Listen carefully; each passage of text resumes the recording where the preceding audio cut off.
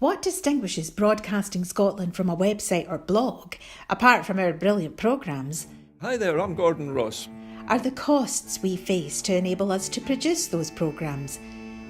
These costs are significant and ongoing. However, our facilities are able to do so much more if only we had the staff.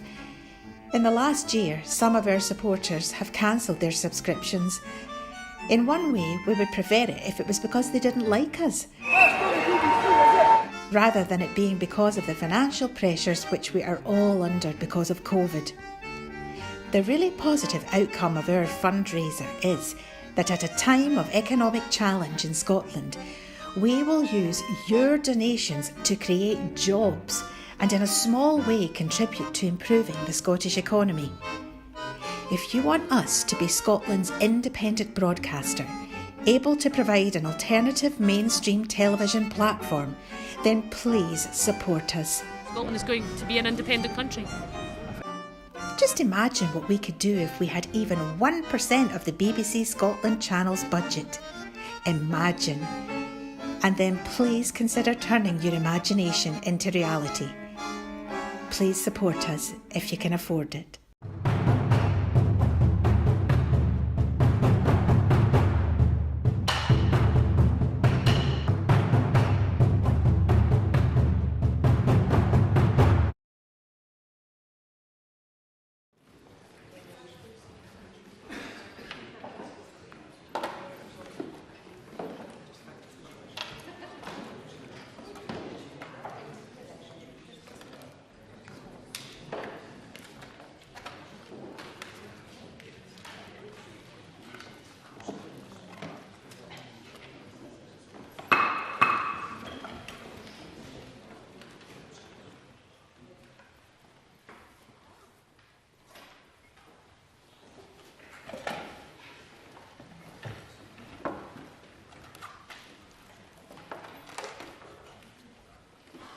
Good morning.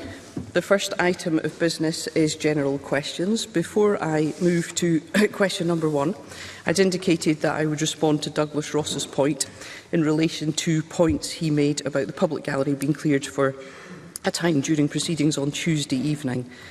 I've looked into the matter and understand that the Chamber was suspended when the points were made. As a consequence, the Chamber system was not live while the member was making his point. Consequently, there is no recording of his comments and we're unable to replicate them in the official report. However, the member's subsequent points of order are, of course, a matter of record, as will be my response. Members will be aware that the public gallery was reopened following the resumption of business. I would also like to comment, as I'd indicated, that I'd respond to Alexander Burnett's point in relation to the distribution of votes results. I have looked into the matter and can advise members that vote results during Stage 3 were circulated in accordance with long-standing practice, including being made available to the media during proceedings. But I have listened to the point made by Mr Burnett and will review this practice for future Stage 3 proceedings, and we will discuss this with business managers. I now move to general questions, and at question number 1 I call Rhoda Grant. To ask the Scottish Government whether it will provide an update on what it is doing to improve and maintain the road network in Scotland. Minister Jenny Gilruth. The Scottish Government continues to invest in the motorway and trunk road network. Our future investment priorities are set out in the recently published Second Strategic Transport Projects Review and focus on improving safety, climate change adaptation and resilience on the road network. Scotland's 32 local authorities are responsible for the operation and maintenance of their respective local road networks. Rhoda Grant. I thank the Minister for that response, and as she said, local authorities are responsible for their road network, but it was recently reported that Highland Council may slash their road maintenance budget by more than half, from 20 million to 9 million next year. If that goes ahead, the amount is completely inadequate, especially as Highland Council manages the largest road network in Scotland. These roads are considered some of the worst in Scotland, so will the Scottish Government intervene and ensure that roads, which are a lifeline in remote areas, are adequately maintained in Highland Council area? Minister. As the member will be aware, I cannot, as a Scottish Minister, intervene in relation to local roads. Local authorities have a duty under the Roads Scotland Act 1984. They have to maintain local roads in their area, and their duties are specified under the Road Traffic Regulation Act of 1984 to secure the expeditious, convenient and safe movement of traffic. So neither Scottish ministers nor the Scottish Government could become directly involved in the day-to-day duties in that respect.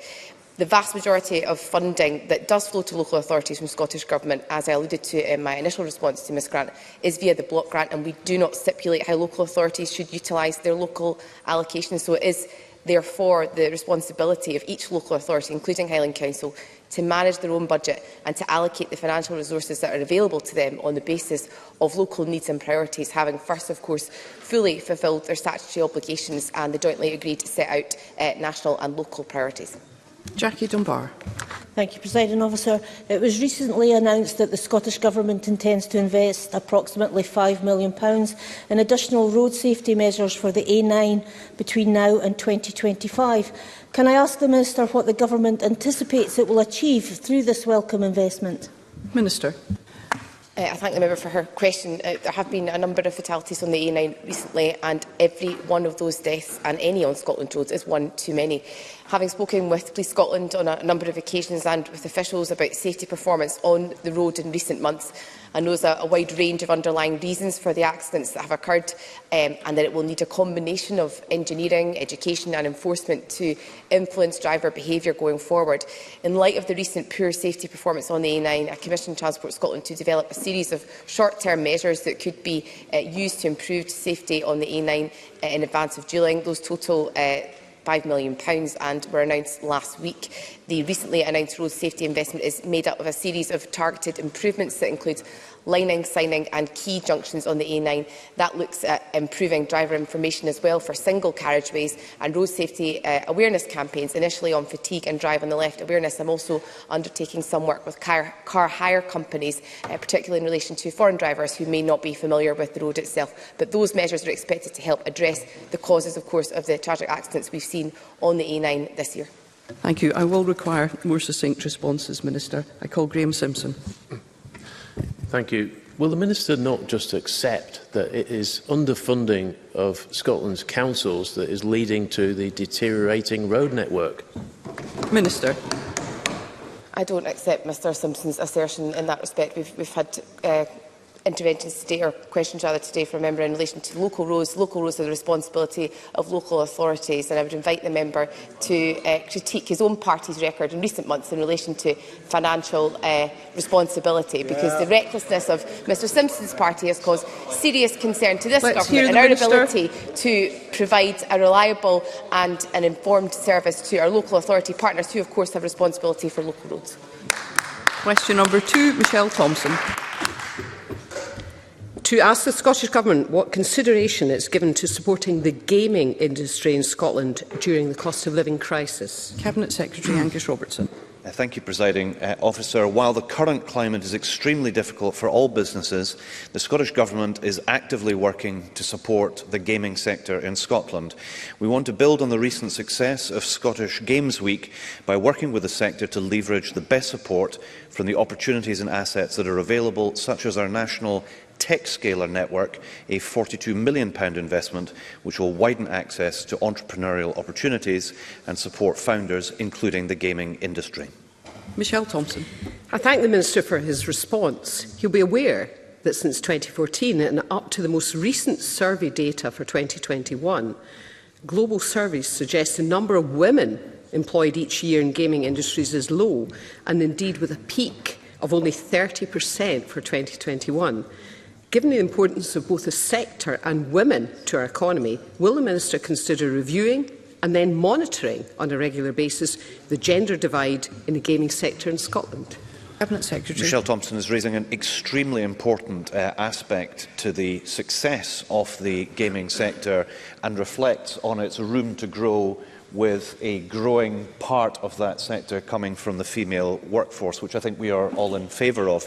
Scottish Government, I think it's fair to say, everyone with an interest in building up and boosting Scotland's game sector is keenly aware of the existing gender imbalance.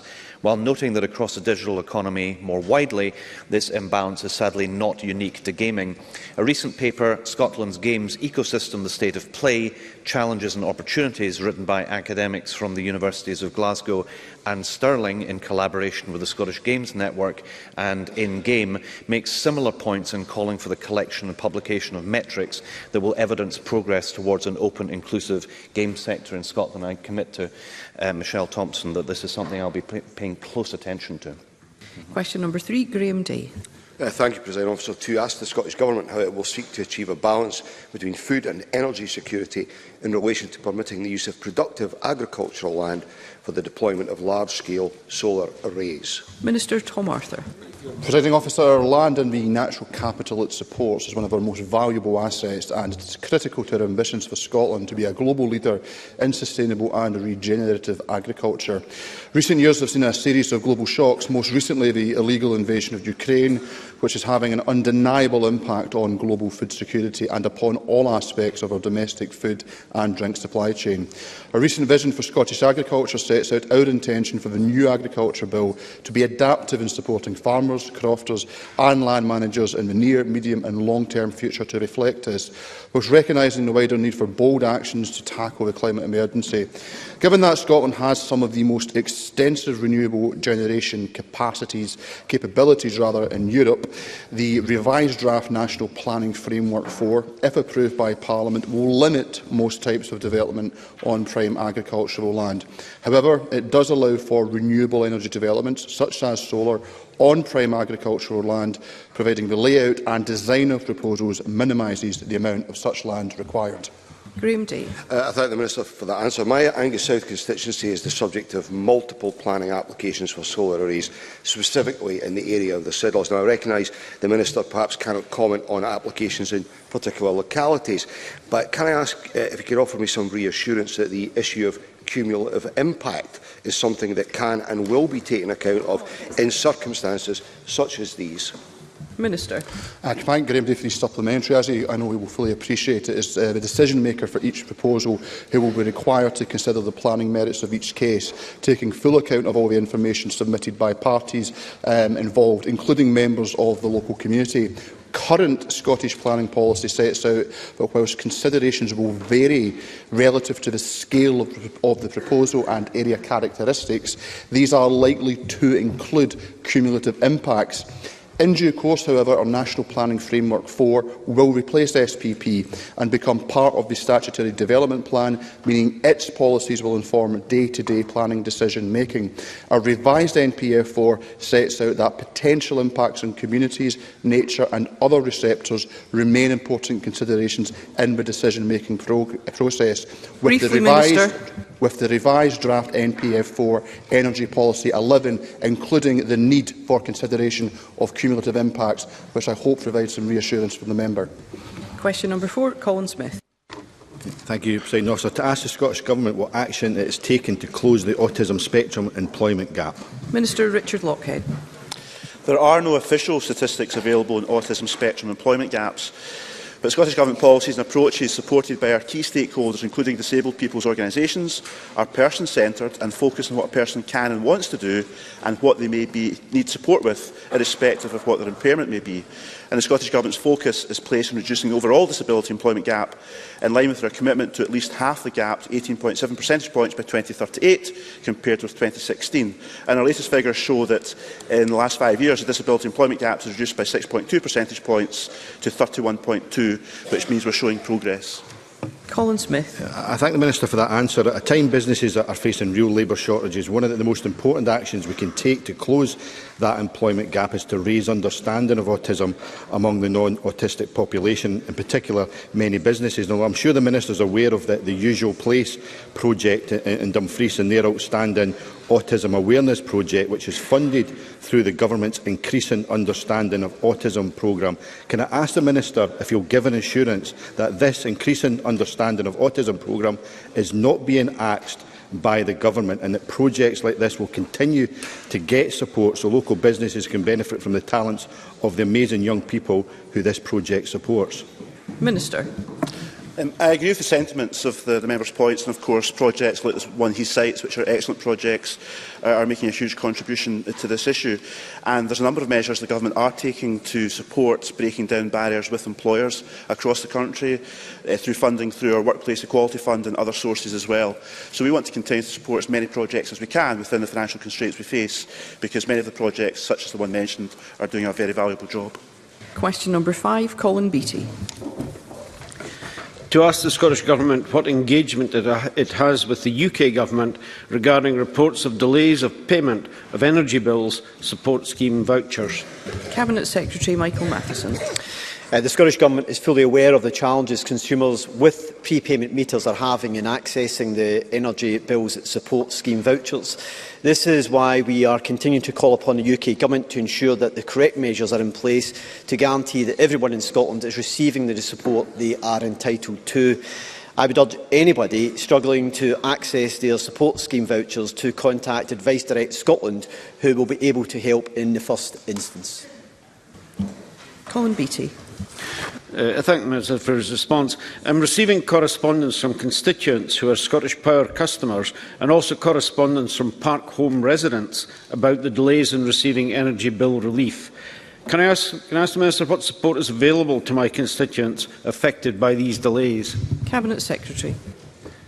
Presiding Officer, the member may be aware that on Monday the UK Government announced that the £400 energy bills support scheme alternative funding will be distributed early next year to all consumers without a direct relationship with energy suppliers, including those who are Park Home residents. And I hope that this will help in what has been an unprecedented level of delay experienced by constituents like Mr Beattie's.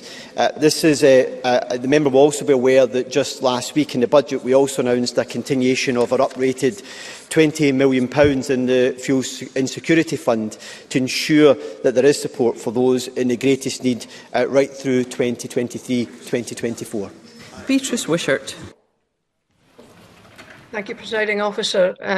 Given the delay in issuing the vouchers, what can the Minister say about local reports that customers eligible for off-grid oil and alternative fuel support will have to sign up to an online portal for the fuel payment on top of the unacceptable delay? Considering the large numbers of off-grid customers in Scotland, including in Shetland, can the Minister indicate any discussions he's had with the UK Government, including offers to assist in helping distribute the funds?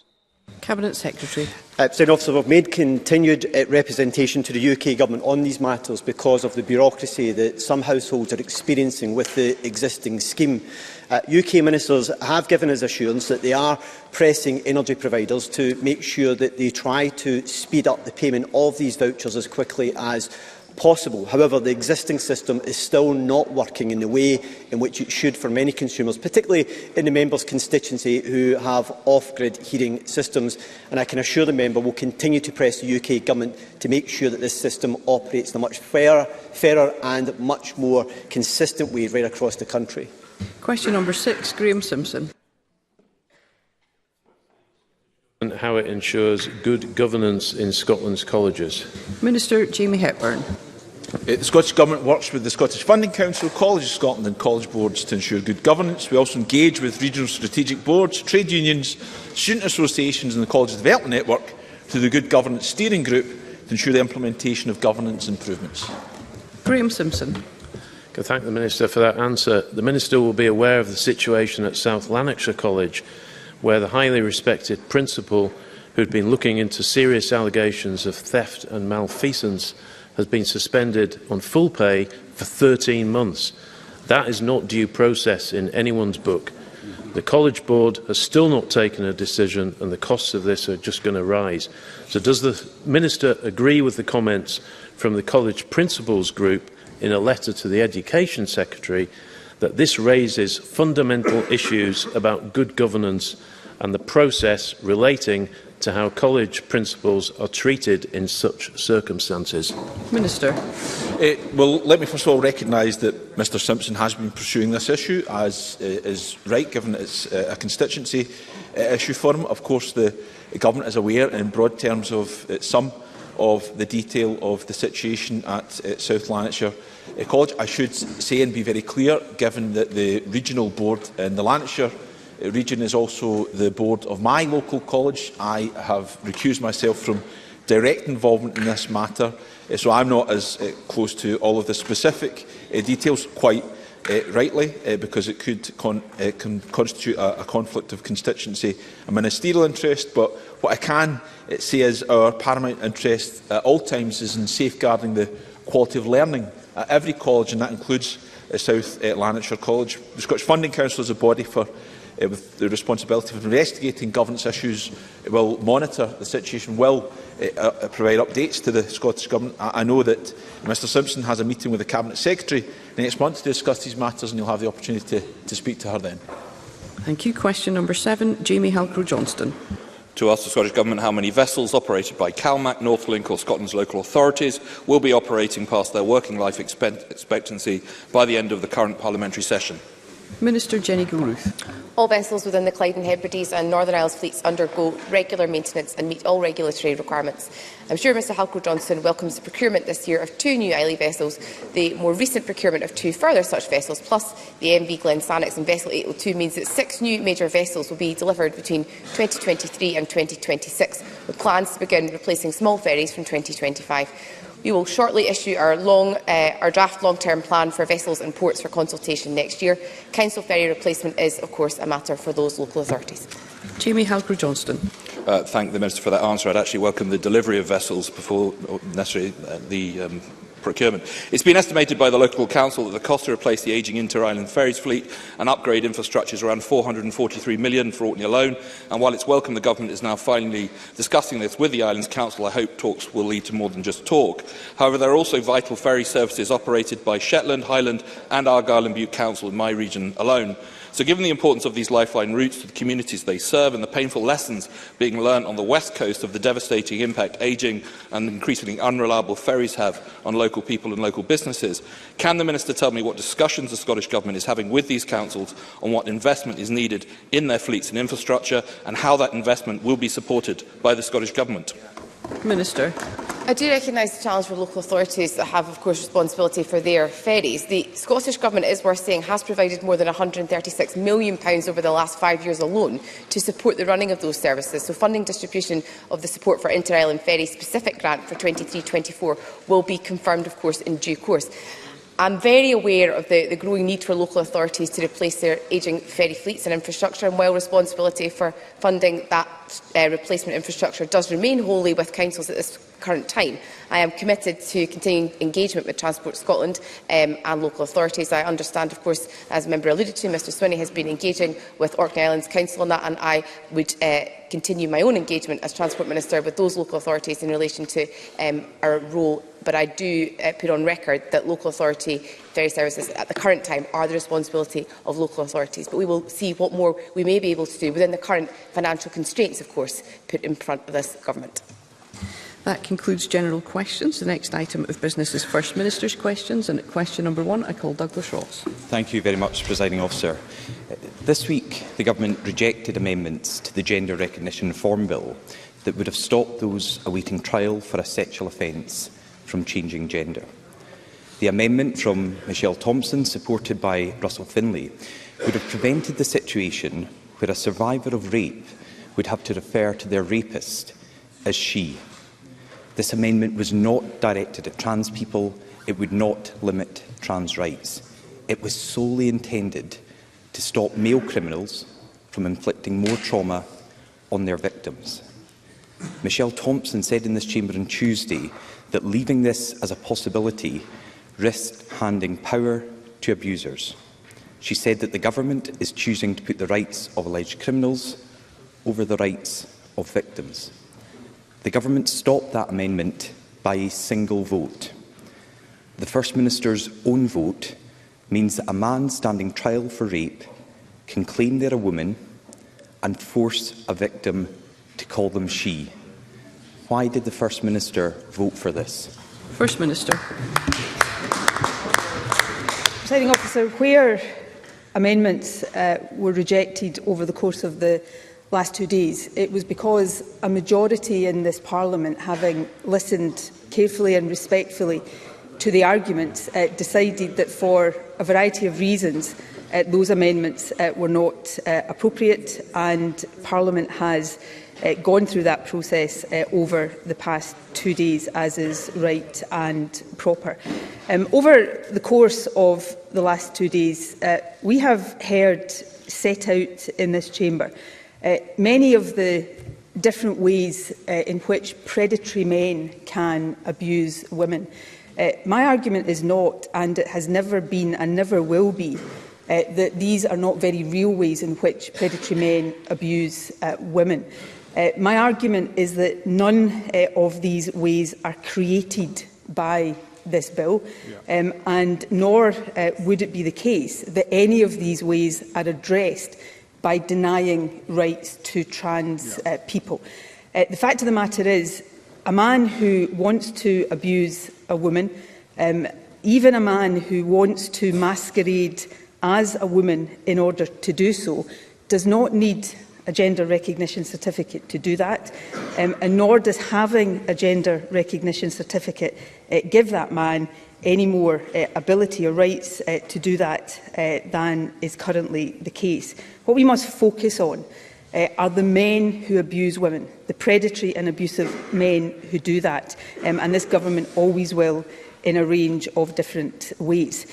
Where amendments were rejected over the course of the last 2 days, it was often the case that was because there were alternative amendments that were passed to strengthen safeguards in this bill, but amendments that were compliant, in the view of the government, with ECHR and competence issues in a way that some of those rejected were not. So, for example, in terms of sex offenders, amendments by Shona Robertson and Gillian Martin were agreed by Parliament. So these have been serious issues, seriously considered by this Parliament, as is right and proper.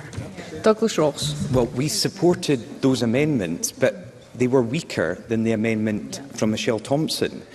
Roddy Dunlop, the Dean of the Faculty of Advocates in Scotland, said of Gillian Martin's amendment, it will not prevent harm, it will reduce the risk of harm. And on ECHR, Roddy Dunlop also said on that vote, I can conceive of no sensible basis on which this amendment might be rejected. That's from the faculty, the head of the Faculty of Advocates in Scotland. But the First Minister's point here seems to be that this won't happen, that there's no chance that a violent, predatory male will ever try to exploit loopholes to attack or further traumatise women. But what if that does happen? Why would any of us leave the possibility that that could happen? One offence like that is one too many. Stopping an accused sex offender from changing gender is common sense. What is it that the First Minister and half of this Parliament thought was right to leave open the chance that that could happen? First Minister.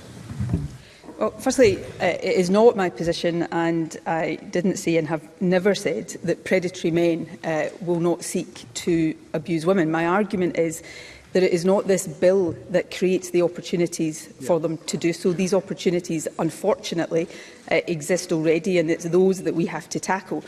Nor would not passing this bill remove the opportunities for predatory men to seek to do that.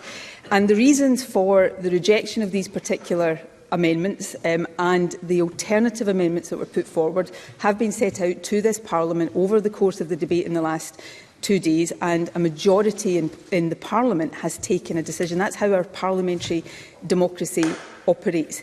Now, let me set out again exactly what the position as a result of those amendments that were accepted is. And let me firstly remind the Chamber that we have in place already current provisions for the management of sex offenders that are robust. But we have already, indeed before stage 3, given the commitment to expand the reporting requirements to include notification about an application for gender recognition. And the amendments by Shona Robertson and by Gillian Martin, and of course agreed by a majority of this Parliament at stage 3, further strengthen that. So these will mean that no further action can be taken on a GRC application where the police have applied for a sexual offences prevention order, sexual harm prevention order or sexual risk order that would prevent a GRC application. And it's also my final point, Presiding Officer. These are safeguards in this legislation that don't exist in the current gender recognition legislation. Because an important point that is often lost in this debate, because when you listen to this debate, it sometimes sounds as if this bill is either inventing trans people or creating for the first time a process by which somebody can legally change their gender. It is not. That process exists. And these safeguards that I have just set out don't exist in the current law, but they will exist in this new legislation. Douglas Ross.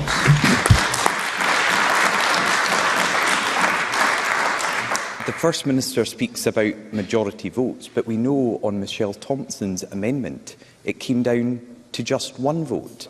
And at First Minister's questions, I'm asking the First Minister about her one vote, because that amendment simply asked to pause the period that people can apply to have their gender changed if they are on trial for such serious offences. What was the problem with just pausing that opportunity for someone when they are on trial for such a serious offence? And it seems to be the First Minister has not taken the people of Scotland with her on these issues. Polling shows that a majority of Scots are firmly against key parts of this bill.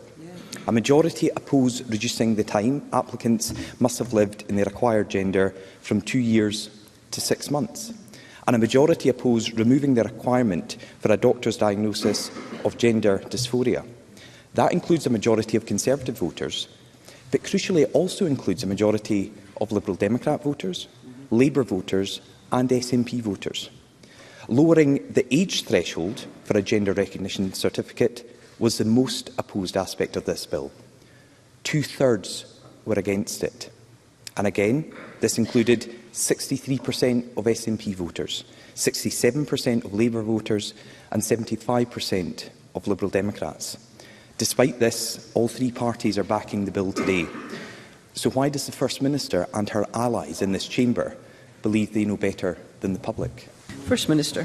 We could all point to different polls on this issue. I could point to polls showing very strong support for what this bill is doing, including very strong support amongst women across this country. But fundamentally, and perhaps this is a point of agreement with Douglas Ross, all of us are elected to this Parliament and all of us have a very serious responsibility to make decisions and to be accountable for those decisions. At stage one, we will take the stage 3 vote on this bill later this afternoon. But at stage 1, this bill was supported by members across every party in this chamber, including some members of Douglas Ross's party, and all of us will be accountable for the decisions we take on this bill, as we are accountable for all the decisions we take here. That is democracy, and I stand by the decisions I take, and I will be accountable, and I will set out the reasons for my decisions to people across Scotland on this and on every other issue.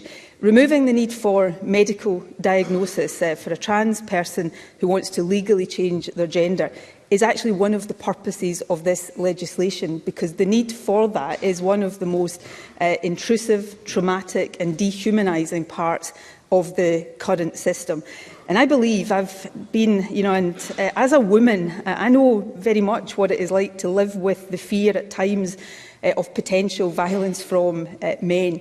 I'm a feminist. I will argue for women's rights. I will do everything I can to protect women's rights for as long as I live. But I also think it's an important part of my responsibility to make life a little bit easier for stigmatised minorities in our country, to make their lives a bit better and to remove some of the trauma that they live with on a day-to-day basis. And I think it is important to do that for the tiny minority of trans people in our society. And I will never apologise for trying to spread equality, not reduce it in our country. Finally, Presiding Officer, briefly, First Minister. Finally, to come back to the starting question from Douglas Ross in that latest question, The reasons for not accepting Michelle Thomson and Russell Finlay's amendments yesterday were set out at length by Shona Robison, because we consider, having carefully considered them, that they would not have been compatible with the European Convention on Human Rights, which all of our legislation has to be, and therefore would have potentially compromised the bill. And therefore, we sought an alternative way of achieving the same objectives, and that is what I have set out already. Douglas Ross. Let's be very clear. We supported Gillian Martin's amendment, but it was weaker. It is weaker than Michelle Thomson's, and we had an opportunity in this Parliament, and the First Minister's vote could have made a difference to strengthen that element. But let's also be clear that the public are not against improvements to support trans people. They are against this bill. The problem is not reform. The problem is the First Minister's reforms. While there may be a majority in this chamber later today to support this legislation, a majority of the public oppose the bill, including most SNP, Labour and Liberal Democrat voters. This bill reduces women's rights and potentially risks women's safety, but it doesn't need to be this way. So let me ask the First Minister and all the Labour, Liberal Democrat and SNP members who support it, shouldn't they take the time to get this right, instead of charging ahead with a bill that the people of Scotland do not support? First Minister. This is a bill that has been 6 years in the making. There have been 2 full consultations. Today will be the culmination of a full and robust legislative process. In the last 2 days alone, we've had Presiding Officer, I think around 20 hours of debate on amendments. This is possibly the most scrutinised piece of legislation in the history of this Parliament. The issue here, Presiding Officer, and I say this entirely respectfully, is not the lack of scrutiny. It is that the majority in this Parliament, made up of members from all parties, including members in Douglas Ross's party, have respectfully disagreed with the arguments the Tories have put forward. And many of these arguments have been completely unrelated to the purpose and effect of this bill. That is the reality. Now, Douglas Ross says he's not opposed to reform, he's just opposed to this bill. Well, I've listened very carefully, not just in the last 2 days, but throughout this debate. I have not heard, I don't think, from Douglas Ross at any time any explanation or any sense of what form of bill he would have been prepared to support. Because I suspect Douglas Ross would have voted against this bill regardless of what amendments had been proposed to it. Now, that is his right, Presiding Officer. I've heard, I think, and I'll be corrected if I'm wrong about this, but I think I've heard Douglas Ross say that in the past, had he been in this Parliament when we had considered equal marriage, he would have voted against that, but has since changed his mind. All of us have to consider these things carefully. I have thought very, very, very deeply about all of these issues for a long time, and I will be accountable for the decisions I make on this bill in this Parliament. I will always stand up for women's rights, but I am proud of the fact that I hope this afternoon Parliament will vote for a piece of legislation that will make the lives of trans people in this country that little bit better and easier, and I think that's actually something to be proud of. Question number 2, Anna Sarwar. Presiding Officer, on this last day of business, can I start by wishing you and members across this chamber a very Merry Christmas, and in particular to the Parliament staff and all of our staff. We wish them all the best for the new year.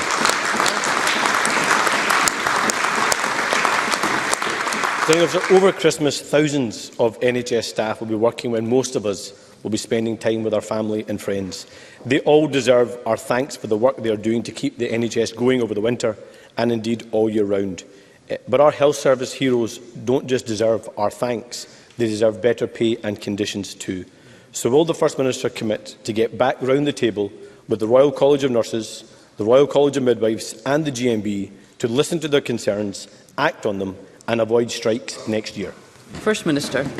I'll come directly to that point in a second, because it is one I take very seriously and the Government is and will continue to work very hard on. But can I also take the opportunity, Presiding Officer, to wish you, members across the Chamber and all of our staff a very happy Christmas. Can I take the opportunity, particularly as we break for Christmas this year, to thank the staff of this Parliament for the way in which they have gone above and beyond to support us in our responsibilities over the course of this week. We're deeply grateful to each and every one of you.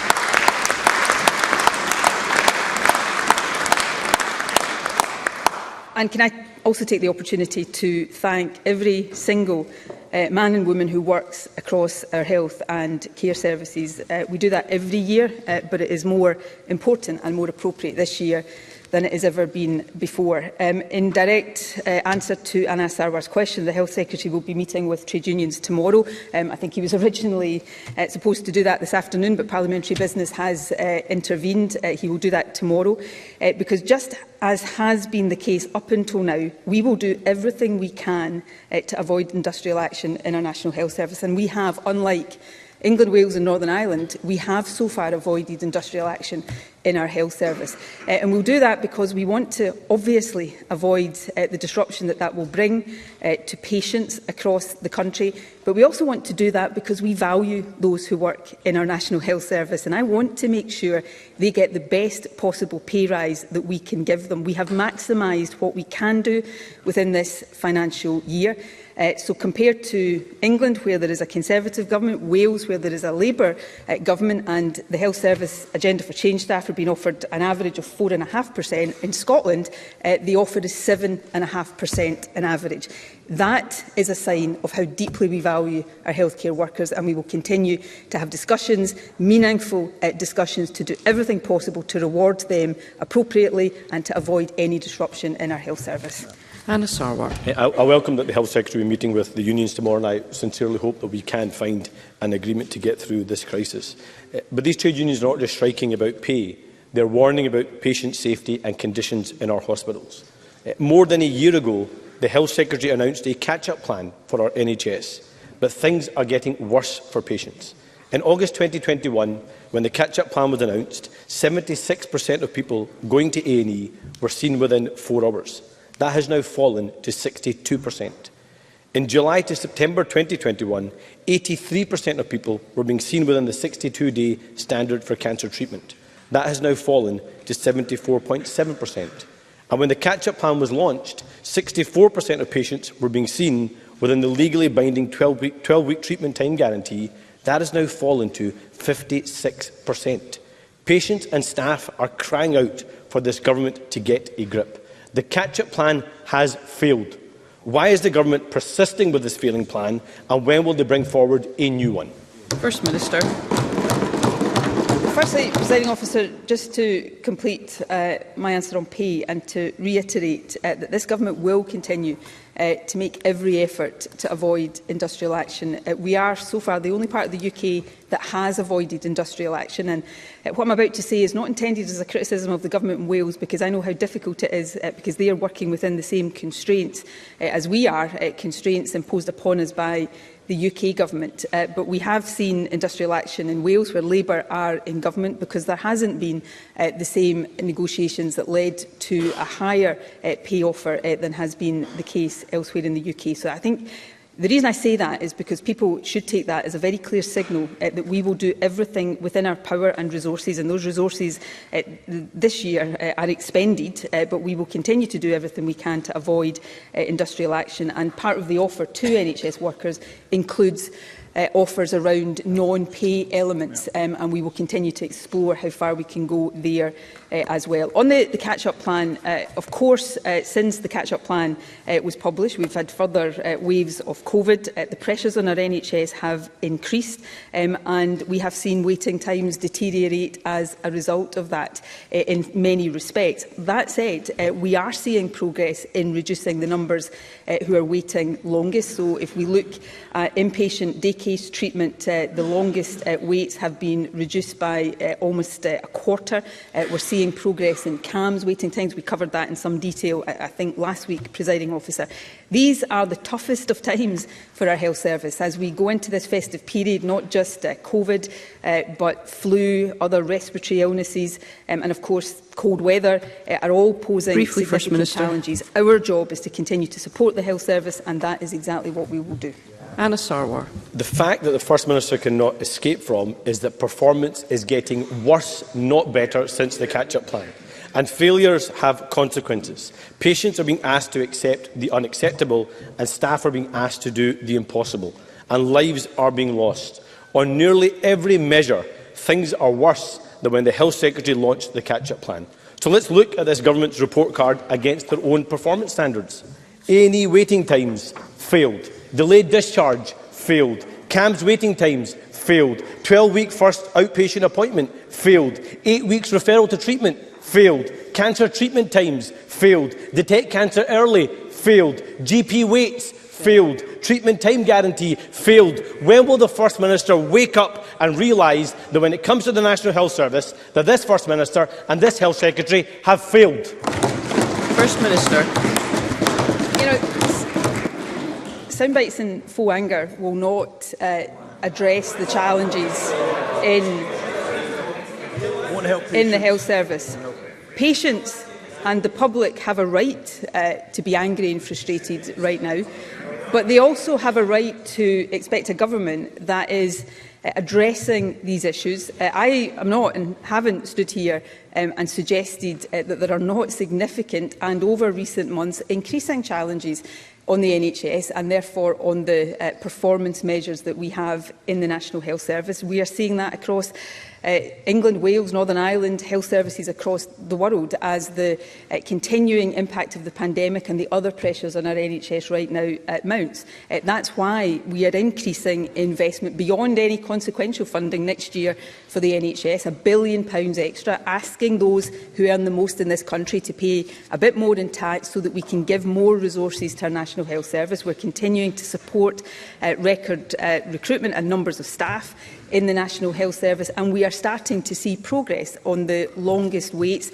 What is happening here is that demand is going up. In many of these performance indicators, the NHS is treating more patients, but there are more patients coming forward for treatment.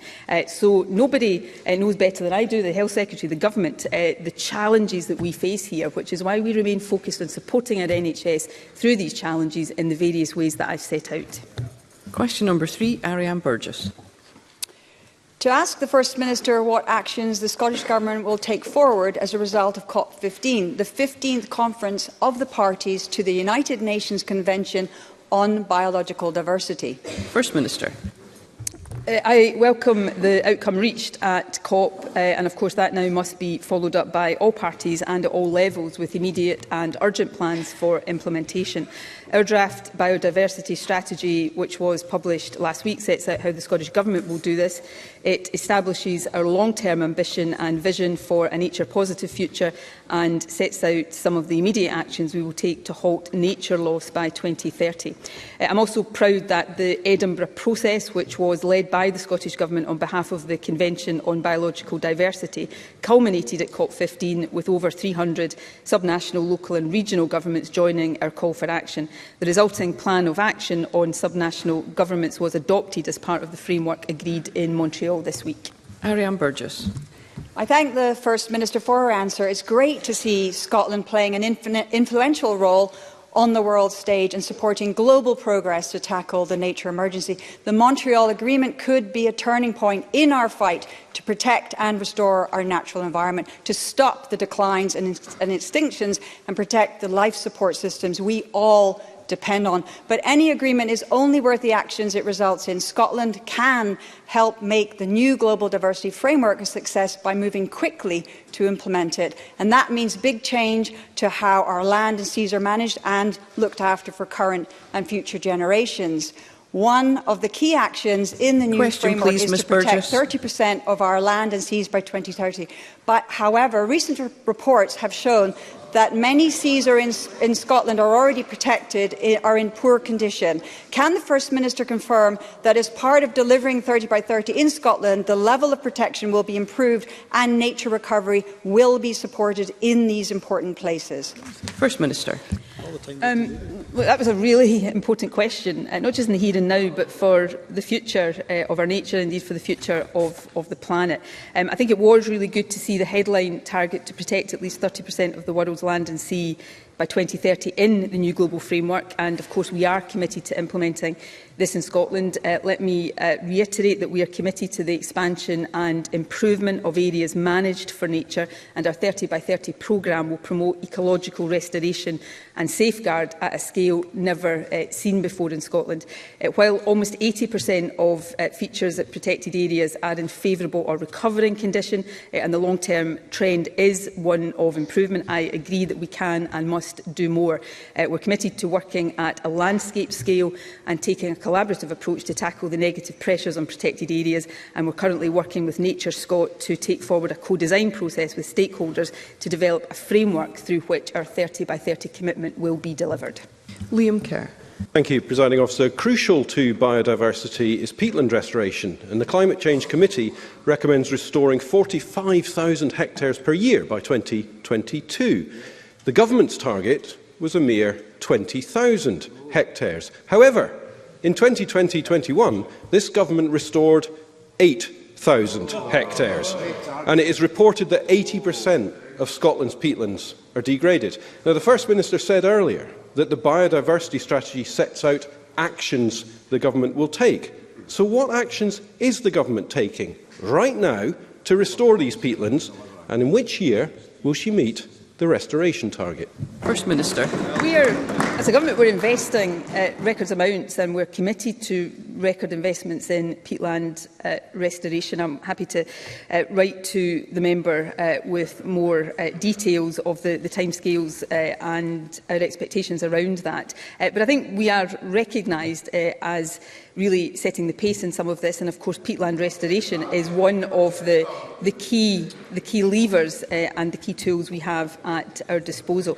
The final thing I would say, though, Presiding Officer, and I think it's something for all of us, but particularly those in government, to reflect on very seriously, across all of these areas, no government anywhere is yet doing enough or doing as much as we need to do. So therefore, it's really important that we continue to challenge ourselves all of the time, and we continue to be challenged. So I actually welcome this line of questioning and want to see the maximum possible challenge on this government to make sure that we are not just setting the targets, but making the investments and taking the actions to meet those targets, because there are few more important areas of work for any government anywhere on the planet right now. Question number 4, Fergus Ewing. Presiding Officer, I apologise for not being in my space from the outset at First Minister's questions. To ask the First Minister whether the Scottish Government will set a clear ambition in its planned energy strategy for delivery of 4 to 6 gigawatts of solar power by 2030. First Minister. Energy generated from solar can, without a shadow of a doubt, make a very significant contribution both to the decarbonisation of our energy supply, but also to the just transition that we need to make to a net zero emissions society by 2045.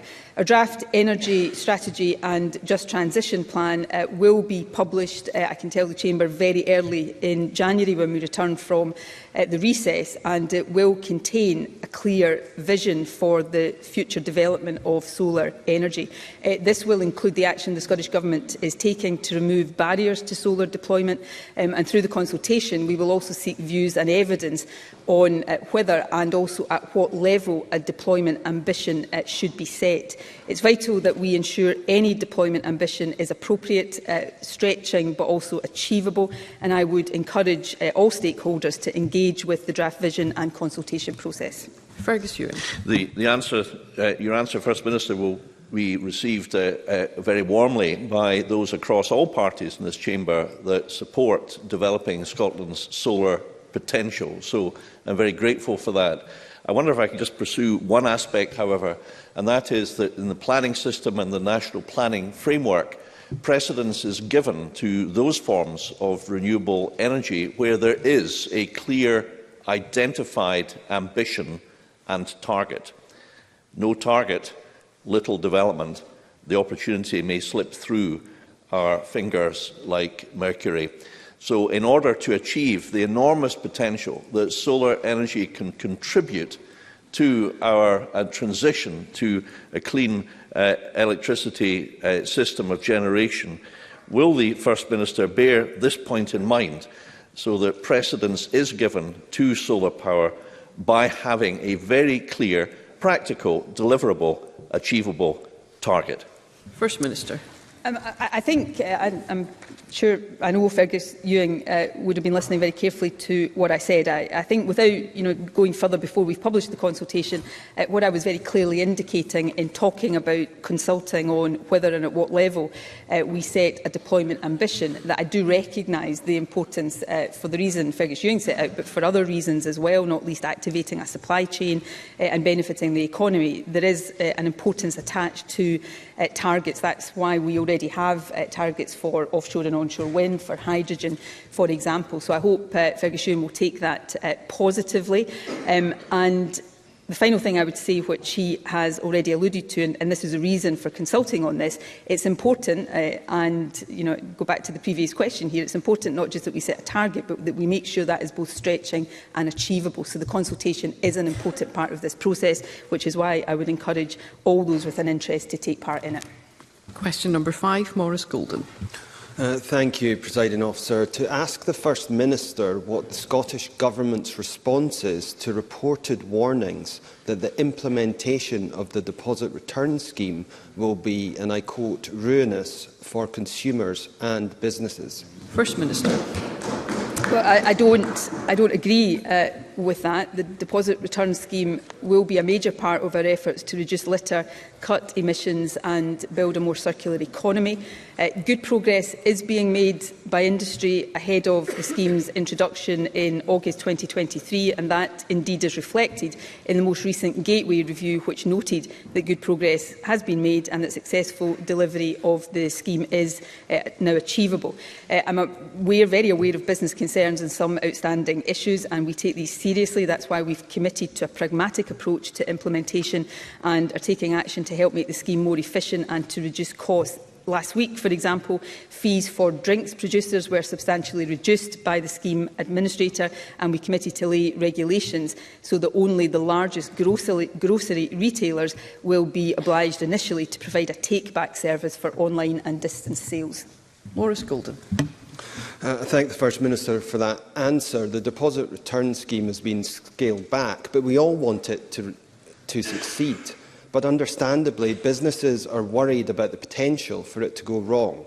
That worry is fuelled by the confusion, secrecy and lack of information that surrounds the scheme. I know none of us wants that, and we must make sure the scheme is more transparent to increase confidence in it. The Scottish Government has the power to make the scheme administrator subject to freedom of information requests. Will the First Minister do that? First Minister. I'll give consideration to any request and any suggestion that is made in the Chamber, so I will take that away and give that consideration and discuss that with colleagues. I do believe, though, there is transparency around the work that has been done around the scheme. We had a review carried out just in October, concluding that the programme has gained increased momentum, is in an improved position, and that go-live date in August is feasible. I think that's testament to the efforts being made by industry, by Circularity Scotland, working together to ensure that the scheme is implemented. Last week, the Minister wrote to the committee setting out the further steps that we are taking, listening to the concerns of industry to make the scheme more efficient and to reduce costs. So the day one payments are being reduced. Last week, we published new producer fees, or rather Circularity Scotland published new producer fees that are lower than previously indicated, and other changes are being made to try to take account of the concerns of industry. So I think that is positive, and of course we will continue that collaborative approach as we go through the months leading up to implementation. Mercedes Vialba. Thank you. Has the Scottish Government asked those conducting the gateway reviews into the deposit return scheme to interview representatives of organisations who are running successful deposit returns systems, and especially those who have most recently set up their systems that are much cheaper for producers and have come online more quickly? First Minister. I'm certainly happy to check the detail to that question. I'm not sure exactly which individuals or organisations the member is alluding to, whether here in Scotland or in other countries that already have schemes in place. I would expect any gateway review to take broad-based evidence, but in terms of what particular organisations have been spoken to and what detail has been attracted from that, I will come back to the member with fuller detail in due course. Question number 6, Paul Sweeney. Thank you, Presiding Officer. To ask the First Minister what progress the Government has made in ending the use of hotels as temporary accommodation for children and families. First Minister.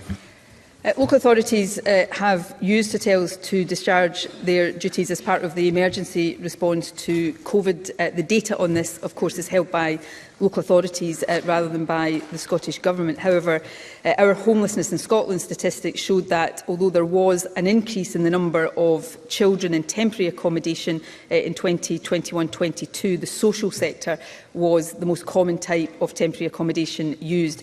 20 local authorities have reduced the number of households living in temporary accommodation when compared to 2021, and 10 of these have reduced the number of children in temporary accommodation. The Housing Minister has asked an expert group for an action plan to reduce the numbers of people in temporary accommodation and the length of time spent there, with a strong focus on households with children. Paul Sweeney. I thank the First Minister for that answer, but in response to a recent written question, her Cabinet Secretary acknowledged that hotels are unsuitable accommodation for people seeking asylum and condemned the Home Office's use of bed and breakfasts.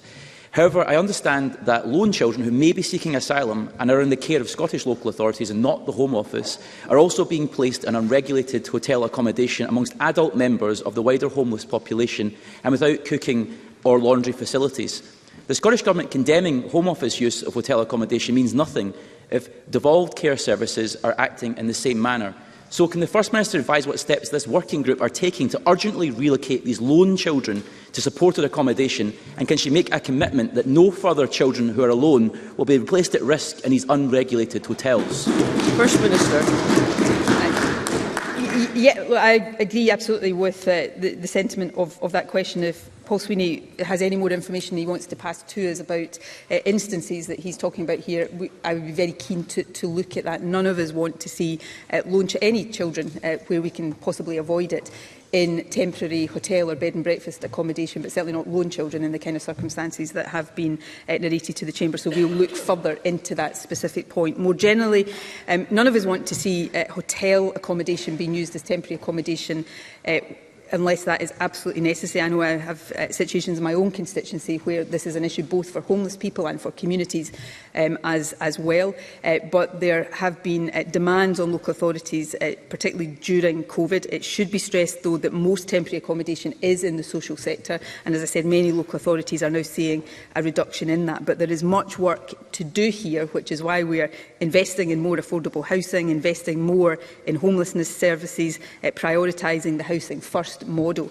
So these are really important issues, and I know the Housing Secretary would be happy to engage further about some of the particulars behind the question. Thank you. We'll now take general and constituency supplementaries, and I call Paul McLennan. Thank you, Presiding Officer. Nearly 2 million UK households are behind on bill payments as Christmas approaches, according to a new survey from Which. As the Tory cost of living crisis runs out of control, can I ask the First Minister what support is the Scottish Government providing to people to help them stay afloat this winter? And what more could the Scottish Government be doing if it had the full powers over tax, welfare and energy pricing? First Minister. I mean, many people, as we go into this festive season, of course, are finding life more difficult than at any time that most of us can remember. And I think we have to be very aware of that. The cost of living crisis is hurting very many individuals, families, businesses right across the country.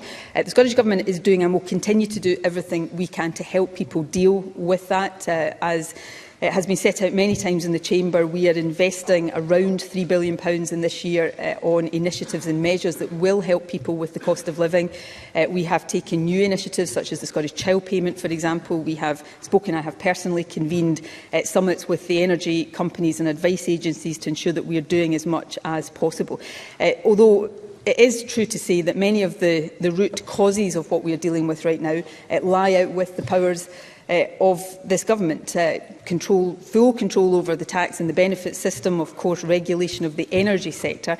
And if we had those powers, it is undoubtedly the case that we'd be able to do much more in a more coherent and joined-up way to help people not just deal with the consequences of this, but to deal much better with the root causes too. Thank you. Liz Smyth.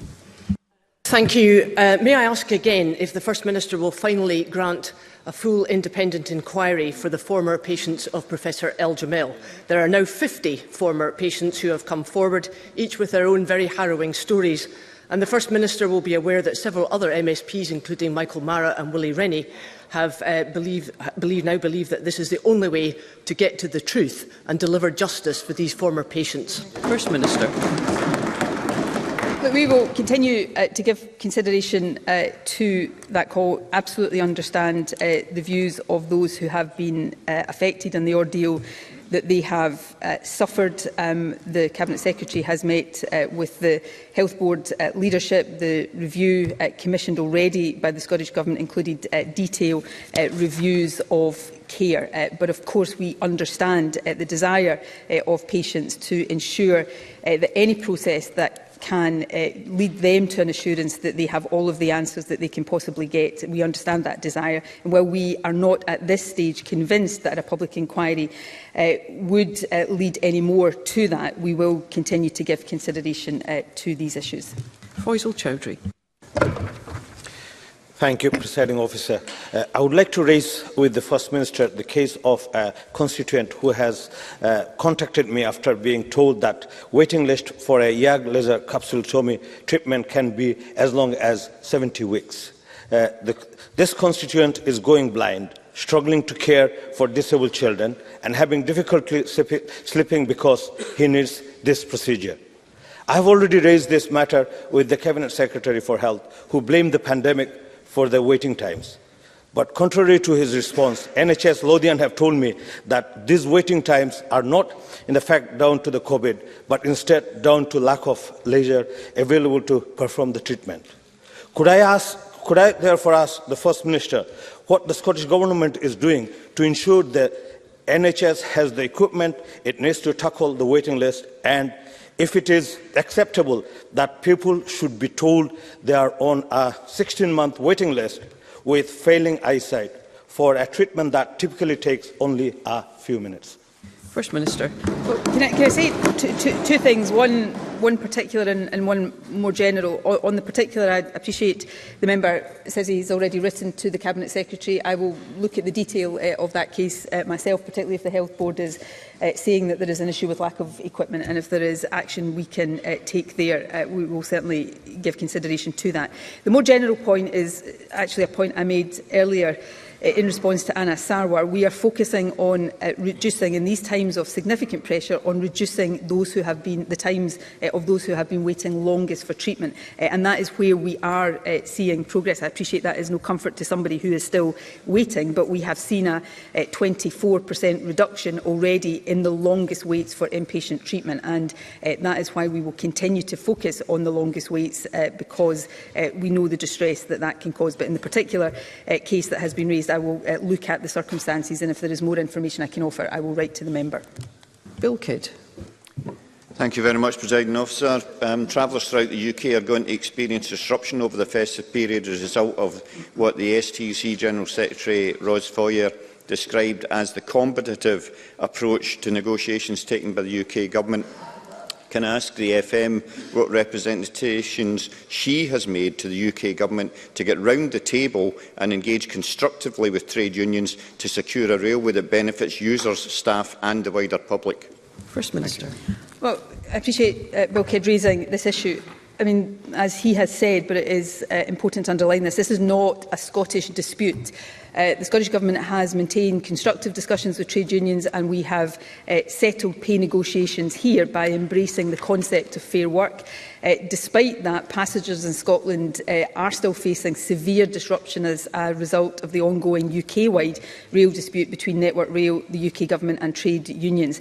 Network Rail employees in Scotland face entering the new year still with no pay rise, and the travelling public face further disruption. So while this is not a matter in which the Scottish Government has any direct locus, unfortunately, I yesterday joined with the STUC in calling for the Secretary of State to intervene immediately to avoid further disruption for users, staff and taxpayers, and to deliver a fair pay deal for those who work on our railways. And I hope that's something the entire Parliament can get behind. And Sue Webber. Thank you, Presiding Officer. First Minister, MSPs have been sitting in this chamber after midnight for the past 2 days in a row. On Tuesday, as the Stage 3 gender recognition debate was underway, one woman was thrown out of the gallery and another law-abiding woman was threatened with arrest. Legislation rushed, criticism ignored and women silenced. Does the First Minister agree that events of this week have reflected badly on this bill's passage through Parliament? First Minister. I think some of the elements of our proceedings this week have reflected badly on the Conservative Party. Presiding Officer.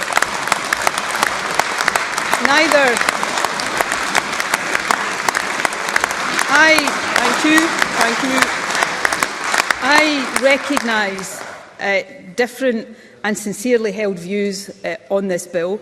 But notwithstanding that, what we saw from the Conservative Party were deliberate attempts to filibuster, to delay and to frustrate the decision-making process. Neither yesterday or the day before were we timetabled to go beyond midnight or anything like it. The reason it took so long was the filibustering and other actions of the Conservative Party. Beyond that, Presiding Officer, as you well know, I am not responsible for policing the public gallery. I support those who do that very difficult and important job, but that is not for me. What I do believe is that no matter our different views on this legislation or any matter, all of us should always treat this Parliament with respect and allow it to do its work properly, and perhaps the Conservative Party might want to reflect on that over the recess. Thank you. That concludes First Minister's questions. Point of order, Rachel Hamilton. May I seek your guidance, Presiding Officer, in relation to Rule 9.12 of Standing Orders, which sets out the provisions regarding financial resolutions for bills at all stages. Before any amendments were lodged to the bill, the Scottish Government's own cost, and that's the GRR bill, own cost estimates were £500,000 for the legislation, which, as members know, is the threshold for triggering the need for a financial resolution. And given the nature of several amendments which passed at Stage 3, I am concerned that these costs will now have increased, thereby requiring the need for a financial resolution. For example, Gillian Martin's amendment imposed additional requirements on Police Scotland when they apply for sexual offence prevention orders. There are currently no costs mentioned in the financial memorandum incurred on Police Scotland, but this will clearly add one. There are amendments adding in new offences of fraud, which will require our judicial authorities to receive more resources to deal with the additional offences they will have to interact with as a result of this bill's passage. Again, no costs are mentioned in the financial memorandum about costs to deal with new offences created under the bill, so this needs to be factored in. A new section was added in at Stage 2 of the bill, allowing sheriffs to make an order applying to revoke a gender recognition certificate application upon request to the Registrar General. This would impose an additional caseload on sheriffs, which are not mentioned in the financial memorandum. Furthermore, the Scottish Government are required to produce further guidance as a result of amendments passed during this bill's proceedings, and the Registrar General must publish information on the website, neither of which are mentioned in the financial memorandum and will add further costs to the Scottish administration. administration. So I seek your guidance, Presiding Officer. In commencing the following debate, I believe that we would be in breach of Standing Orders. Rule 9.12.3 and 3A states, and I quote, "No proceedings may be taken on the bill at any stage after stage 1 unless the Parliament has by resolution agreed to the expenditure." We would not deem, Presiding Officer, to preempt your ruling on this matter, but do you agree that proceedings should at least be suspended in order to examine the cost implications of these amendments and provide a ruling on any new requirement for a financial resolution? Thank you, Presiding Officer. I thank Ms Hamilton for her point of order. A financial resolution is, of course, required indeed if the likely expenditure arising from the bill would be above £500,000 in any one financial year. In the case of this bill at introduction, I determined that the likely expenditure arising from this bill would not exceed that figure.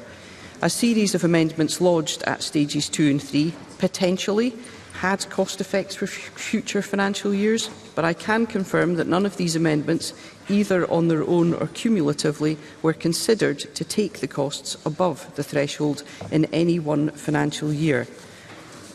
We will now move on to the next item of business, which is a debate on motion 7312 in the name of Shona Robison on Gender Recognition Reform Scotland Bill. I invite members who wish to speak in the debate to press their request to speak buttons, and I call on Shona Robison to speak to and move the motion. Up to 12 minutes, Cabinet Secretary.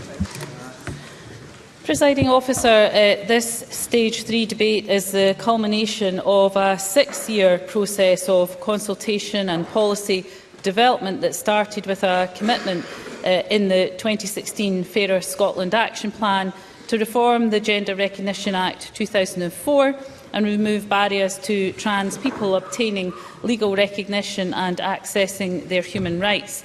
That includes 2 of the largest consultations ever undertaken by the Scottish Government, with over 30,000 responses in total.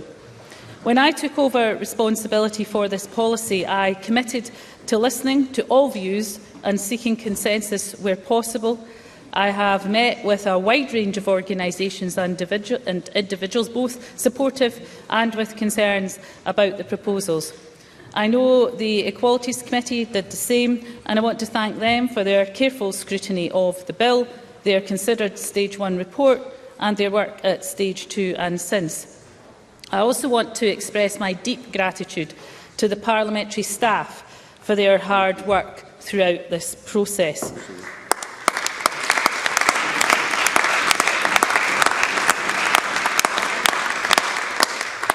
I would also like to thank members from all parties who I have had productive discussions with throughout the passage of the bill, which led to agreement on constructive amendments. At Stage 2, 47 amendments were agreed, 43 were not agreed and 60 were not moved. I did the same ahead of Stage 3, undertaking a series of meetings with members and again agreed further amendments to strengthen the bill. I have commented at every stage about the importance of the tone of this discussion and remain grateful to members who have maintained a respectful tone even where differing views are genuinely held. Finally, I want to express my sincere gratitude to Scottish Government staff, including my private office staff, but in particular I want to thank the small but dedicated team who have worked tirelessly on this bill.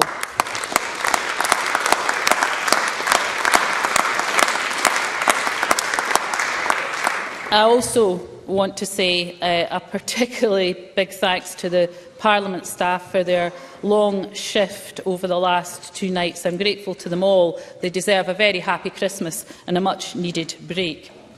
Presiding Officer, never has so much been said about so few.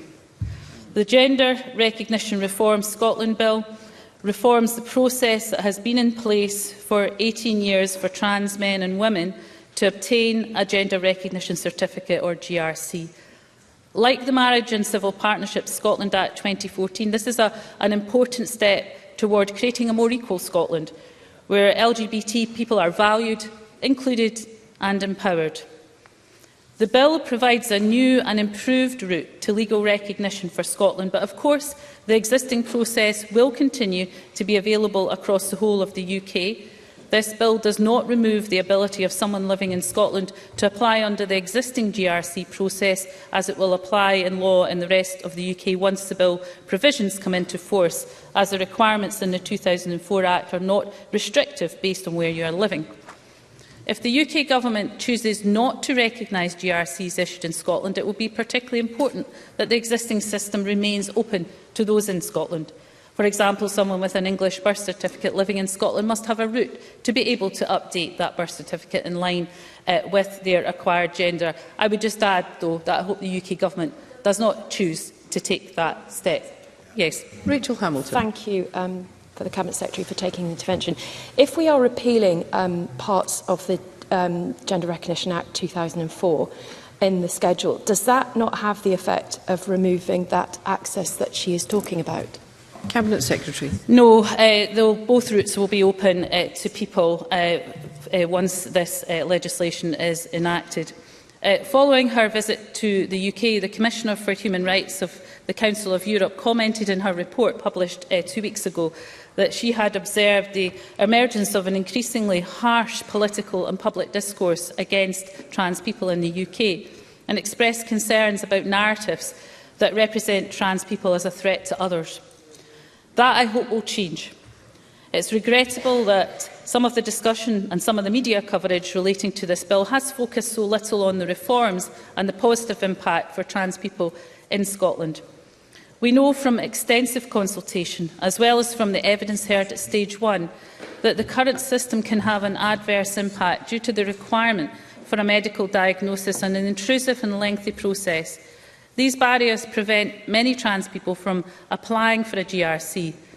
We know that of an estimated 500,000 trans people in the UK, only around 6,000 have ever been able to obtain a GRC in the last 18 years that the current system has been in place. This bill will make the process more respectful of the privacy and dignity of trans men and women. It makes no change to the effect of a GRC, which will remain as it has been for the last 18 years. Legal gender recognition mostly affects aspects of our private lives and would enable a trans person to obtain an updated birth certificate. This will benefit trans people at important moments throughout their lives, such as having consistent documentation when they start a new job, enabling them to marry in the gender in which they live, and importantly, have their death recorded in the gender in which they lived. Now, while the bill will make it easier for trans people to access their existing rights and to go about their lives confidently that they are recognised under the law, it will continue to be a substantial and significant legal process which is reflected in the requirement to make a statutory declaration. It is a criminal offence to knowingly make a false statutory declaration or to knowingly make a false application. These safeguards have been strengthened during the parliamentary passage of the bill in the creation of a statutory aggravator, where the circumstances of the offence are connected to fraudulently obtaining a GRC, and a proportionate and risk-based approach to applications from those charged or convicted with certain offences based on assessment and management of risk in individual cases. Presiding Officer, I know that some continue to have concerns about the potential impact on women and girls, and I have listened carefully to those who have expressed these concerns. I understand their route because I know from my own experience and from many years of working to improve women's rights that women and girls still face inequality and an increased risk of harm in Scotland today and over the world. Women are fighting to keep their hard-won reproductive rights from being eroded, often by powerful men. And that's why this government does so much to tackle violence against women and girls from abusive, predatory and controlling men, not just now. And that's why we prioritise the work of the Equally Safe strategy, the delivery of which has resulted in changes in legislation through the Domestic Abuse Scotland Act, criminalising coercive control, increased funding to frontline services and a drive towards prevention. I'll take your intervention briefly. Rachel Hamilton. I thank the Cabinet Secretary for taking the intervention. If as she says, that the government have the rights and protections of women and girls at heart. Why have so many of your SNP colleagues on the backbenches broken the whip? Cabinet Secretary. Well, I think members of all parties have got differing views. I could ask the member why some of her own party don't agree with her position on this bill. People have listened to the arguments and have come to their own conclusions on these matters. No, thank you. Presiding Officer, I have also stated clearly that the bill does not change public policy around the provision of single-sex spaces and services. We support the provision of single-sex services and are clear, and always have been, that all organisations need to take account of the Equality Act to ensure everyone's rights are protected. The 2010 Equality Act, not just now, the 2010 Equality Act is not modified in any way by the bill, and I supported the agreed amendment that puts that beyond doubt on the face of the bill. I've done my best to allay anxieties, but I know for some their opposition to the reforms will not change based on what I say. I hope the words of the UN independent expert who has spent years researching these issues will give further assurance. He said that there is no credible evidence supporting the submission that requirements currently in place in Scotland for legal gender recognition are effective or efficacious safeguards to prevent sexual or gender-based violence, or that these requirements are even remotely connected to it.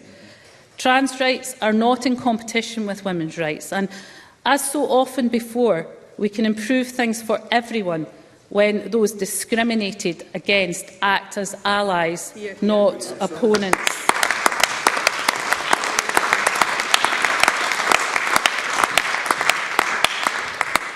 Presiding Officer, I'll take your intervention.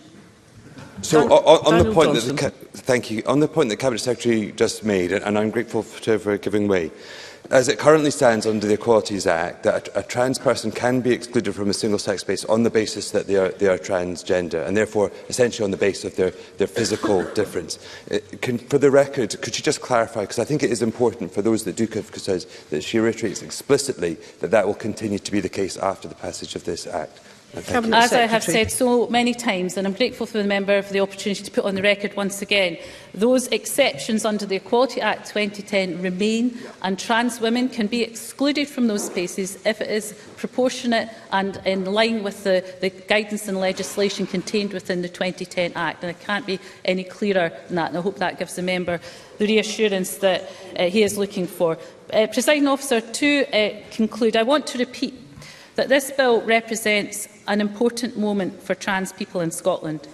It addresses the deficiencies of the current system for legal recognition, which are not in line with international best practice and which place disproportionate barriers in the way of trans people accessing their human rights. Briefly. Very briefly, Mercedes Villalba. I'm very grateful to the Minister for giving way and for bringing forward this bill to reform legal gender recognition for trans men and women, but we must also recognise that there are trans people who identify as non-binary, as neither men or women. So I'm seeking a commitment from the Minister that further work into non-binary recognition will be carried out by the Scottish Government this parliamentary session. In conclusion, as we said in committee at stage 2, that further work is underway. This bill is a further step towards making Scotland a more inclusive and fair society where LGBT people feel safe, respected and included. And I just want to end with personal testimony from someone, if that's okay, Presiding Officer. This is from someone who gave evidence to the committee. I have known who I am since I was a child, and I've tried several times to apply for a GRC, but each time I didn't have what was needed. I couldn't afford it the first time, the second time I didn't have the proof. Then my partner had a stroke. We wanted to marry. We were together for 20 years, but couldn't do it because I didn't have a GRC. He died in 2013 and I lost everything. I had no legal right to everything that we had built up together, including his pension. If the process in this bill had been in place then, it would have allowed me to just be ordinary, which is all we ever wanted. Presiding Officer, let me end by saying every party in this chamber, except one, made a clear commitment to the reforms set out in this bill at the last Scottish election, and at the one before that it was all parties. Members from all parties in this chamber voted to support the general principles of the bill at stage 1. At this final stage, I urge all members to vote in favour of these important reforms and for the bill, and I move the motion in my name. Thank you.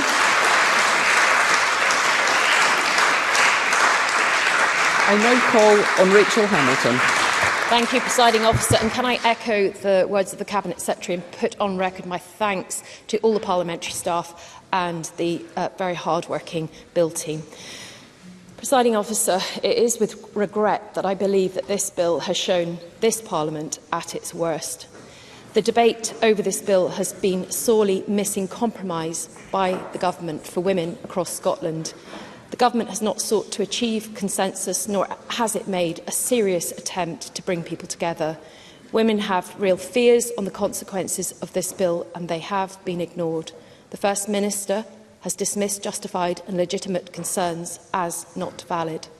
So I want to begin by taking the opposite approach, a focus initially on where we can mostly agree. I can endorse much of what the Government and MSPs across this chamber say when it comes to improving the process for trans people. I believe in the principle that nobody in society should suffer because of who they are, and that everyone should be free to go about their lives as they please within the scope of the law. The administrative process of changing gender should be simple for trans people. It shouldn't be overly intrusive, burdensome, or indeed in any way demeaning. And on those points, I am sure a majority of the Scottish public would agree. But they do not agree with the reforms in this bill. The public are not on the side with these changes. A clear majority are against this legislation, as shown in recent polls. Nicola Sturgeon has not brought the people of Scotland with her. In the rush to make the process a little easier for trans people, the Government is making it easier for criminal men to attack women. That's the problem here. Yes. Julian Martin. I'm very grateful to Rachel Hamilton for taking my intervention, which she agreed that the amendments that I took forward at stage 3 actually mean that men on the sexual offences register are actually risk assessed so that they cannot apply for a GRC, and they have the effect that that has the effect that Russell Finlay wanted to have in stage 2. Rachel Hamilton. I don't agree that Gillian Martin's amendments go far enough and that they should have been more robust. This Parliament should have voted for Michelle Thomson's amendments, supported by my colleague Russell Finlay, to ensure that we don't allow sex offenders to get in the single-sex spaces of women. Back to the public, they do not agree with the reforms in this bill. The public are not on the side with these changes. In the rush to make the process a little easier for trans people, the Government are making it easier for criminal men to attack women, and that is the problem that I am trying to identify with Gillian Martin, and clearly this Parliament is split on that. The bill makes it vastly easier to obtain a gender recognition certificate, but it doesn't just do that for trans people, it does that for violent males too. It will let criminals exploit the system, which puts women at risk in all kinds of places, but especially it endangers women at shelters for victims of domestic and sexual abuse. Not at the moment. I'd like to make a little bit of progress, thank you. The UN Special Rapporteur, Reem Al-Salem, raised many serious concerns about this bill. She was right in saying that this bill is a threat to women in all their diversity. As she said and made clear, dangerous men are a threat not only to biological women, but to trans women too. So today, the Scottish Conservatives are not just talking about protecting women's safety, we're talking about protecting everyone's safety. Society as a whole is at risk from this bill. While most of us across Scotland are good, decent, reasonable people, rapists are not, sex offenders are not. It is ignorant in the extreme to believe that they will not take advantage of loopholes that are ripe for exploitation. As J.K. Rowling wrote recently, nobody but the very naive can fail to be aware that predatory men are capable of going to great lengths to gain access to victims. These legitimate worries cannot be dismissed as scaremongering. That is an insult to every survivor of sexual assault and domestic abuse. Women don't have a phobia of trans people. We have a phobia of violent men. Nobody needs to be scaremongering over the appalling levels of violence that women face. There is no need for exaggeration.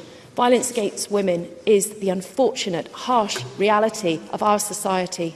So I want to ask every MSP here today, how can we allow a bill to pass that risks the safety of women in Scotland? This Parliament has to think about the message that it sends to young women. We will hear Ms Hamilton. Thank you. Sorry, do continue. Young women like my daughters. The warm words recited in this chamber about women's rights are spoken often, but I'm no longer sure they are meant.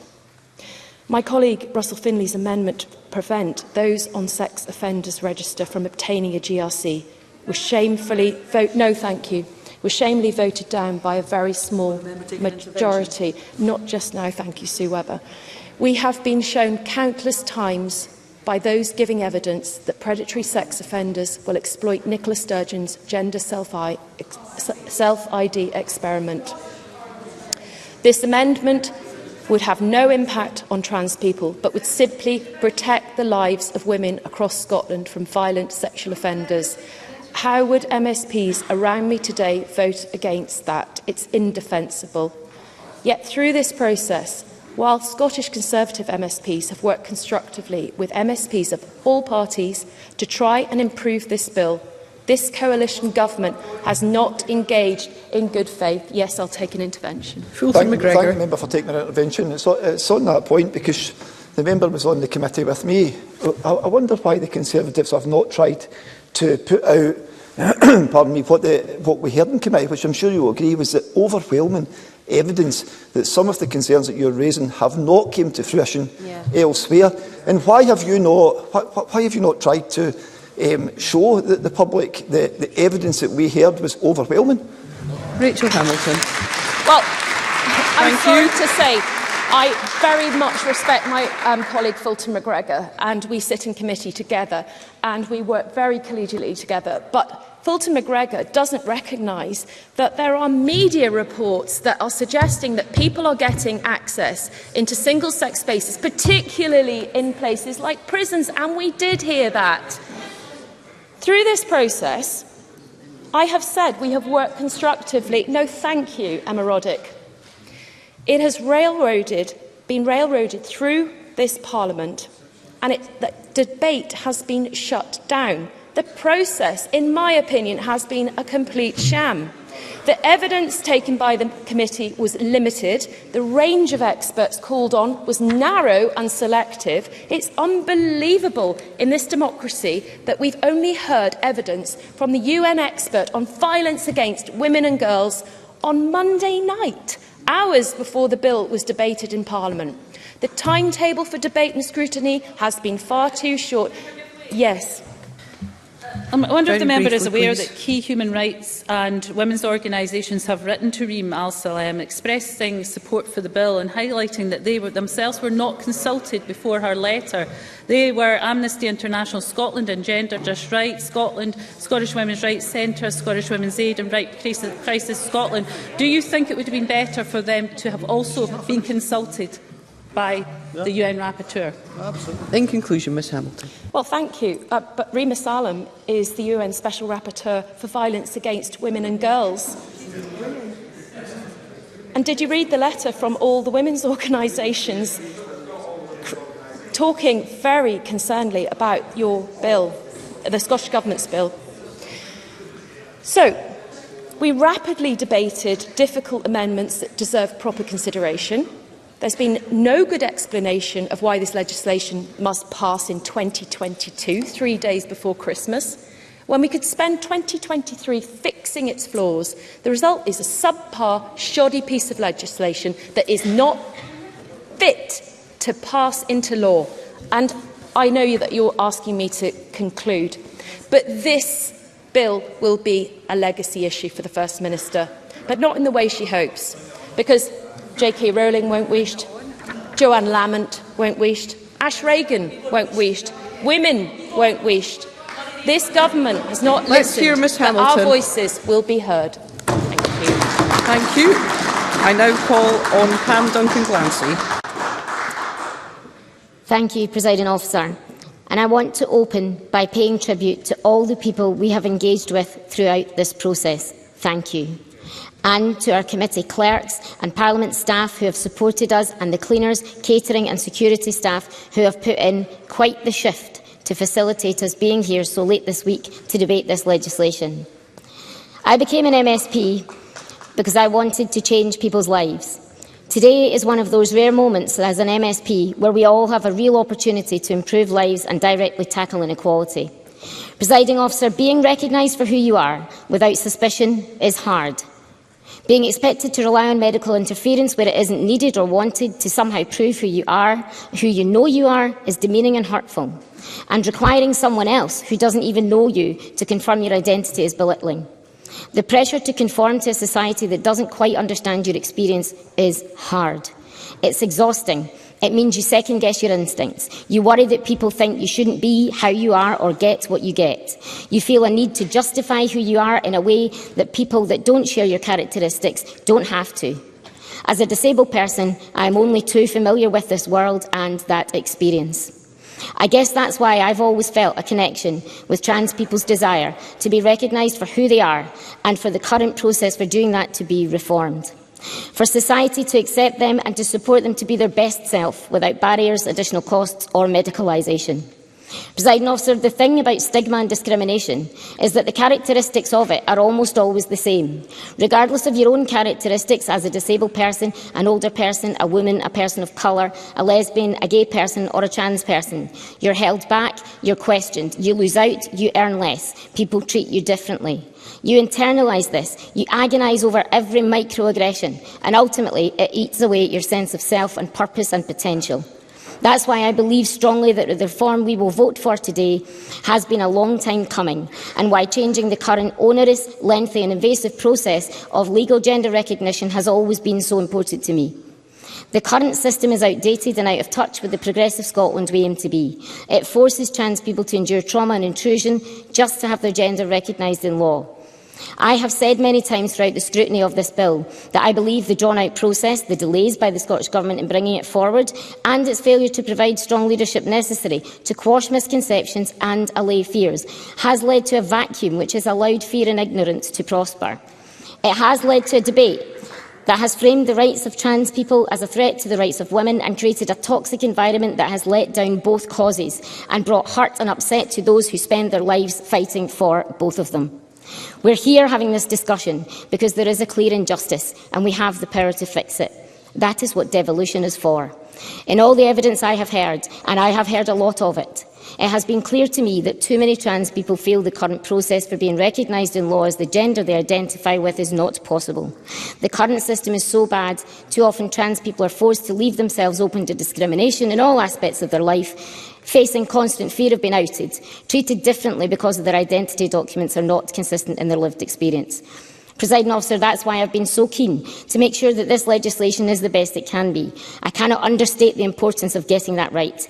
It has to do what it says on the tin, tear down some of the most disproportionate barriers that are denying trans people the dignity of being recognised for who they are.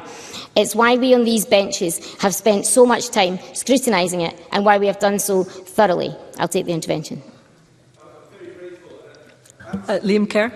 I absolutely echo the point that the legislation needs to be as good as it can be. But yesterday, Jackie Bailey, Pauline McNeill, Carol Mock and Daniel Johnson articulated some very clear concerns and shortcomings in the drafting of this legislation. Now, those weren't addressed during the amending stage. So can the member help me understand why she will vote for a bill her colleagues believe to be so flawed in its drafting? Pam Duncan-Glancy. I thank the member for that intervention, and I was expecting such an intervention. I will come on to that in a moment. We have recognised that concerns exist on single-sex spaces, on age, on the potential abuse of the process, and we have spent hours looking at the evidence in detail, debating the arguments, coming up with solutions. We've met with representatives of trans people, women and young people, human rights experts, gender identity experts, data experts, Member of Parliaments in other countries that have legislated on this, academics, faith leaders, people with lived experience of transition and detransition, sporting bodies, legal experts, campaign groups and individuals across the entire spectrum of this bill. We've listened to concerns and sought the best possible evidence available to us on all of them. In areas where we think the bill needed improved, such as on the collection of robust data, the clarity of statutory declarations, clarification on the primacy of the Equality Act and the protection of single-sex spaces, the importance of support and guidance and inclusion of asylum seekers, protections against vexatious allegations, reviews of the impact of the new system, we laid amendments and we worked with others across the Chamber to secure improvements to the bill to ensure that today, as we move to vote on it in its final form, we are able to vote to deliver the change that trans people need and deserve, ensuring their dignity and recognition in law, whilst also ensuring the process is one that the public can have confidence in. Presiding Officer, trans people have been waiting far too long for these changes. They deserve nothing less than good legislation that allows them to be recognised for who they are. That's why Scottish Labour were determined to ensure the bill did just that, to ensure it meets its objectives and delivers the change needed. Presiding Officer, in closing, trans rights are human rights. They're inalienable, indivisible and interdependent. Human rights are our rights not because we're women or trans or gay or disabled or black, but because we are human and a society and a parliament have a legal obligation to uphold them. For trans people, being recognised in law for who you are is fundamental to this. In committee and throughout my equality and human rights campaigning, I have heard, and I am in no doubt, that the process to do this is dehumanising, intrusive, offensive, expensive and lengthy and must change. I and Scottish Labour will therefore be voting for this bill today. We have always been at the forefront of equality and human rights, and we will always defend and protect them. Thank you. Thank you, Ms Duncan-Clancy. I now call Alex Cole-Hamilton. Thank you very much, Deputy Presiding Officer. I rise for the Scottish Liberal Democrats. At decision time today, I and my party will, as one, vote for the Gender Recognition Reform Bill to pass into the laws of this country. It was a commitment we made in our election manifestos for both of the past two Holyrood elections. It honours our party policy made by our membership at our conference, and it is the right thing to do. We support reform because we believe that the prolonged, intrusive and medicalised approach currently in place causes trauma to trans people who just simply want to have their gender recognised on the documents that they are required to hold. Ultimately, the decision about somebody's identity should lie with that person and not a panel of strangers that they have never met.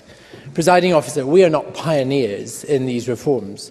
Over 350 million people now live in countries where gender recognition is obtained through a process of self-ID. They are following international best practice laid out both by the Council of Europe and by the United Nations. Opponents to reform express real concern over access to single-sex spaces and women's safety, and I want to address this directly. Violence against women is a matter of huge importance both to me and to my party. That is why I established a Commission on Men's Violence at our conference in October. But I am clear that no provision around the changes of gender recognition in this bill create a new or additional threat to women. Put simply, making it easier to obtain a gender recognition certificate does not change who can or is likely to access single-sex spaces.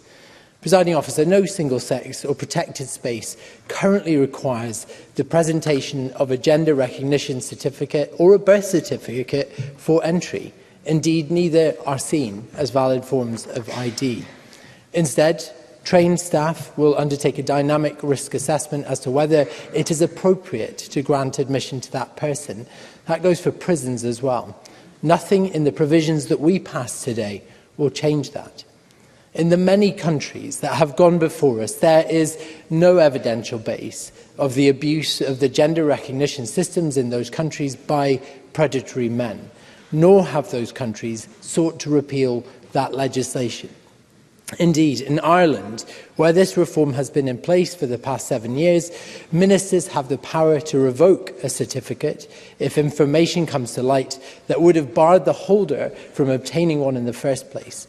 No certificate has ever been revoked. Additionally, these reforms are not about the age at which young people can surgically transition or the administration of puberty blockers. That is certainly an important and live debate. But it is not this debate.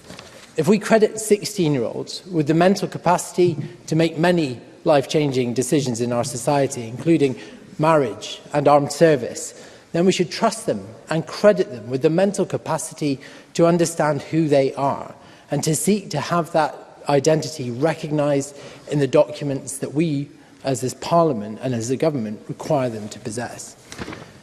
This law has been a long time coming. The original work behind the scrutiny of this legislation began some time before the pandemic. It was a commitment made by most of the parties in this chamber 7 years ago. It has taken longer to transit Parliament than any legislation I can remember. So to those who say we have rushed this, that it is being rammed through, we haven't, and you're wrong, far from it.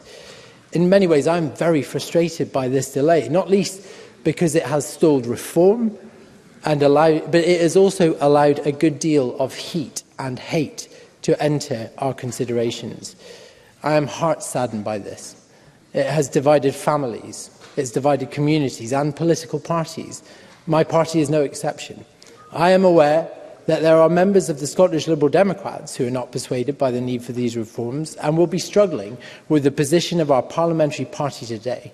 I want to say to them that I am a Lib Dem in large part because we are a plurality. This discussion will continue.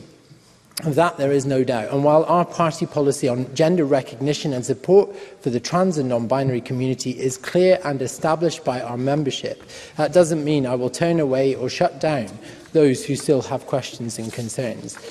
I wish I could offer comfort and reassurance to those who fear the reforms we pass today. I believe that in time that comfort and reassurance will come.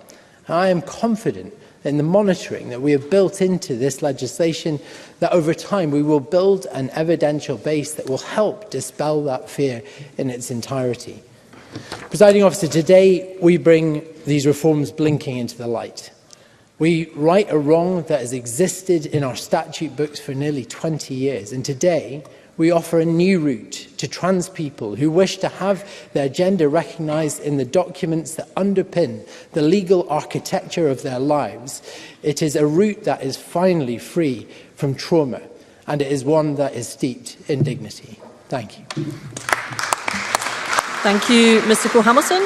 We will now move to the open debate. I call Joe Fitzpatrick to be followed by Brian Whittle. Up to 6 minutes, please, Mr Fitzpatrick. Thank you, Presiding Officer. It is a huge honour to speak in this debate, and I will be supporting this important bill, which seeks to remove unnecessary and disproportionate barriers to legal recognition and will help to transform the lives of many trans people. At the Equalities, Human Rights and Civil Justice Committee, we heard that those who had applied for a GRC found the existing process to be upsetting and invasive. And as the Cabinet Secretary said, we also know that many people choose not to seek a GRC at all due to the concerns about the onerous nature of the existing process. One witness told us that they were put off by the process, concerned about the costs and evidence requirements and worried about having to out themselves to a panel of doctors and lawyers who had never met them. Vic Valentine of the Scottish Trans Alliance described the requirements to provide a gender dysphoria diagnosis as pathologising and stigmatising. And we also heard that the existing process takes years. It's backward, it's a bureaucratic nightmare and unnecessarily traumatising for trans people. Joe Fitzpatrick, take an intervention. Take an intervention from Stewart. Thank you. Now, I've been inundated with correspondence asking me to support the bill, which is unsurprising considering Glasgow Kelvin is such a rich, intersectional and diverse constituency. Would the member agree with me that those of us who do not understand the experience of gender incongruence should listen to those who do, and that streamlining the process of obtaining obtaining a GRC will help to create a kinder system which treats people with dignity and the autonomy they deserve, allowing them to enjoy their life as their whole, authentic self. Joe Fitzpatrick. I thank Procab Stewart for her intervention. I do think in this whole debate, if Scotland comes out of today being a little bit kinder, then that would be a really, really good step forward. But the points she made about the existing process as well are absolutely true. So one of our witnesses put it to us, and some of this was really difficult for committee members to listen to hear the trauma that people were having to put up with. So one of the witnesses put it to us that the panel's purpose was unnecessary and bureaucratic. And they said, I can validate my own identity, and quite rightly so. I know who I am, and they know who they are. And that's one of the reasons we need to be kinder and accept people. So we also heard about the damaging effects of not being able to obtain a GRC under the current process. And the Cabinet Secretary quoted from, I think, one of the most powerful testimonies we heard during our Stage 1 deliberation. So it's not surprising it will maybe appear in more than a couple of contributions today. But that witness, who I'll remind you, wasn't able to marry their partner before they died, losing their pension rights and putting their home at risk. They told us that it was like being given a life sentence without committing a crime, that they feel constantly under attack. Things are really difficult for trans people. And they concluded by saying that the reforms are badly needed. We asked them then, what could we do? What might make a difference if the proposals that we are considering today are in place? And they told us it would have allowed me just to be ordinary, which is all we ever wanted. And I think I saw Monica Lennon. I'm grateful to Joe Fitzpatrick for giving way. I think he's making some really important points. I want to just pick out one email, if you'll indulge me for a few seconds. So one constituent who's a trans woman wrote to me and said, quote, I hope the day my death certificate is eventually issued comes in the far future, but when it does, I want it to be accurate of how I live my life and of who I am. And she went on to say she wants trans people to get married with pride and to be able to rest in peace and to finally stop being the target of a manufactured culture war. Now, I make this point because we don't have any trans people sitting in these seats in the chamber, perhaps some in the gallery. But does the Minister agree with those remarks from my constituent?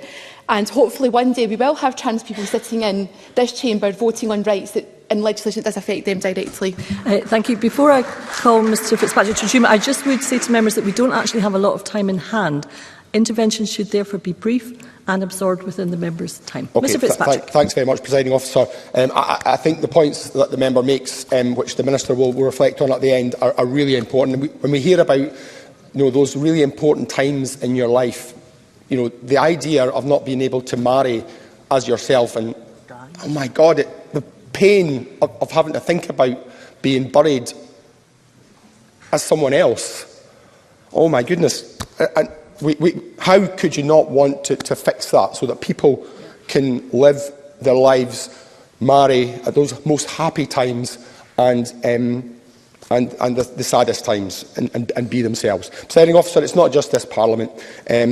We've heard from the SHRC, from the Volker Turk, the UN High Commissioner, from the Council for Europe Minister of Human Rights, Dunja Mitrovic, that this is the correct way to go forward. I see time is closing, so Presiding Officer, in closing, I've sought to set out in their own words the considerable challenges faced by trans people under the current GRC process and the ways in which that process is failing to provide trans people with the dignity and privacy that they are entitled to in accordance with their human rights, rights that others will take for granted.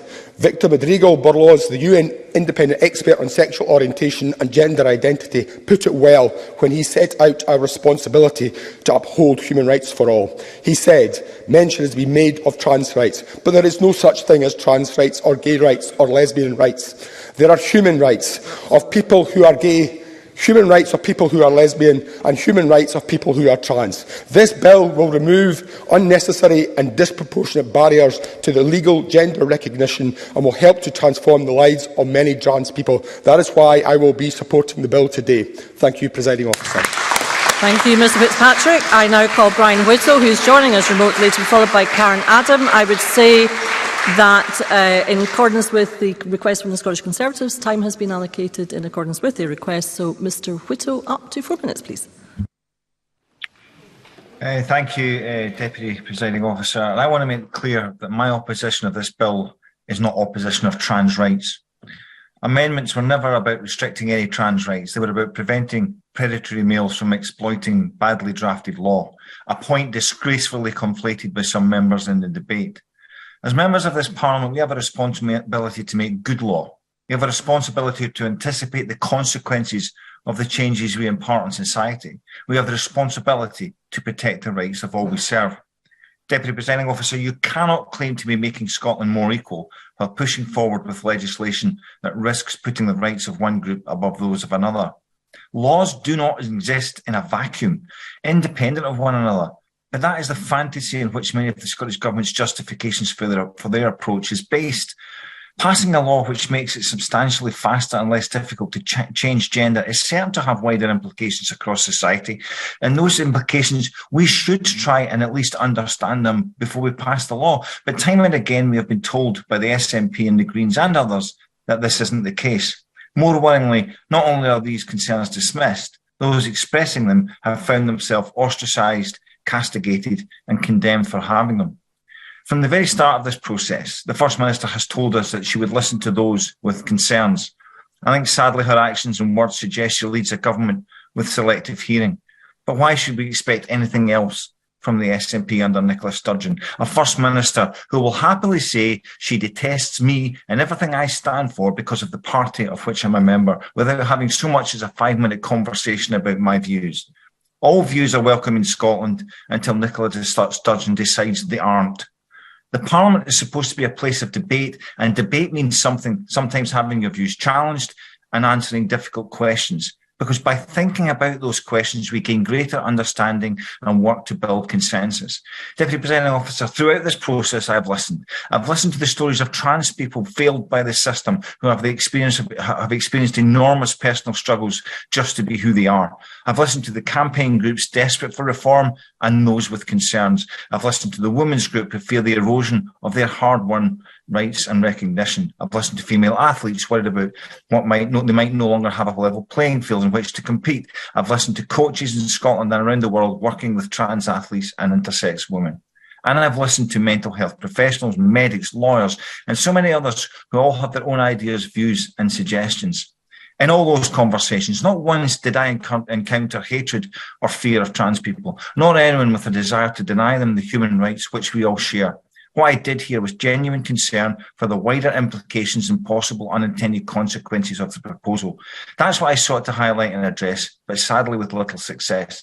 My efforts to amend this legislation and my opposition to the bill in its current form aren't born of malice, but of frustration. We cannot create equality by inadvertently creating inequality elsewhere in our society. Inequalities cause harm, and this bill as drafted will harm women, girls and trans people alike. Members across this chamber have raised many logical and real-life examples backed by experts in their field of consequences of this bill, and we must pay attention. And I'll leave my fellow members with a quote by Albert Einstein. Blind belief in authority is the enemy of truth. Having blind faith in anyone is dangerous. Passing legislation on the basis of, trust me, I'm the First Minister, cannot and should not be how this Parliament addresses the challenges we face. Deputy Presiding Officer, today, I will not blindly follow the First Minister nor her government when they say this legislation will not cause harm to trans people, women and girls, and I cannot support the bill as it is written. Deputy Presiding Officer. Thank you, Mr Whittle. I now call Karen Adam to be followed by Paul O'Kane. Up to 6 minutes, please, Ms Adam. Thank you, Presiding Officer. Presiding Officer, firstly I must say it's an absolute honour and a privilege to be standing in the Chamber today on the cusp of making history. I'm feeling overcome with pride at the opportunity which has been afforded to me, and I hope I can do justice to a very small but incredibly important piece of legislation for a very small but incredibly important group of people. The most regrettable thing as we discuss this legislation is that we have no out trans people in the Chamber having their say on this, but instead having to put their faith in people with their unique lived experience to represent them as they watch from the galleries and at home. I hope what I have done in this Parliament and on the Equalities, Human Rights and Civil Justice Committee has given reassurance to trans people that there are many out there who do care and that we are the majority. I know as a woman I would feel an injustice at my rights being debated without representation, and that is why I have ensured that trans people's voices have been heard throughout this debate from the start. Recently I hosted an open meeting, a trans living library in the Scottish Parliament, where I invited very special guests to attend and openly engage with members from across the Chamber, that they could help shape legislation for themselves and truly have their voice heard within these walls, and also where MSPs could drop in and informally chat with trans people about their lives and to gain an understanding as to what we as parliamentarians can do to improve their lives. This was a prime opportunity to learn about trans people directly from trans people. Russ was one of those special guests. He's my dear friend. You may be aware that Russ is a trans man I met outside Parliament when we held this stage 2 debate. I had written my speech only the night before, where I used Russ's life experience as an example. It was an accidental meeting, and perhaps, as some suggested, the stars did align. I've kept in contact with him, and I would ask my colleagues to please go and watch his video on YouTube, where he talks openly about his experience of conversion practices. In this, he talks about how he endured electroconvulsive therapy. Russ transitioned at the age of 60. After knowing he was a trans man for decades. He is now 68 and still doesn't have a GRC because he states, "I don't want to have to go through a process like that again. So when it comes to gender recognition and getting a GRC, I'm not going to do that to myself under the current system. I am not again going to take the risk of having to present my case to some people, in this case people I have never met, who don't know what it's like, what my life has been like. I am not going to give them that power to decide who I am. We are not asking for very much. We are just asking to be normal human beings. That's it, really." Presiding Officer, trans people have long existed. They are not a product of society, mental health problems or neurodiverse conditions. They are because they are, just as we are. They are a valid part of the LGBT community who strive to remove stigma and be accepted without harm in society, to be afforded opportunities like us without prejudice. This is what this bill is for. That is what this bill can help to achieve, to simply make a process to obtain a birth certificate that corresponds with who they are. A right that should be easy to access without the interference of anyone else, just as we have that right. To enter employment without being exposed, to go on to further education with the comfort that you are recognised for who you are, to have a fundamental right to whole autonomy. That is what we are doing here today. I welcome this bill. And I hope when our children and our children's children look back through the history books that they can see in Scotland in 2022 we decided to join many other countries in best practice to support our most marginalised, that we advocated the rights of our LGBT community and we made Scotland that little bit better to live in and that little bit more equal. We either get on board with progression or we get out of the way. I was elected to make people's lives better, and that's exactly what I'm doing here today, and I welcome this bill, and I will wholeheartedly be voting for it. Thank you. Thank you, Ms Adam. I now call Paul O'Kane to be followed by Pam Gosel. Up to 6 minutes, please, Mr O'Kane. Thank you, Deputy Presiding Officer, and I am pleased to have the opportunity to contribute to this important debate as we reach the concluding stage of the Gender Recognition Reform Bill. Before starting my substantive contribution, I would like to join colleagues in putting on record my thanks to you, the other Deputy Presiding Officer, the Presiding Officer and indeed all the staff of this Parliament who have worked tirelessly throughout the drafting, scrutinising and amendment of this legislation. It is true to state that without their commitment and endeavour through long hours, we as members of this Parliament would not have been able to debate and vote on this piece of legislation today, so their contribution is greatly appreciated by me, and I know we have already heard from colleagues across the Chamber in that regard. I want to begin today, if I may, commenting on the tone and tenor of our Stage 3 debate thus far, as we have sought to scrutinise and consider the final stage of this legislation. In my Stage 1 contribution, I made comment on the wider debate in Scotland over many years, which has all too often been too toxic, too angry, with a lack of space to find respectful disagreement.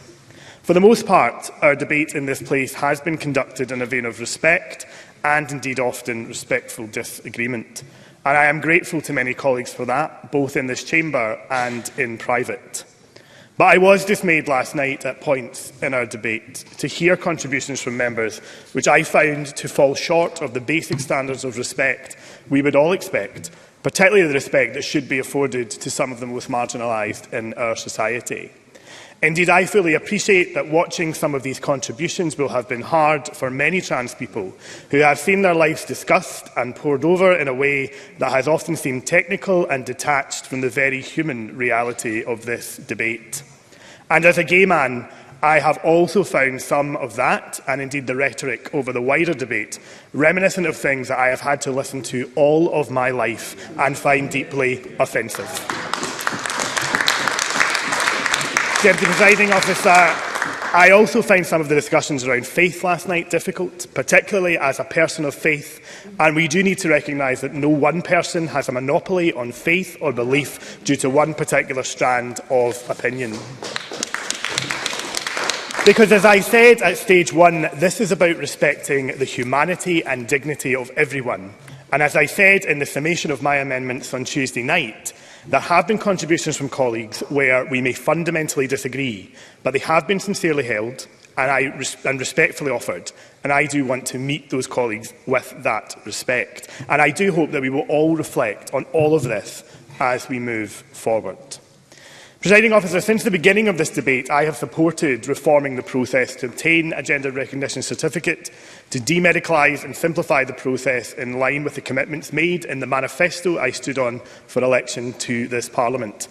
I have, however, sought with my colleagues on these benches to scrutinise the legislation and to change it to make improvements that could command confidence of both trans people and the wider public. And the bill has changed. If you just let me make some progress. The bill has changed by colleagues on this side of the chamber, placing the Equality Act in the face of the bill, adding to the legislative obligations of the government to carry out robust data collection and reviews of the bill's implementation, so that its impact can be assessed and understood. And as we have heard already, amendments from Gillian Martin, supported by Jamie Green, which has allowed a pause to an individual's GRC application if they are subject to a sexual harm prevention order or a sexual offences order. I will take Liam Kerr. Liam Kerr. I'm very grateful. Now, on that exact point, I asked Pam Duncan-Glancy earlier on why she supports what her colleagues yesterday said was so fundamentally flawed. And she responded, as I think the member is, that, look, there were amendments proposed by Labour to make this better.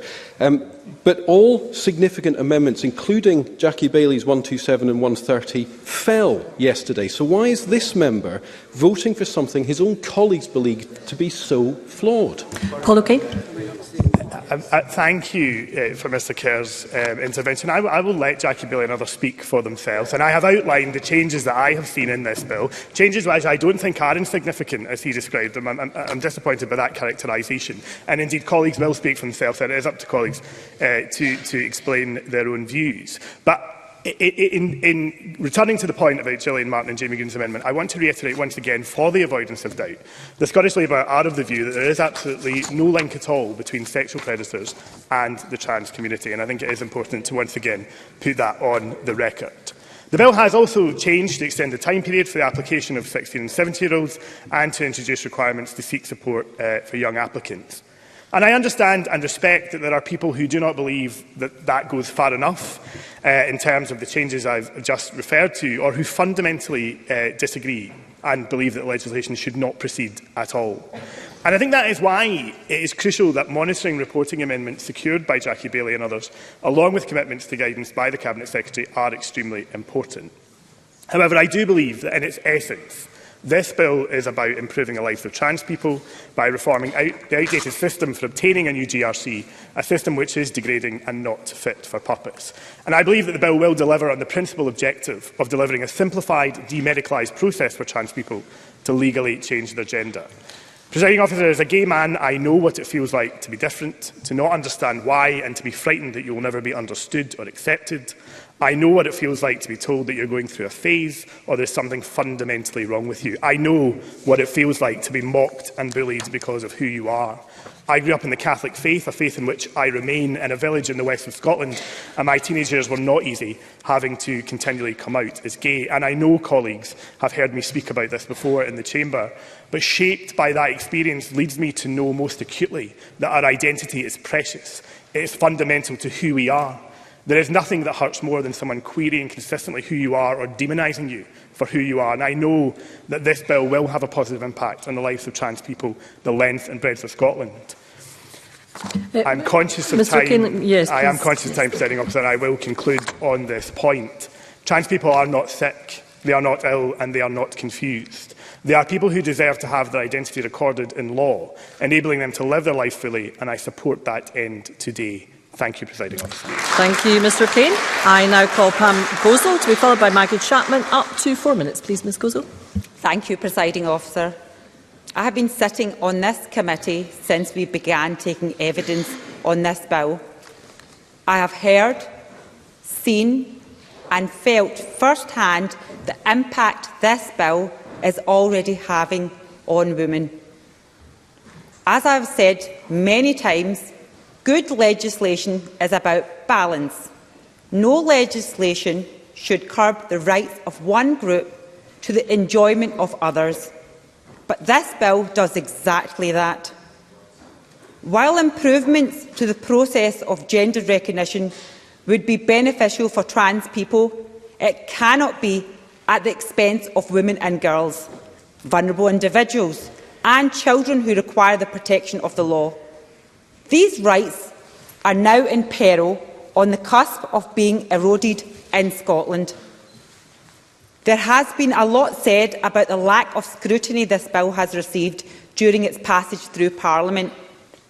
But it says it is all that, as members of the Equalities and Human Rights and Civil Justice Committee, we are still taking evidence on the day before Stage 3 of the bill was due to begin. This was followed by the decision to try and push through over 150 amendments across 2 sitting days. That is no way to legislate. This process has not only brought shame on this Parliament, but it is an affront to democracy. It is no secret that I disagree with the key principles of this bill, such as lowering of the age, the removal of diagnosis of gender dysphoria, and the removal of the gender recognition panel. But I oppose it with the best intentions. Time and time again, the Scottish Government asked those in opposition to the bill, well, where's the evidence? Is women raising concerns not evidence enough?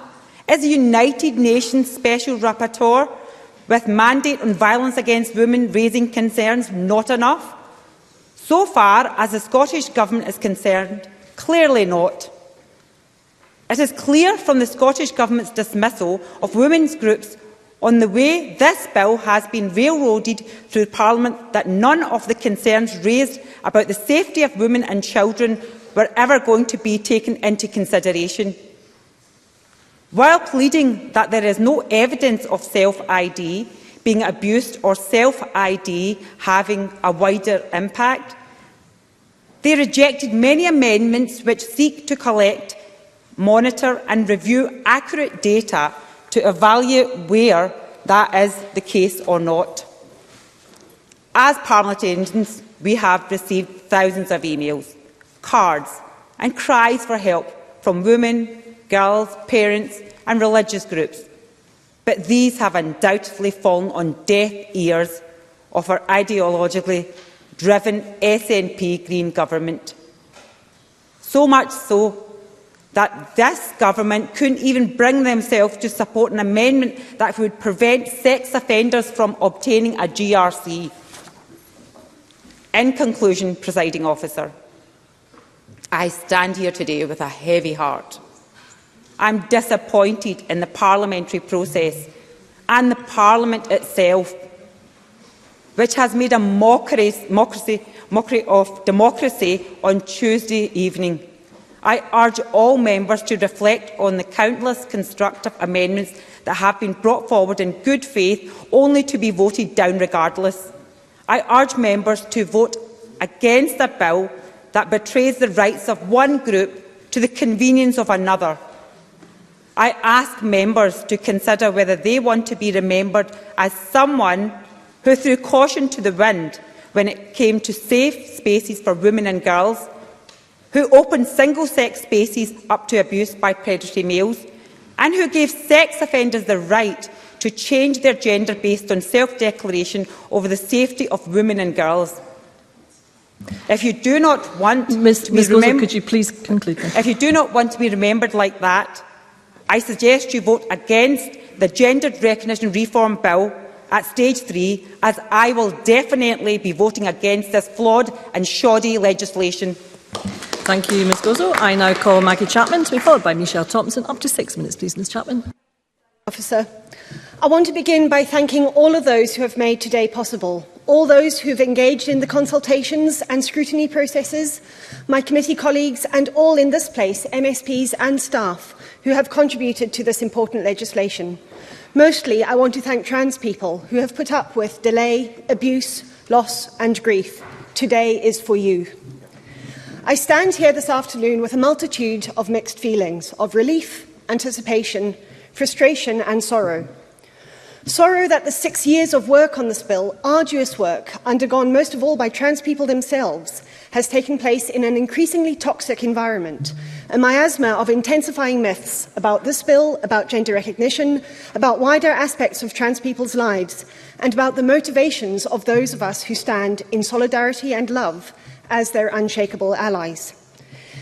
Many of these myths are not only mistaken, but entirely irrelevant to the bill before us today. A gender recognition certificate is not a route to medical transition, nor vice versa. They are entirely separate processes. Indeed, demedicalisation is a key principle of this bill. So there is no place for those conspiracy theories of Big Pharma, of child mutilation. They are not only so bitterly ironic in the context of trans healthcare, underinvestment, multi-year waiting lists, but they are also false in both outline and detail, deliberately disseminated to mislead and muddy the waters. I stand in frustration at the gaps in this legislation, gaps which our best endeavours have not yet been able to fill. Sex is not, as some would like to imagine, binary and immutable. That is why, as soon as possible, I and the Scottish Greens are determined to see comprehensive gender recognition for non-binary people in Scotland. You are not forgotten. There is a second gap, those under 16 for whom formal gender recognition would both be appropriate and beneficial. I will continue to work for this for trans children everywhere. I am saddened that the amendments I tabled at stage 2 were not supported. Those on the removal of waiting times and of the new criminal offence of making a false declaration, those clarifying and limiting the power of third parties to seek revocation of a GRC and providing penalties where those applications are malicious or vexatious. I'm disappointed because these represent international best practice and, most importantly, the needs and experiences of trans people themselves, whose voices have not been sufficiently heard above the clamour of noisy opposition. And I am deeply unhappy that, despite resisting the most horrendous amendments this week, this bill now includes provisions that I can only describe as dog whistles. Such messages in legislation can never make for good law, for they both create and legitimise the context of hate and fear in which, heartbreakingly, trans people are obliged to live. There is nothing new here. Every time that a group of marginalised people comes close to achieving their rights, emerges from the fog of condescension and ridicule through which they have previously been seen, the same story is told. The story about the need to protect women and children, especially girls, from some new and insidious threat. It has never been true, and we look back with collective shame at the way that our society has been duped by it. And in exactly the same way, we will look back at this moral panic with deep regret. The myths being spread about this bill follow those old patterns with depressing precision. Yet we are far from the first country to carry out this reform, which applies to populations of many hundreds of millions, and nowhere that has gone before has experienced any of the scenarios hinted at by the bill's opponents. That's no surprise, because those scenarios simply don't make any sense. Women and girls are indeed vulnerable to predatory attack, as trans women know better than most, but no potential attacker needs a GRC to play their power games. Our society is based on self-identification. From the time we are born until the time we die, we, or someone on our behalf, tells the world who we are, where we live, what we earn, what name, what faith, what national identity we recognise as our own. There are penalties for untruths, just as in this legislation. But the fundamental understanding is that we each, better than anyone else, know who we are. And finally, those long years have shown that there is no bright line between people who claim to support trans rights, but in practice oppose every step towards them, and those who view all trans people as fraudulent or at best deluded. In the spectrum of trans myths, the most extreme provide a kind of invisible ballast for the mainstream. But they are still myths, still toxic, still untrue. As the great feminist Judith Butler has written of this movement, they assemble and launch incendiary claims to defeat us by any rhetorical means necessary. In closing, I too want to bring the words of a trans person to this chamber. We've spent many hours talking about trans people. Let's hear them. And I quote, "It's a scary world for trans people at the moment. My family were initially supportive, but we moved my mum to live nearer to us recently and realised that she is now a TERF. It's a sign of things going on in the rest of the world. She talks about how trans people are predatory and are going to go into toilets to commit sexual assaults. I remember the repeal of Section 28, and this is what it feels like we are demonised by society and are portrayed as threats, and people with loud voices on social media and in mainstream media are saying that we want this to sexually assault people. There is so much very loud hate and demonisation, but we are people." End quote. So, Presiding Officer, we will not be defeated. Not today, not in the months and years to come. We have a choice now to stand in the miasma of scaremongering myth or to step into the sunlight with our trans siblings. I choose to step into that sunlight and vote for this bill. Thank you. Thank you, Ms Chapman. I call Michelle Thomson to be followed by Daniel Johnson. Up to 6 minutes, please, Ms Thomson. Thank you, Presiding Officer. Now, for once, I feel confident in saying that everyone who participated in this debate, from the most ardent bill supporter through the doubtful to those fervently opposed, can all expect the same fate. Regrettably, to be met by at least some level of abuse afterwards from some quarter or another.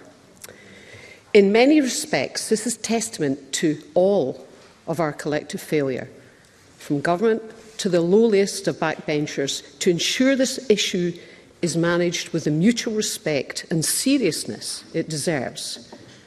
There are far too many people, even amongst elected representatives, who felt unable to participate in discussions because of its toxic nature.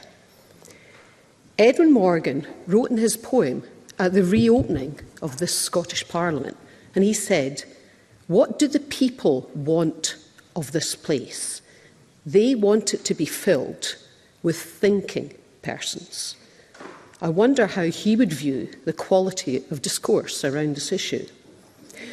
The other day, in speaking to my amendment, I revealed some personal effects the debate has had on me. But today I want to set that to one side and reflect more broadly. I'm not going to debate detail. That time is past. If there is one lesson I hope we can all learn from this debate, however, is that Edwin Morgan's remark is truer than ever, and we all need the humility to admit we have some distance yet to travel.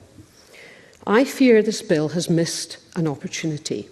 There are elements of it that would have brought us all together in making life easier, making society more welcome for trans people and more respectful of the rights of women. But instead, the bill has created battlegrounds where none needed to exist. I've had a long professional interest in matters of change. And what are some of the basic lessons that we can learn from both experience and research? We know that significant change often fails, and in around 70% of cases, that failure occurs because people are not collectively taken on a journey. A failure to respect a wide variety of views, a failure to listen, and a failure to truly empathetically engage are symptomatic of the types of behaviours that contribute. I've seen some of those failings in this debate. There are many issues that have been raised over recent days. In my case, I've been concerned to raise mental health and trauma issues amongst some women that I fear have not been treated seriously enough, let alone understood. Others have raised concerns around the interface with the 2010 Equalities Act. Some have raised concerns about safe spaces for women and of the consequences of giving legitimacy to a self-ID approach.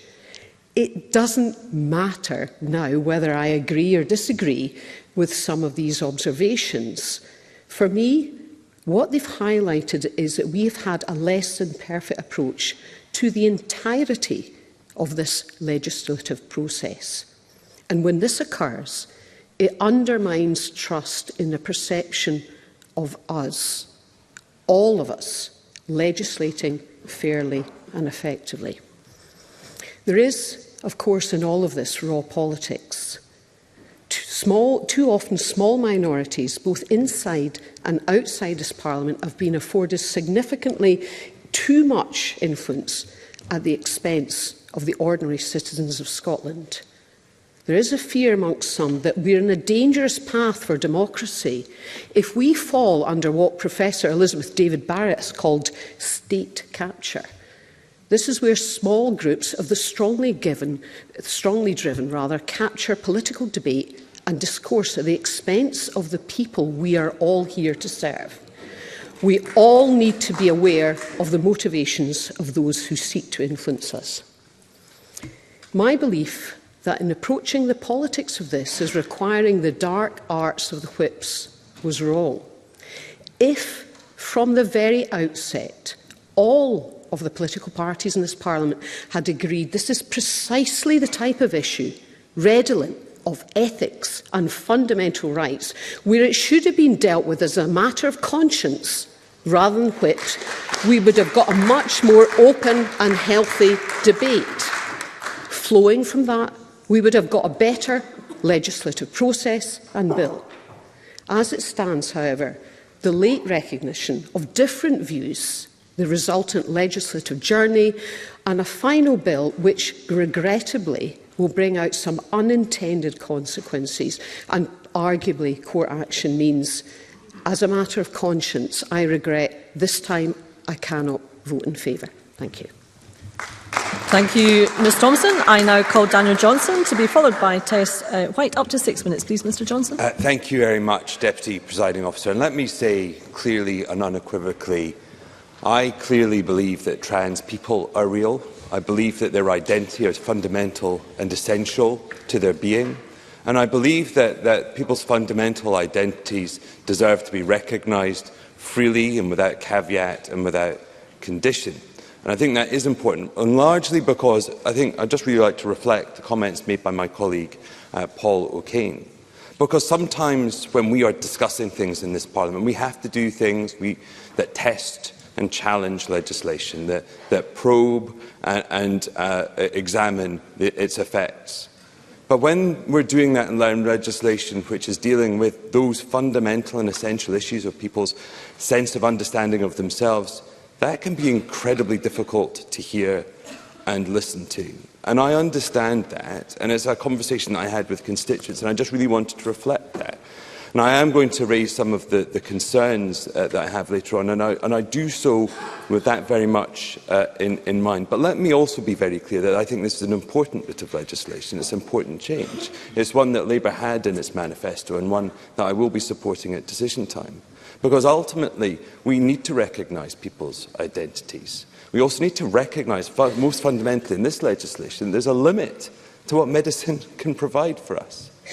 There is no magic window into people's brains and their heads or their understandings that psychiatrists provide. And believe me, I have some experience about interactions with psychiatrists. Ultimately, all they do is ask you about your experience and your understanding. So if that is what is important, if that is what determines your identity, and that's what I believe, let's believe the people themselves. Let's trust them. By all means, let's have a process that ensures that it's robust, that those declarations, those understandings are sincere and authentic. But let's believe people. And ultimately, that's how progress is arrived at. And I fundamentally believe that progressive politics, at its heart, is about recognising the perspective and experience of individuals and protecting those. It's about understanding that certain groups may be marginalised and they should be supported and they should be protected. And that's what this bill fundamentally does, and is why I will be supporting it at decision time. But let's also be clear on some things. That gender is absolutely fundamental to society. It is the one physical characteristic that we do record legally, that does have legal, practically nothing else in terms of our physical beings is recorded in that way. But it is also important. There's a reason we do that, because ultimately, well, we may believe that gender identity is about one's experience and understanding and sense of self. We do also need to note that there are some fundamentals of biology. Maleness does predict certain patterns of behaviour, and therefore that's why we do have to proceed with certain degrees of caution. And which is where some of my concerns from. And I'd like to address some of the concerns addressed directly about safe spaces and the safety of of women and girls, because I think this is fundamental in terms of my decision-making around this, because it is hugely important. And I think we need to recognise that this bill does change things, both in terms of the numbers of people that may be seeking GRCs, but also the criteria we're employing. Self-ID is a change, and we're entrenching it law. Now, that's not a bad thing, it's a good thing. Fundamentally, it's a good thing. I think the complexity that arises from it, again, is not a bad thing, it's a good thing, because people are complicated. But it will require the decision-making to become that much more nuanced. So my concern was that those protections in the Equalities Act, albeit, I think, they act in very narrow circumstances, but when they do operate, they're hugely important. So I believe that we have those protections in place. I am pleased that we got the Equalities Act on the face of the bill. I'd have liked to have seen that go further. But most fundamentally, actually, I would thank the Cabinet Secretary for both stating at Stage 2 and again in Chamber today that those protections, that trans women can be excluded on the basis of the transgender from safe places, I think that, just in a moment, is an important clarification. And let's be very mindful about the sensitivity of that, but it is important, and that will continue to operate. Now, I'm happy to take the intervention. The member will note he's at 4 minutes 38. Sorry, thank you. I'll try and be brief.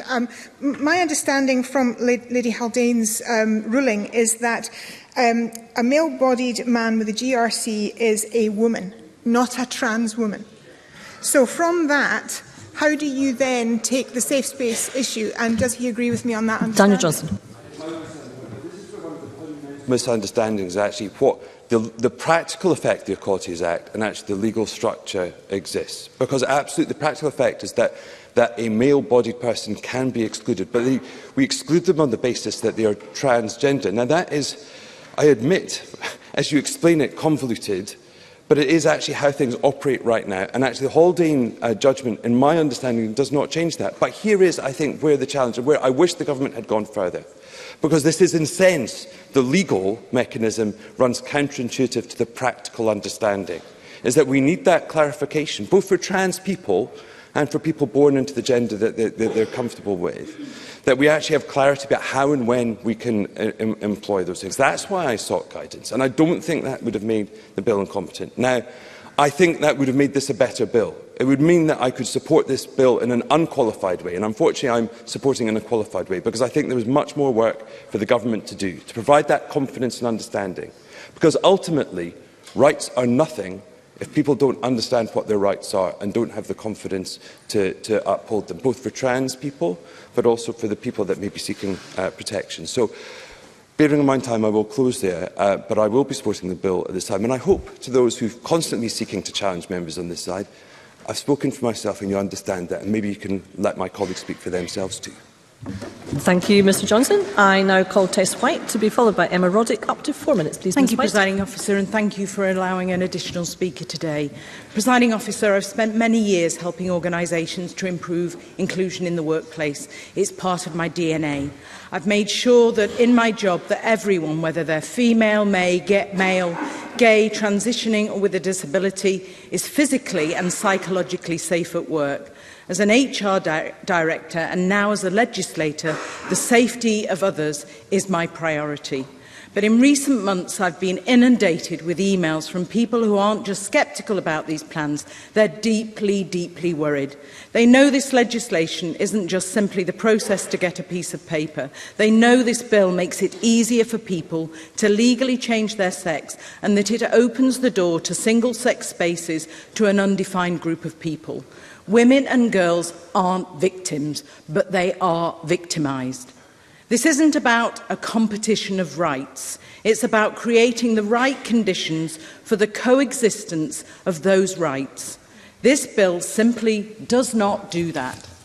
We've been told by the SNP that there's no need to press pause on the bill and examine the implications of a major intervention by the UN Special Rapporteur on violence against women and girls, or last week's court ruling on the definition of a woman. Scrutiny and debate only matter to the SNP when it suits them. It's shameful. The sad truth, Presiding Officer, is that the passage of this bill has shattered my confidence in our democratic institutions. Women's organisations were an afterthought prior to the introduction of the bill. Every party, save the Scottish Conservatives, is whipping the vote. At stage 1 and this week, a handful of SNP MSPs broke ranks, and they should be applauded for doing so. It was a much-needed departure from the authoritarian ideologues who preside over this SNP Green government. But to those MSPs on the Labour and SNP benches who fear the reproaches from their party whips or their careers more than the repercussions of this bill for women and girls, there is still time to choose courage over cowardice. Collectivism should not trump your conscience. My amendments yesterday would have at least placed a duty on ministers to report on the bill's impact on women and girls who risk being collateral damage in the SNP Green government's single-minded pursuit of self-ID. Something else is happening.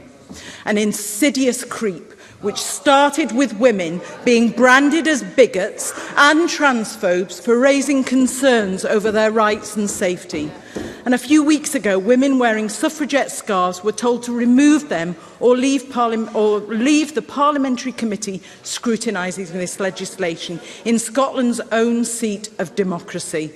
Presiding Officer, last week, women were prevented from assembling in an academic institution to discuss the issues arising in the documentary Adult Human Female. Their right to freedom of speech not just curtailed, but cut off completely. On Tuesday night, law-abiding women were threatened with arrest as they observed the proceedings from the Scottish Parliament's public gallery. Presiding Officer, it won't end there. As the parliamentary passage of this bill reaches its conclusion, I still believe the intent behind the bill was good. But it remains the case for me that the unintended consequence for women, for girls and for young people will be far greater, from the age of application, to access to single-sex spaces, to safeguards against sex offenders exploiting the system. There are still massive question marks over the safety of the operation of this bill. And for these reasons, I cannot support it at decision time. Thank you. Thank you, Ms White. I now call Emma Roddick to be followed by Jamie Green. Up to 6 minutes, please, Ms Roddick. Thank you, Presiding Officer. I do not understand being trans because I'm cisgender. I also don't understand being straight, gay or a man because I'm not. You do not have to understand how a person comes to realise that they are trans, to respect that they know their own mind, their own body and their own truth, and to accept that they are also ordinary, normal people. I have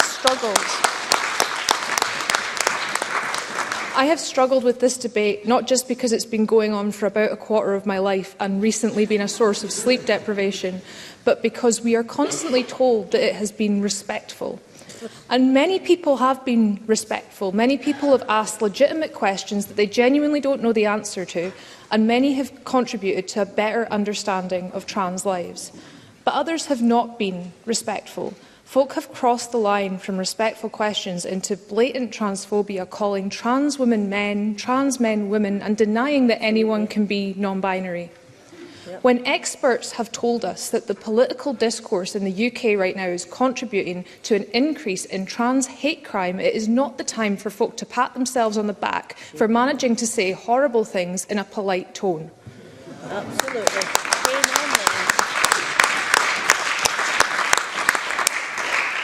Max, a non-binary person that I recently met through LGBT Youth, really summed it up for me when they said that throughout this debate, opinions have been stated as fact and facts dismissed as opinions.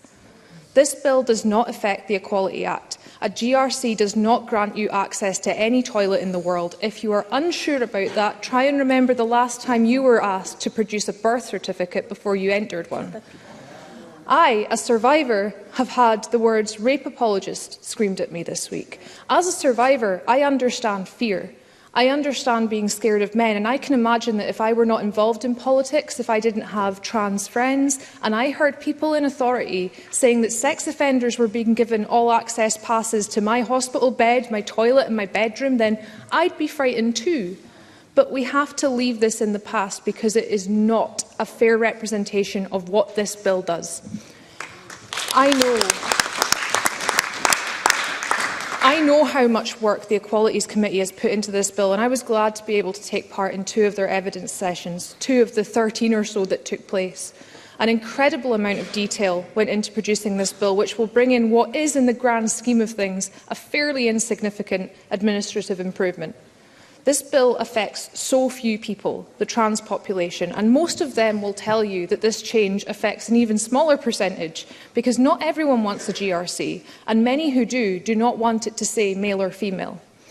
What has affected more people is the harmful debate that has surrounded this. And that's not just harmed trans people, it's harmed a lot of cisgender women because people have been told by their MSPs, by celebrities, that this bill affects things that it doesn't and that they should be scared of it. Young people have also taken a fair bit of criticism. I heard at least 3 colleagues stand up in this chamber this week and talk about how people under 25 have unformed brains. Young people accused of not knowing their own minds and not being able to decide what's right for them. But young trans people are strong. They have had to be. They may have mental health issues. They may struggle with their identity. They might cry when they hear MSPs debate their future. But they have the strength, the courage and the absolute fierceness to say, I am trans in this climate. This is who I am. And they've probably known it for a very long time. Yes. Martin Whitfield. I'm very grateful for Emma Roddick giving way on that point. And does she agree with me that young people in Scotland can develop, grow and mature with a scaffolding of support around them rather than criticism, and that we should in this place and indeed in Scotland seek to build that so that our young people can make choices that they're supported in and do so on the odd occasion it's wrong, be supported in that as well. Emma Roddick. Absolutely, and I think that going forward, having that support and having these options available to young people will allow space for that to happen. And I knew Max's reflection on this debate was so good I was going to have to talk about it, but I also know that Highlands and Islands voices are so often not heard. So I asked fellow members of Highland Pride if anyone had thoughts they wanted to share with me. I want to thank Rachel and her daughter for speaking to me and sharing their fantastic speech from Murray Pride. Rachel said of her daughter when she was wee, when asked what she wanted to be when she grew up, she would immediately reply to say, "I want to be a girl." Rachel supported her child. She knew that she was going to be judged as a parent, but she wanted her kid to be happy. And she was. Rachel shared that her teacher at the time said that he expected the change of name and the change of clothes, but not the change of personality. She immediately became happier and more confident. Now, sadly, the discrimination, hatred and bullying that she then faced knocked that confidence back down. But I hope we can do better by trans people in future. When someone changes their gender and becomes more confident as a result, we should rally around them for as long as it takes for that hatred to become a thing of the past. We should support them, protect them and celebrate them as Rachel does her daughter. This debate really should have been a small one afternoon that not many folk cared about and wasn't all that controversial. It still feels surreal that it has been the way it has.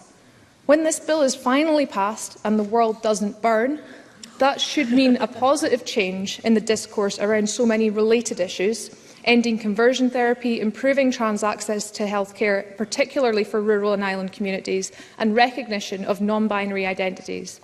Today is a small change, but a big step. So let's do what every party promised to in 2016 and get this bill done. Thank you, Ms Roddick. And I now call Jamie Green. Up to 3 minutes, please, Mr Green. As a Conservative, I believe in the fundamental human freedoms of liberty, freedom of expression and of gender equality for all people, a human right which lifts us all up. Those are the words of Sue. Sue is a GRC holder and Sue is an approved candidate for the Conservative Party in the next general election. Sue is in the gallery behind me and I welcome her here to this place.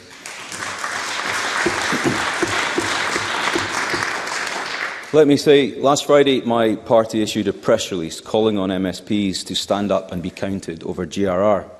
Well, this is me standing up and this is me being counted. Don't get me wrong, colleagues, the LGBT community is often anything but a community. As a right-of-centre gay politician, I often get more abuse from paradoxically named allies than I do from those who disapprove of my so-called lifestyle, as one constituent put it to me this week. But I do not look at them in the mirror in the morning, neither the haters nor the disapprovers. I look at myself.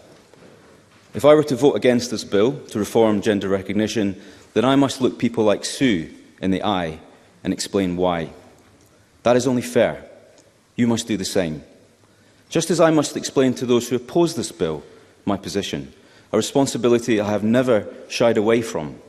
I have considered every point of view, every argument, every amendment, one by one by one, because making good law is our collective responsibility, whatever our views on the morality of its content.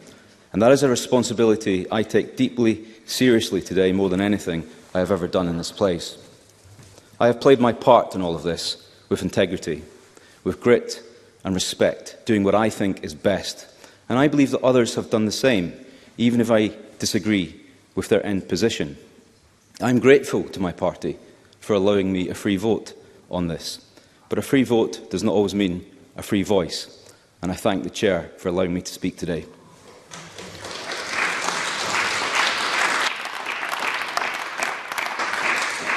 This is politics, after all, and let me tell you about mine. The Conservative movement that I joined is at the very heart and soul of why Sue joined it too. The party which says government shouldn't tell you how to live your life. The party which introduced gay marriage in Westminster against vociferous opposition, often from within its own benches. The party that unapologetically flies the rainbow flag above Downing Street, the Foreign Office, and every British embassy the world over. The party that once committed to gender recognition reform and ending conversion therapy. The party whose one-time Prime Minister said that being transgender is not an illness. The party that leads popular opinion, not follows it. That is my party, and that is why I will support this bill. Presiding Officer, the world changes.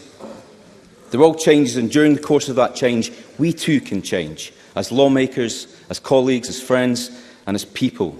I know that tomorrow when I wake, I have to look myself in the mirror. I know that one day, perhaps in the long and distant future, I will reflect upon the events of this week, and I will know that I chose the side of history that I believed to be right. The side of history which made another human being's life better.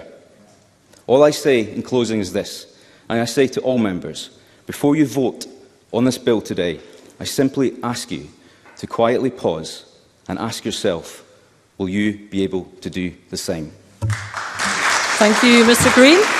I now call Jackie Bailey to wind up on behalf of Scottish Labour. Up to 6 minutes, please, Ms Bailey.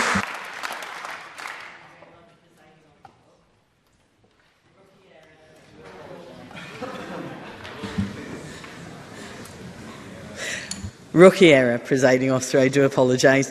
Presiding Officer, let me start by echoing the words of many members across the Chamber in thanking the Government and Parliament's legislation teams, all parliamentary staff who have had to work long hours to facilitate the passage of this bill, and of course all of you as presiding officers who have had a fair shift to put in. This bill has been a long time coming, 6 years of consultation and hours of parliamentary debate. With a few others in this chamber, I have been in this Parliament for a long time. It does mean I have a relatively long institutional memory. I have sat through, as others have, hundreds of pieces of legislation, negotiated hundreds of amendments. So let me reflect briefly on the process before turning to the substance of the bill. And I do regret to say that I think the Government could have done more to address the concerns expressed, particularly from women. They could have allayed fears, they could have provided reassurance and clarity and ensured that the integrity of the bill was protected. This bill is rightly about improving the rights of trans people, but there has been a vacuum of political leadership that has allowed the debate to be dominated by division and distrust instead of openness and discussion. And I also have to say, very gently as I can, that the filibustering tactics of the Tories have been entirely counterproductive. I would much rather have used the hours wasted on points of order in actually debating the substance of the bill. There is a place for points of order. Presiding Officer, of course there is a place for points of order, but not when it removes debating time. Presiding Officer, let me turn to the substance of the bill. I understand that obtaining a gender recognition certificate can be lengthy, over-medicalised and a traumatic process which is undignified and disrespectful. Paul O'Kane, Jamie Green, Pam Duncan-Glancy made powerful contributions that captured this well. That is why Scottish Labour support reform of the Gender Recognition Act of 2004 with the Gender Recognition Reform Bill before us, as set out in the Scottish Labour Manifesto. Scottish Labour has taken seriously our role as legislators and our responsibility to ensure that all discussions surrounding the bill were well informed and conducted in a considerate manner. That is why throughout the progress of this bill, we've reached out, we've listened to the views of all those with an interest or concern about this legislation. When we supported the bill at stage 1, we were clear that significant improvements were needed if it was to have the public's confidence, and through our efforts, and indeed other colleagues across the chamber, this legislation is in a much stronger place than it was when first introduced. At stage 2, we placed the primacy of the Equality Act on the face of the bill, which we sought to strengthen at stage 3. And this makes clear that nothing in the bill stops the provisions of the Equality Act being applied. Our support, of course I will. Rachel Hamilton. Thank you, Jackie Bailey. I disagree that making sure that legislation is robust and that it wasn't filibustering, but it was on that point. It was on the removal of the section 15A. Since Lady Haldane's judgment, Jackie Bailey, do you not believe that that amendment that Pam Duncan-Glancy put down is ineffective? Jackie Bailey? We've been through and rehearsed all these issues in great detail during the amendment stage. The Cabinet Secretary has today and yesterday made abundantly clear that those provisions actually still apply. I listened carefully to her. Those words are on the record. That matters very importantly to the Equality Act continuing to apply in Scotland. Now, let me say to you that at Stage 2, we placed that primacy of the Equality Act on the face of the bill. It was important to us to do so because nothing in the bill stops the provisions of the Equality Act being applied. Our support also helped to add safeguards into the bill to prevent the new application process being abused by bad faith actors. Labour introduced the 2010 Equality Act, which rightly protects both women and trans people from discrimination. We understand that some people have concerns about the impact of the bill and the potential unintended consequences for women's rights, in particular the protection of single-sex services. That's why we fought to establish that those protections enshrined in the Equality Act were on the face of the bill. Scottish Labour tabled various amendments emphasising the protections and provisions within the 2010 Equality Act, explicitly stating that these would not in any way be altered by reforms of the GRR. I am grateful to the Cabinet Secretary for confirming that the provisions of the Equality Act apply in full, both yesterday and today in her comments to this chamber. We also tabled amendments around the need to ensure young people had the capacity to understand the implications of applying for a GRC, to guard against any forms of coercion of young people, and to ensure that they were provided additional support and safeguards. And importantly, we also, with the support of the government, put a robust monitoring and review process on the face of the bill to ensure that we consider the impact and operation of this legislation. And again, this was about providing reassurance. Scottish Labour have a long and proud history of supporting campaigning and legislating for the rights of all. We campaigned against and repealed Section 28. We introduced the 1998 Human Rights Act and the 2010 Equality Act. Labour is the party of equality. We have always fought against prejudice and sought to build a society in which everyone is treated with dignity and respect. Trans people's rights are human rights, and they must be treated with the same dignity and respect as everybody else. Scottish Labour will be voting to support the bill at Stage 3. Thank you. I call on Russell Finlay. Thank you, Presiding Officer. I want to begin by sincerely thanking the parliamentary staff for working long antisocial hours at short notice in this Christmas week, not least those who don't get extra pay but actually time off in lieu. Now, I respect others here may not agree with me as I do not agree with them. The past 48 hours have made our views abundantly clear.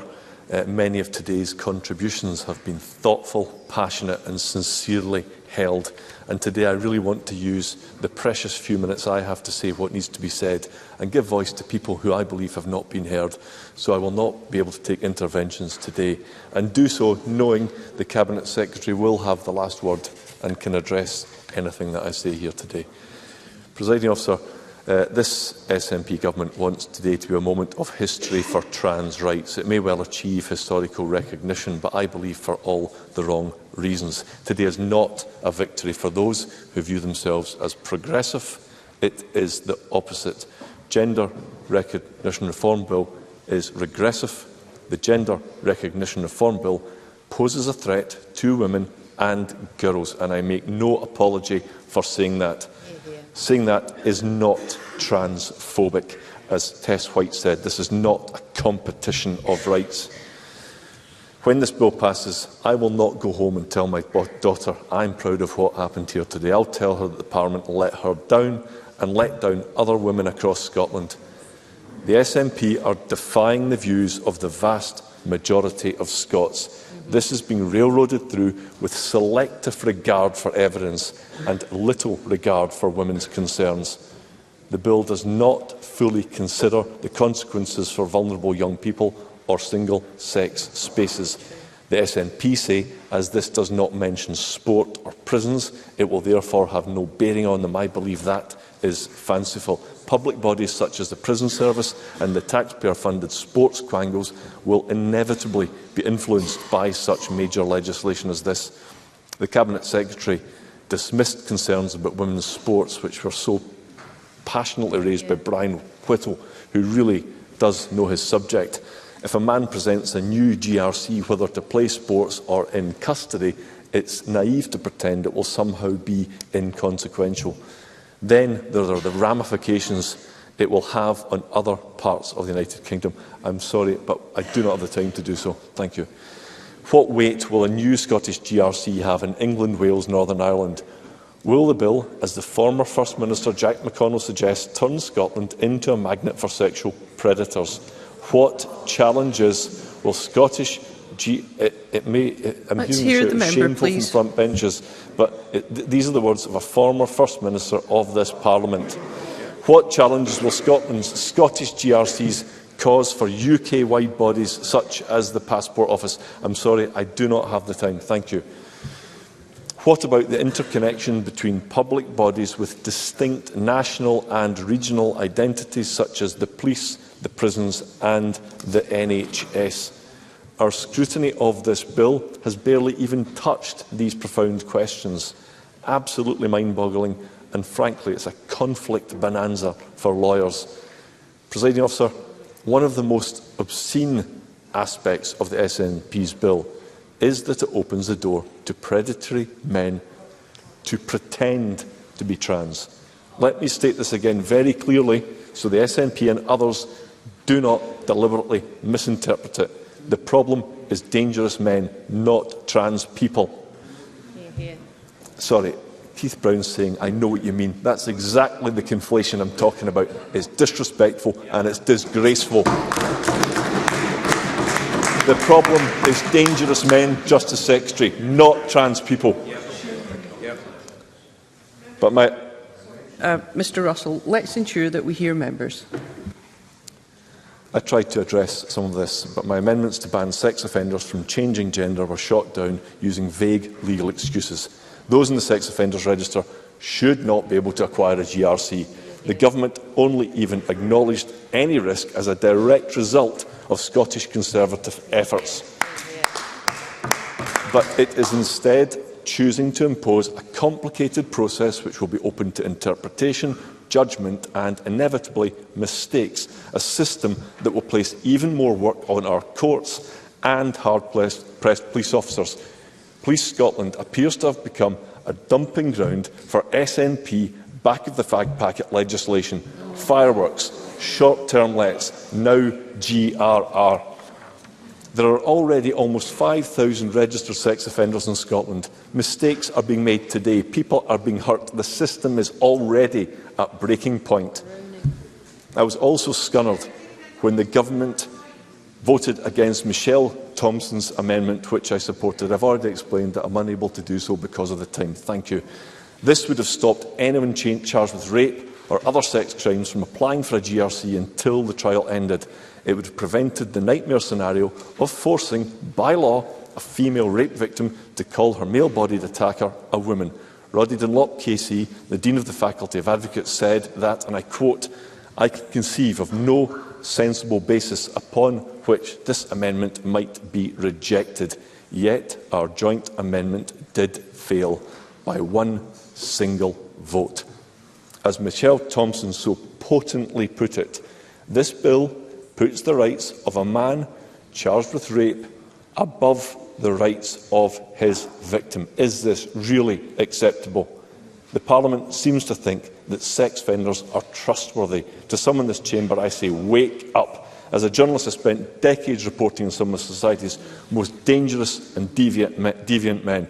These men abuse, corrupt, manipulate and exploit any process or any system to gain an advantage.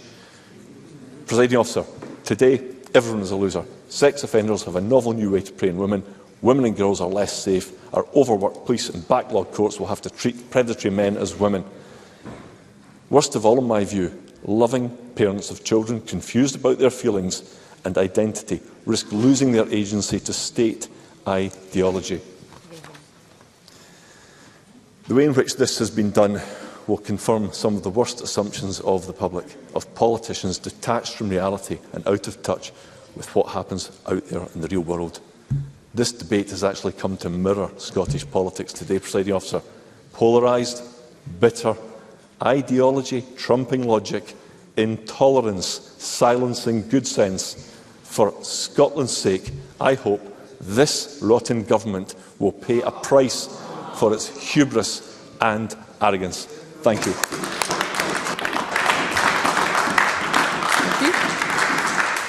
I call on Shona Robertson to wind up. Cabinet Secretary. Presiding Officer, I'd like to thank members who have contributed to this debate. There have been some very powerful contributions, and in the main, with some exceptions, the tone has been appropriate and respectful. I'd like to reflect on some of the points that have been raised today. I was very moved by Joe Fitzpatrick and Monica Lennon's contribution. I think Joe Fitzpatrick talked about the key times in someone's life when this is going to matter and the challenging journey for so many trans people. And Karen Adam, in describing Russ's experience, wanting to just be a normal human being, now finally living his life as who he wants to be at the age of 68, and who would deny Russ the opportunity to have his birth certificate in line with how he has lived his life for decades. Paul O'Kane, again, another very powerful contribution, drawing from his own experience and testimony of how it feels to be marginalised, and as a person of faith and belief, how he feels when that is misrepresented. A very powerful contribution indeed. And can I just say that while I may not agree with Michelle Thomson, it was important that she did get to speak today on the SNP's speakers list to reflect her opinion. And I want to thank the Presiding Officer for affording Jamie Green the same opportunity to give a very powerful contribution to this Parliament. Because what he had to say was important, that we need to lead popular opinion, not follow it as politicians, leaders, legislators. And that can be tough sometimes. It can be very tough, but it's the right thing to do. And I commend people across this chamber for doing so. I want to make a few remarks about the importance of these reforms to trans people in Scotland. Prior to the Gender Recognition Act 2004, the UK was found by the European Court of Human Rights to be in breach of convention rights in relation to trans people's right to respect for their private and family life, and not providing a route to legal gender recognition. And the current process was born out of that and was an important moment in the rights of trans people at that time. However, in the 18 years since that Act, as many have been said, there have been international developments in best practice, including the reclassification of gender dysphoria by the World Health Organisations, as well as many other countries introducing similar reforms. A clear international human rights consensus has emerged that legal gender recognition should be provided based on self-declaration. The consensus was set out by the Commissioner for Human Rights of the Council of Europe in their recent report. She says, trans people have the right to legal recognition of their gender identity. Legal gender recognition procedures should be quick, transparent and accessible, and in line with internationally recognised human rights best practices, including self-determination. Such procedures have been implemented successfully in other countries while preserving everyone's human rights. And of course, here Scotland is not leading the way. We are following many countries around the world that have already adopted similar processes for gender recognition, including Ireland, Norway, Malta, Denmark, Belgium, New Zealand and Switzerland. I can tell the Chamber that just yesterday Spain passed the first stage of legislation for self-declaration for people 16 or over. In total, over 350 million people around the world are living in countries or states that offer gender recognition on this basis. And the experience in those places has been a beneficial impact on the lives of trans people with no evidence of a negative impact for others. And we've said this throughout the passage. We'll suspend briefly.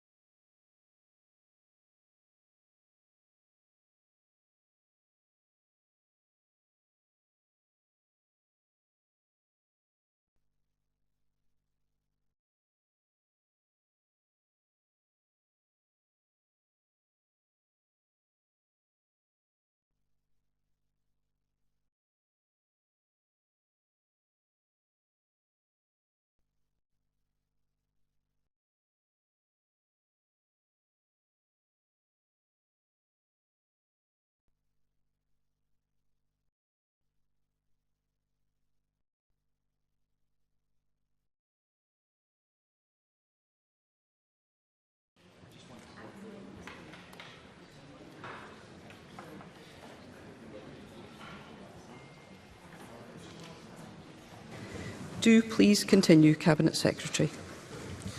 Thank you, Presiding Officer. And can I say, as a woman I know what a woman is, and I know the challenge faced by women in our society for many years.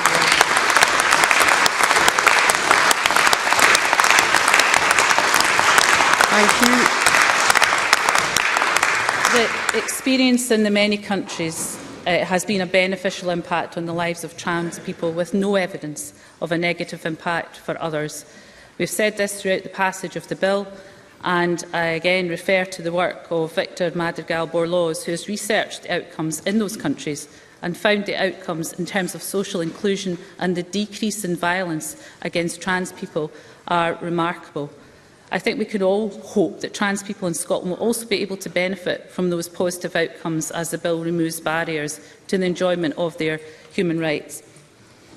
I want to end with a plea to MSPs to perhaps agree something that we can all move forward with, a point of agreement, whether or not you vote for this bill.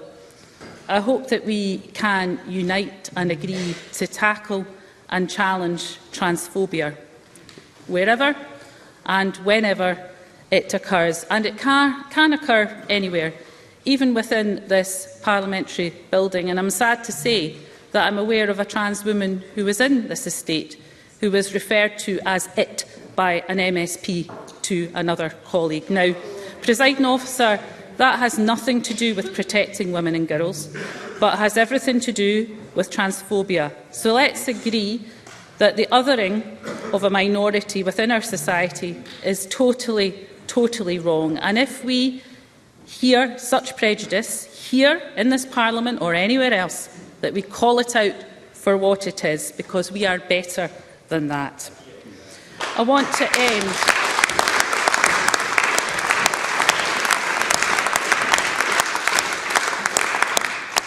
end with a quote from Martin Luther King Jr., who said, "We are caught in an inescapable network of mutuality, tied in a single garment of destiny. Whatever affects one directly affects us all indirectly."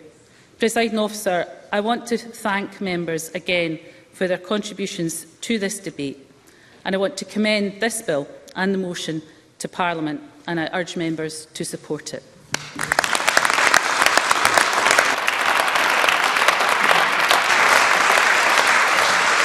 Thank you. That concludes the debate on Gender Recognition Reform Scotland Bill. The question is that motion 7312 in the name of Shona Robison on Gender Recognition Reform Scotland Bill be agreed, and there will be a brief pause to allow members to access the digital voting system.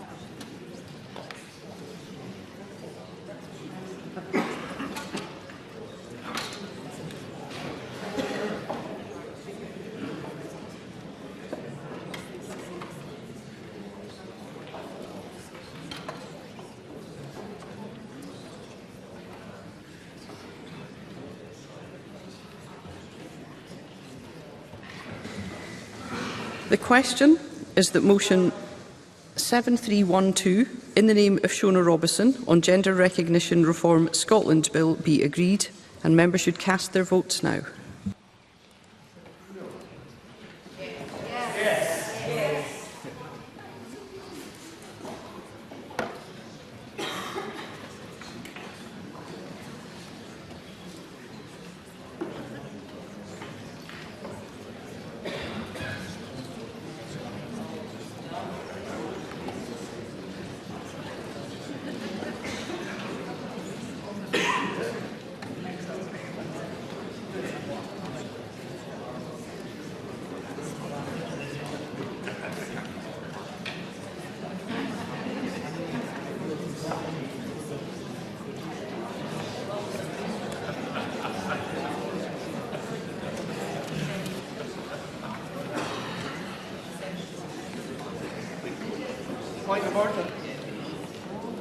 The vote is closed. Point of order, Ben Macpherson.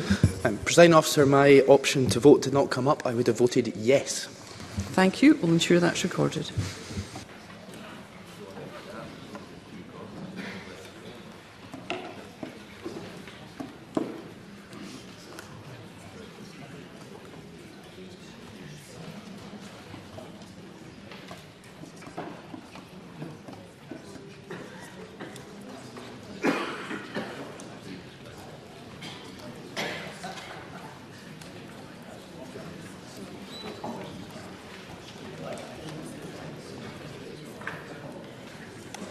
The result of the vote on motion 7312 in the name of Shona Robertson is yes 86, no 39.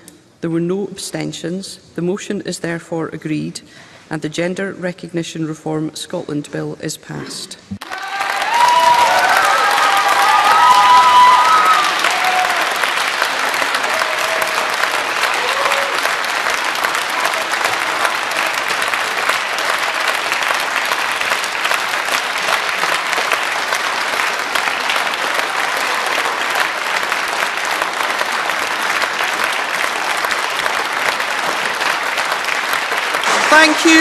Thank you all. We will continue with business. Thank you. The next, we will suspend business.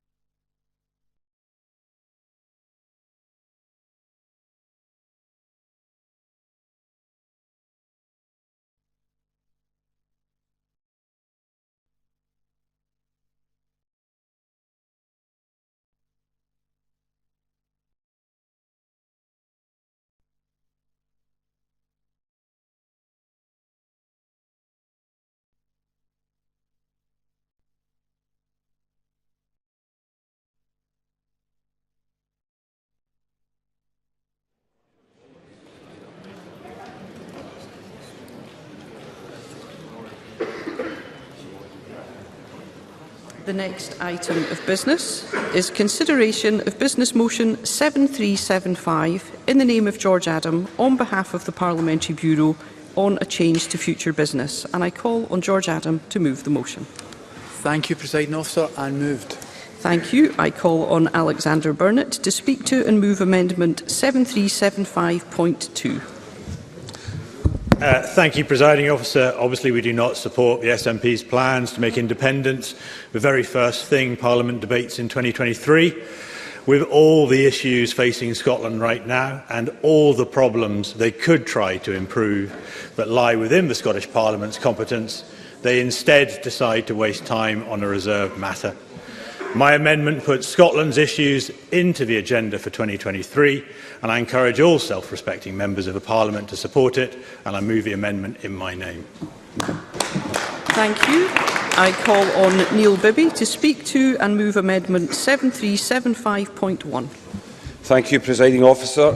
The Minister and I have had many conversations over the last few weeks about the timetabling of parliamentary business, which I have enjoyed very much. But I do have to say the suggestion that on the first day back in 2023 we should prioritise the debate on the SNP's general election strategy on a de facto referendum is not something I or Labour are going to support. I have consistently argued that on the Parliamentary Bureau we need to be responsive to the needs of our constituents and tackle the big issues facing them. Instead of discussing the Government's business suggested, we should be discussing the crisis affecting our NHS when we return in January. NHS workers could be on strike, and that is frankly what should be at the top of our agenda. It is an extremely serious situation. If these strikes do come to pass, I believe our constituents would be astonished at the idea that we would debate anything else, Presiding Officer. Not only that, Anna Sarwar highlighted earlier today very serious and significant concerns that need urgent attention, such as A&E waiting times, mental health waiting times for our children, cancer treatment and many more issues. We want to put forward our proposals for improving the situation right here and right now, and also Labour's long-term solutions to help fix the NHS crisis, such as Labour's plan to end non-dom tax status and invest £3.2 billion in the NHS to provide the biggest expansion of medical training in the NHS's history.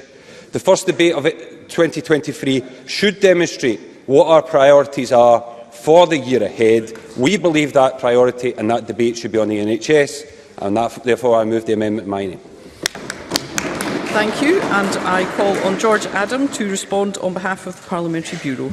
Thank you, Presiding Officer. Presiding Officer, I find it somewhat ironic that there are those that are seeking to deny a democratic debate which highlights how the current constitutional settlement is denying democracy in Scotland. And frankly, the case for the people of Scotland to be given the choice and the chance of a better future is becoming stronger every day.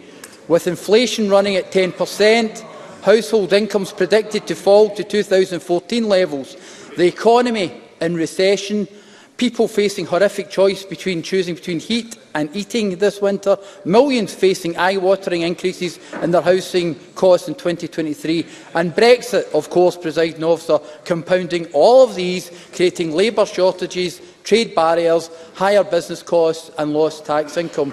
All this shows it's time for the people of Scotland to get the choice to choose a future where they are wealthier, healthier and happier. Presiding Officer, I won't ever apologise for encouraging this Parliament to debate the people of Scotland's right to choose their own future.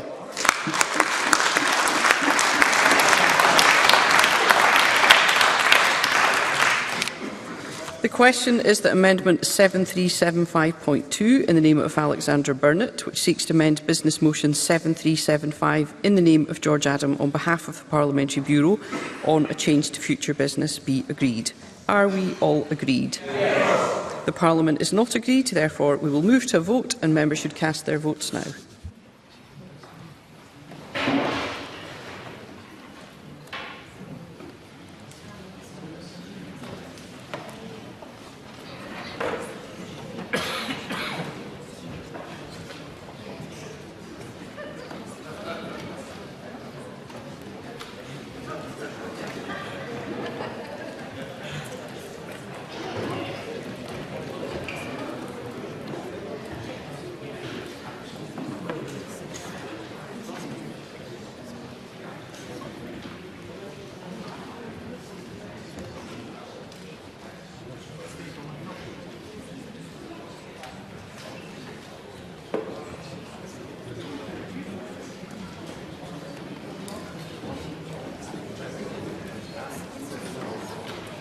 The vote is closed. Point of order, Marie McNair. App didn't refresh. I would have voted no. Thank you. We'll ensure that's recorded.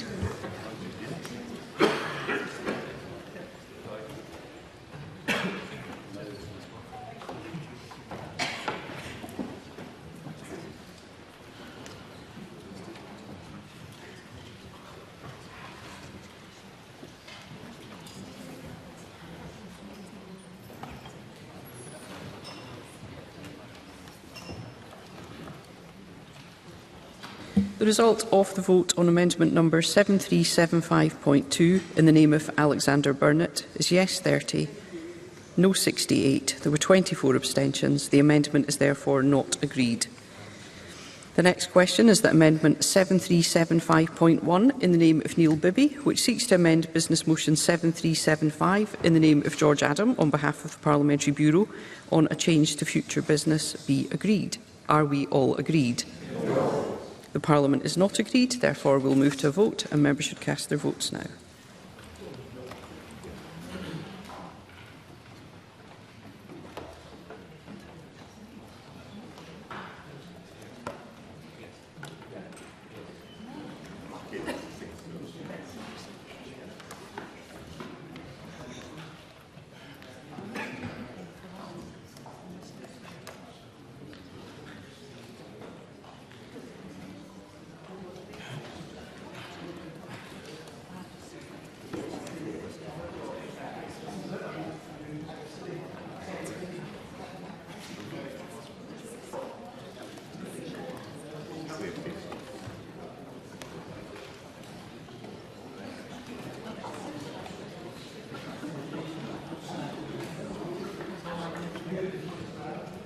The vote is closed.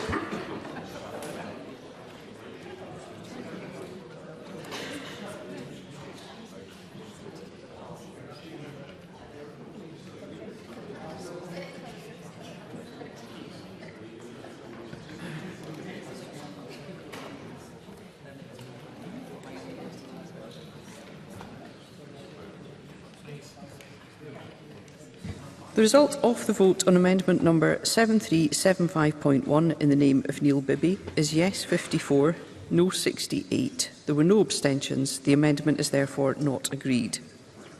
The next question is that motion 7375 in the name of George Adam on behalf of the Parliamentary Bureau on a change to future business be agreed. Are we all agreed? Yes. The Parliament is not agreed. Therefore we'll move to a vote. Members should cast their votes now.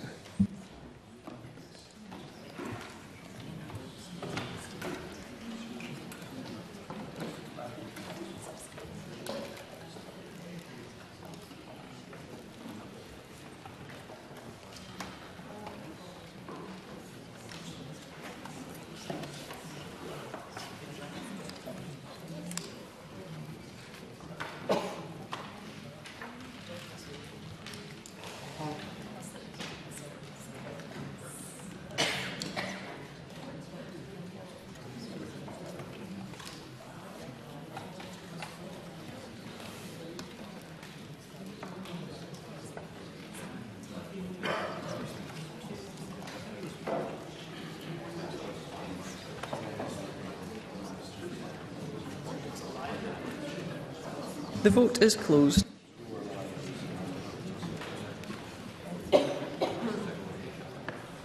Point of order, Megan Gallagher. Thank you, Presiding Officer. My app froze. I would have voted no. Thank you. We'll ensure that's recorded.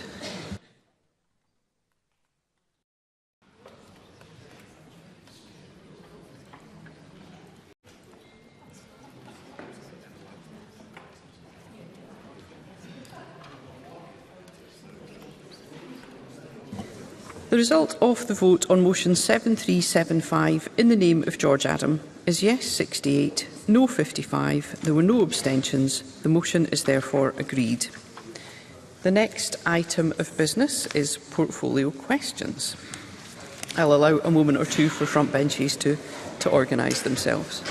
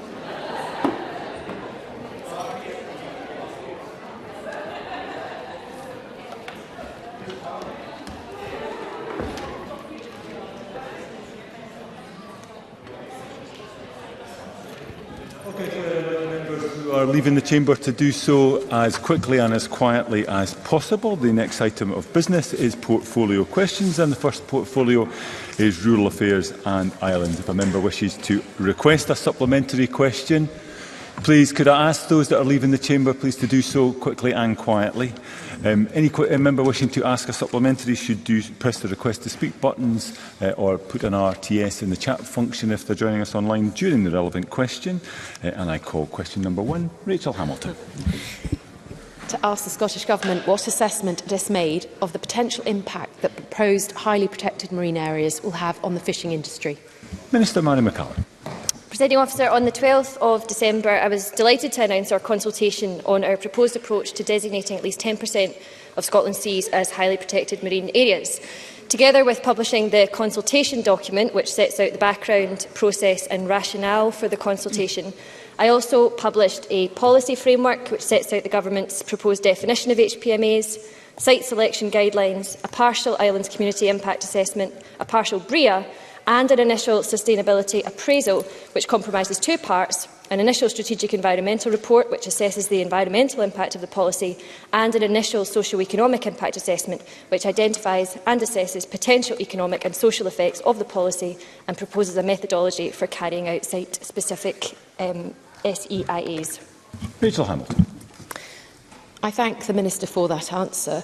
And she will be aware that Scottish fishermen believe they are running out of space. The Scottish Government's HPMA proposals would take even more away from them. The Cabinet Secretary, Mary Goujon, joined me at the Scottish Fishermen's Federation reception in Parliament just last month, where she heard their concerns firsthand. On the basis of these concerns, will the Minister and possibly the Cabinet Secretary commit to postponing the proposed implementation of HPMAs until such a time that she can tell fishermen with all honesty that these proposals are not a threat to their livelihoods? Minister. Presiding Officer, I won't do that because the development of HPMAs marks the opportunity to make a step change in the protection of our precious marine environment. But what I will commit to the member, which is exactly what was committed in the suite of documents that we published on the 12th of December, is that we are at the very beginning of a process. Consultation and meaningful engagement has been a significant part of getting us to here, and it will continue to be so. And on that note, I would direct the member specifically to the stakeholder engagement document, which we published on the 12th of December. Thank you, Minister. There are a number of supplementaries here. I would hope to get all of them in, but they'll need to be brief. Likewise, the responses. First, Kenneth Gibson. Presiding Officer, no-take zones from Lamlash Bay in my constituency to the Palaw Islands have shown that fishers and the environment can both benefit from conservation. Does the Minister agree that it's crucial to ensure the sustainability of Scotland's commercial fishery and that highly protected marine areas will go a long way to achieving that goal? And can she advise on how she will engage with the fishing sector, ensuring it's not treated with the contempt shown by the Tories who made fishers Brexit promises they haven't kept? Minister. Presiding Officer, HPMAs will deliver both protection and recovery of marine ecosystems such as blue carbon and critical fish habitats. And of course, this helps enhance our natural capital, which is the bedrock of sustainable marine industries. In collaboration with all sea users, the Scottish Government wants to ensure that the rich biological diversity of our seas is protected, enhanced and, where appropriate, restored, and in doing so to ensure that our marine ecosystems continue to provide economic, social and environmental benefits for the people of Scotland. Colin Smyth. Thank you, President Officer. The Government have uniquely united fishers and environmental groups who both agree there's a lack of a clear spatial plan for Scotland's seas from the Government. But can the Minister tell us what she's doing to ensure that highly protected marine areas are part of a coherent management plan for inshore fisheries as a whole that, among other things, specifically incentivise low-impact fishing? Minister. Presiding Officer, as I said, the HPMA policy and our pursuit of it is our opportunity to make a step change in marine protection. And just to remind the Chamber, it is that there will be 10% protection, highly protected areas, all extractive activity banned, and that in the in- and offshore space. And of course that will complement our suite of marine protected areas, currently covering 37% of our seas, which by 2024 we will complete the management measures for, as well as work on priority marine features most at risk from bottom trawling. So HPMAs, together with completing the management measures within MPAs and the work on priority marine features, I think provides that holistic approach that Colin Smyth is asking about. Willie Rennie. With a restriction on inshore fisheries recently announced by the Government, why is it that scientific evidence will only be used to reduce fishing activity but not increase fishing activity? Why don't we follow the science wherever it takes us? Minister. Presiding Officer, I don't recognise or agree with the characterisation of that the member sets out there. We will absolutely follow the science. We will absolutely consider the socio-economic impact of our actions. As I said to Rachel Hamilton, we are at the very beginning of what is undoubtedly going to be a complex process, but one nonetheless which, if we can successfully pursue it, will mark a step change in the protection of our marine environment, which of course is important for our sustainable fishing industry. Ariane Burgess. I'm sure the Minister will be aware of research from England showing that marine protected areas which exclude the most destructive activities can boost fish populations by almost 400% and also boost the numbers of commercially important fish outside those MPAs. Does the Minister agree that highly protected marine areas will be essential in recovering fish stocks and supporting the development of a sustainable fishing industry which thrives within environmental limits? Minister. Presiding Officer, I do agree with that. And as I said previously, these HPMAs, when in place, will deliver protection, they will deliver recovery of marine ecosystems, and of course they will enhance our natural capital. And all of that is the bedrock on which our sustainable marine industries can exist and exist successfully. And I'm committed, as part of the development of this policy, to meaningful ongoing engagement with the suite of stakeholders who have an interest in Scotland's marine space. Thank you. Question number 2, Fulton McGregor. Thank you, Presiding Officer. To ask the Scottish Government what its most recent assessment is of the impact of Brexit on Scotland's food and drink sector. Cabinet Secretary. The food and drink sector has borne the brunt of a hard Brexit pursued by the UK Government, and that's particularly through the loss of free trade and free movement. Many of Scotland's food industries are still suffering from lower exports to the EU, including a 48.8% fall in exports of fruit and vegetables and a 15% fall in exports of dairy and eggs in the first 9 months of 2022 compared to that same period in 2019. And that's not to mention the products that we now cannot export to the EU at all, such as chilled meat, and an important industry to us in Scotland are seed potatoes. Fulton McGregor. I thank the Cabinet Secretary for that response. Research from the London School of Economics has suggested that household food bills have gone up by £210, mainly due to the extra checks and requirements on goods due to Brexit, which much of the cost passed on to customers. Scotland didn't vote for Brexit, as we all know, but people in Scotland continue to pay the price for Brexit, an act of deliberate Tory policy which is magnifying the cost of living crisis and the misery it is causing people. Does the Cabinet Secretary share my view that now Labour are decidedly pro-Brexit, only this Scottish Government can be trusted to stand up for the interests of our world-class food and drink sector? Cabinet Secretary. We have that clear evidence that Brexit is causing food bills to rocket, and because of that we are absolutely all affected.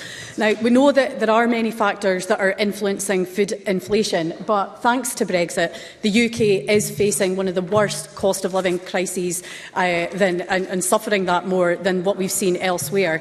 Now, the latest OECD and IMF forecasts show that the UK is set to have one of the highest overall inflation rates among G7 nations in 2022 and 2023.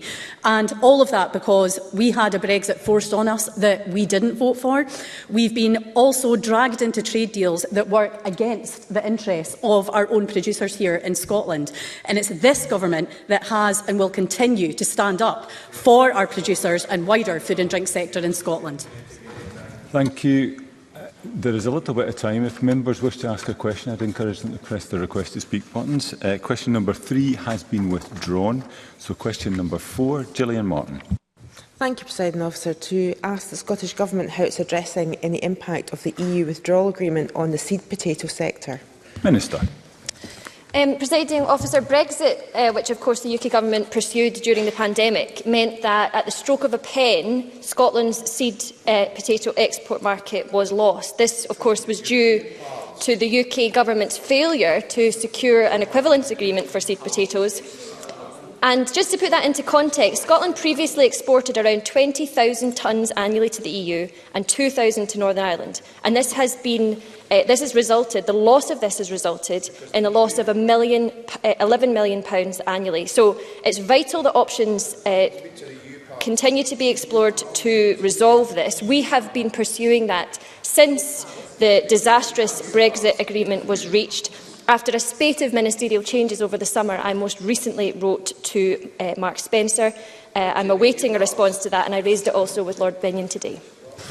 Mr Carson, I've already said that if members wish to ask a question, they should press the request to speak buttons, and I will do my best to call them. Gillian Martin. Thank you, Presiding Officer, and thanks to the Minister. She's largely answered my question, but I can't believe that I've just heard a Tory shout out that this is the fault of our EU pals. This is the fault of the bad negotiators from the UK Government in the Brexit deal. The seed potato sector, like a lot of Scotland's rural economy, has either been betrayed or totally ignored by the Brexit crusade of a Tory party who want to paint themselves as the champions of rural Scotland, despite the obvious harms they've imposed by an act of deliberate policy. Can I ask the Minister, she mentioned a letter, but what recent discussions have the Scottish Government had with the UK Government regarding this obligation that they have to fix a problem of their making, and which continues to create severe challenges in my constituency, which has some of the best quality seed potato growers in the whole of Europe, who previously exported seed potatoes to the EU seamlessly? Minister. Thanks, Presiding Officer. I know that this will be something which is particularly of concern to Gillian Martin owing to her constituency. I mentioned that I had most recently written to Mark Spencer. I await a response to that, and I will be chasing it very shortly. I also took the opportunity to raise the issue with Lord Benyon today when writing to him on a separate but related matter. The Cabinet Secretary and I have, for months and longer in her case, been raising these matters with the UK Government in our interministerial government meeting, sadly to no avail. Ultimately, this is as a result of Brexit, which Scotland didn't vote for, the hardest of possible Brexits being imposed on us by a UK Government who refused to commit to dynamic alignment. And of course, it is Scottish industry who are suffering. Ultimately, this is a UK Government who's been so willing to sell out Scottish industry, and that only in pursuit of their ideological Brexit. Question number 5, Carol Mochan. Thank you, Presiding Officer. To ask the Scottish Government what action it is taking to prepare for any potential surge in avian flu caused over this winter. Cabinet Secretary. The Scottish Government and its operational partners have a robust and regularly tested control strategy and contingency plans in place, and a proven track record in dealing effectively and rapidly with controlling outbreaks to prevent spread of infection onto other premises. We've responded quickly to the increasing risk of avian influenza from migratory wild birds through the introduction of an avian influenza prevention zone in October this year, which made it a legal requirement for all bird keepers to follow strict biosecurity measures to help protect their flocks, such as cleaning and disinfecting footwear and maintaining high standards of cleanliness. Carol Mochan. Thank you. I thank the Minister for the answer. We have seen particularly large avian flu outbreaks in the north east of Scotland, as well as the infection of many coastal birds in my own region, south of Scotland, followed by a recent outbreak in Cohall in East Ayrshire. This has led to, quite rightly, strict biosecurity measures being introduced in November that are undoubtedly very necessary. Can I ask, however, if the Government has considered the financial implications of the new bird housing measures on farmers, and what is being done to help them with this financial burden, given we know that the winter will likely make the flu infections more likely? Cabinet Secretary. Yes, that is obviously a significant concern given the period that we're at, and this is currently, we're dealing with the worst outbreak that we've ever seen of avian influenza. And the member mentions biosecurity, and I think it is really important to emphasise that message again about just how important that high and strict levels of biosecurity are, because we know that if that is implemented, we can see a 44-fold reduction in risk of avian influenza compared to the housing of birds. which can provide a twofold reduction in risk. Now, we know that there are other issues there. I met recently with the President of the NFUS, as well as their poultry chair, to talk about some of those, particularly about biosecurity, what we can do to promote the messages around that, as well as some of the other challenges in finance and insurance that the industry is facing. But we are working closely with them to try and look for solutions. And a number of supplementaries. First, Emma Harper. Thank you, Presiding Officer. Last month, the RAIN Committee heard from the Chief Veterinary Officer, which stated that flu viruses generally like cold and damp conditions, so they survive much better in the winter. And the Cabinet Secretary mentioned biosecurity. The evidence also pointed towards studies indicating that biosecurity can improve outcomes by a factor of 44, while housing the birds improved outcomes by a factor of 2, underlying the crucial role of biosecurity. So can I ask the Cabinet Secretary, what can we do as MSPs from all parties, what can we do to potentially take the message out to show that the message of biosecurity is really important and that the crucial role of biosecurity is something that we can focus on? Cabinet Secretary.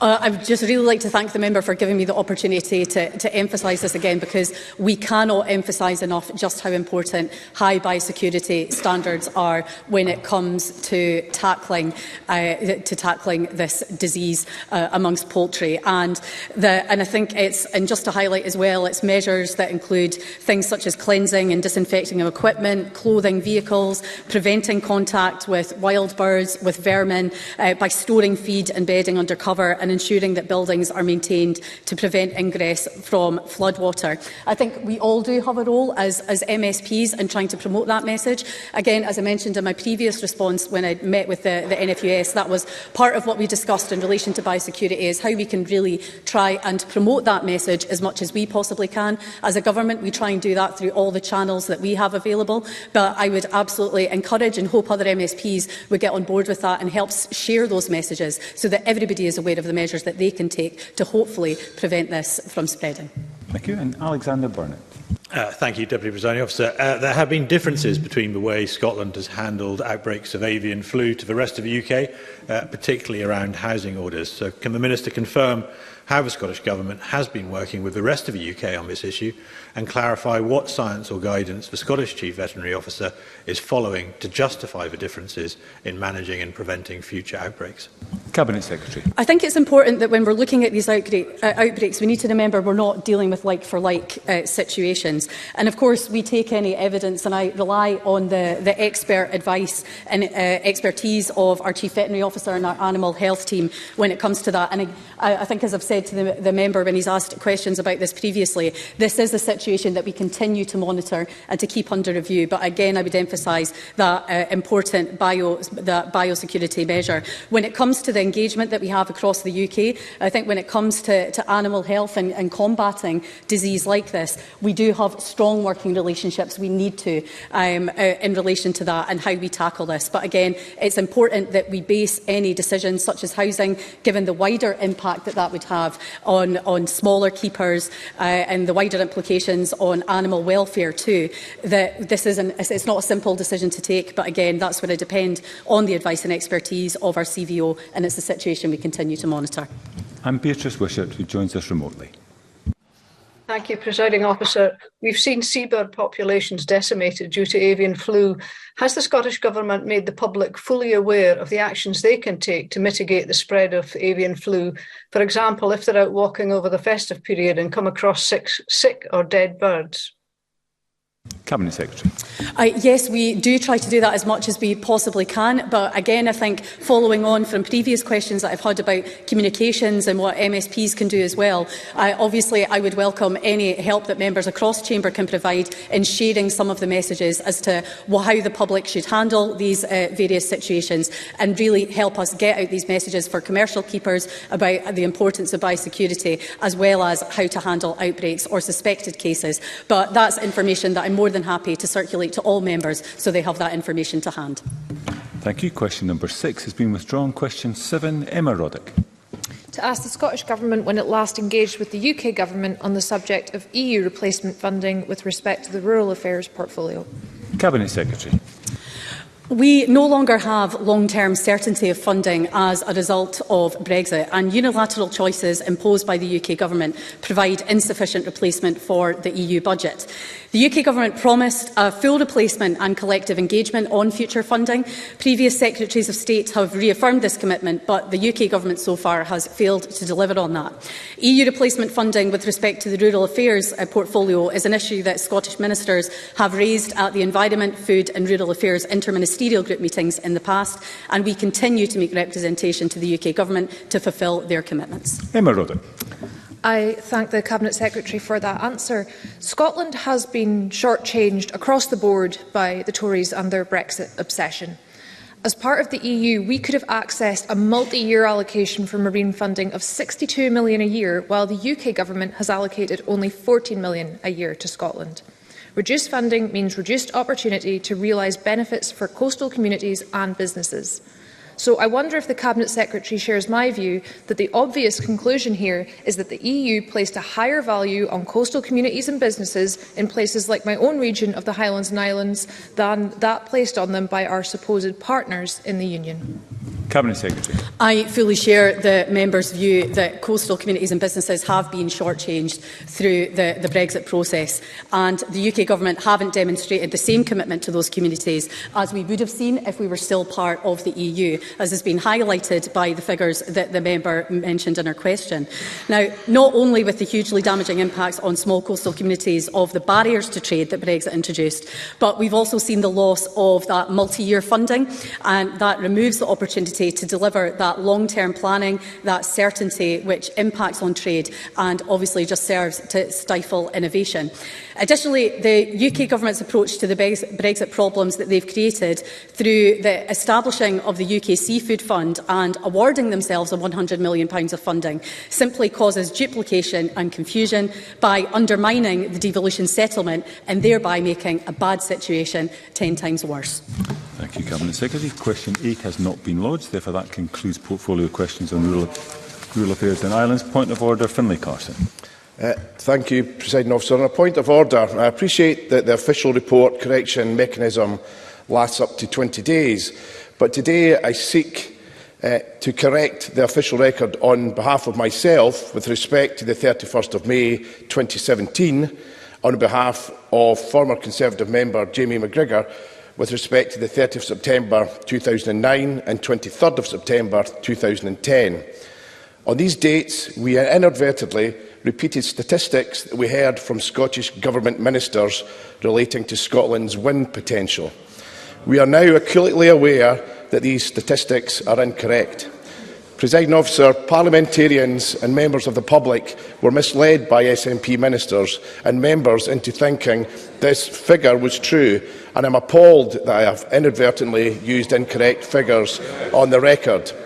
We did not receive the briefing from officials that the figures were never sourced, unlike the SNP ministers who were told multiple times. Therefore, we of course seek to correct the record, and I certainly, Presiding Officer, will personally think twice before trusting anything that this SNP government ever says again. And while we are happy to correct the record, I note that numerous other offending SNP members are not as forthcoming. In fact, they still have to come to this chamber to repeat repeating the false claim that the figure was at one time true and is now just outdated. Presiding Officer, given this outstanding blight in the Parliament's official report, do you feel that the current correcting mechanisms are working? And what parliamentary process is available to members who wish to contribute to reforming these mechanisms to ensure MSPs and ministers are held to a higher standard than we have now? Thank you, Mr Carson.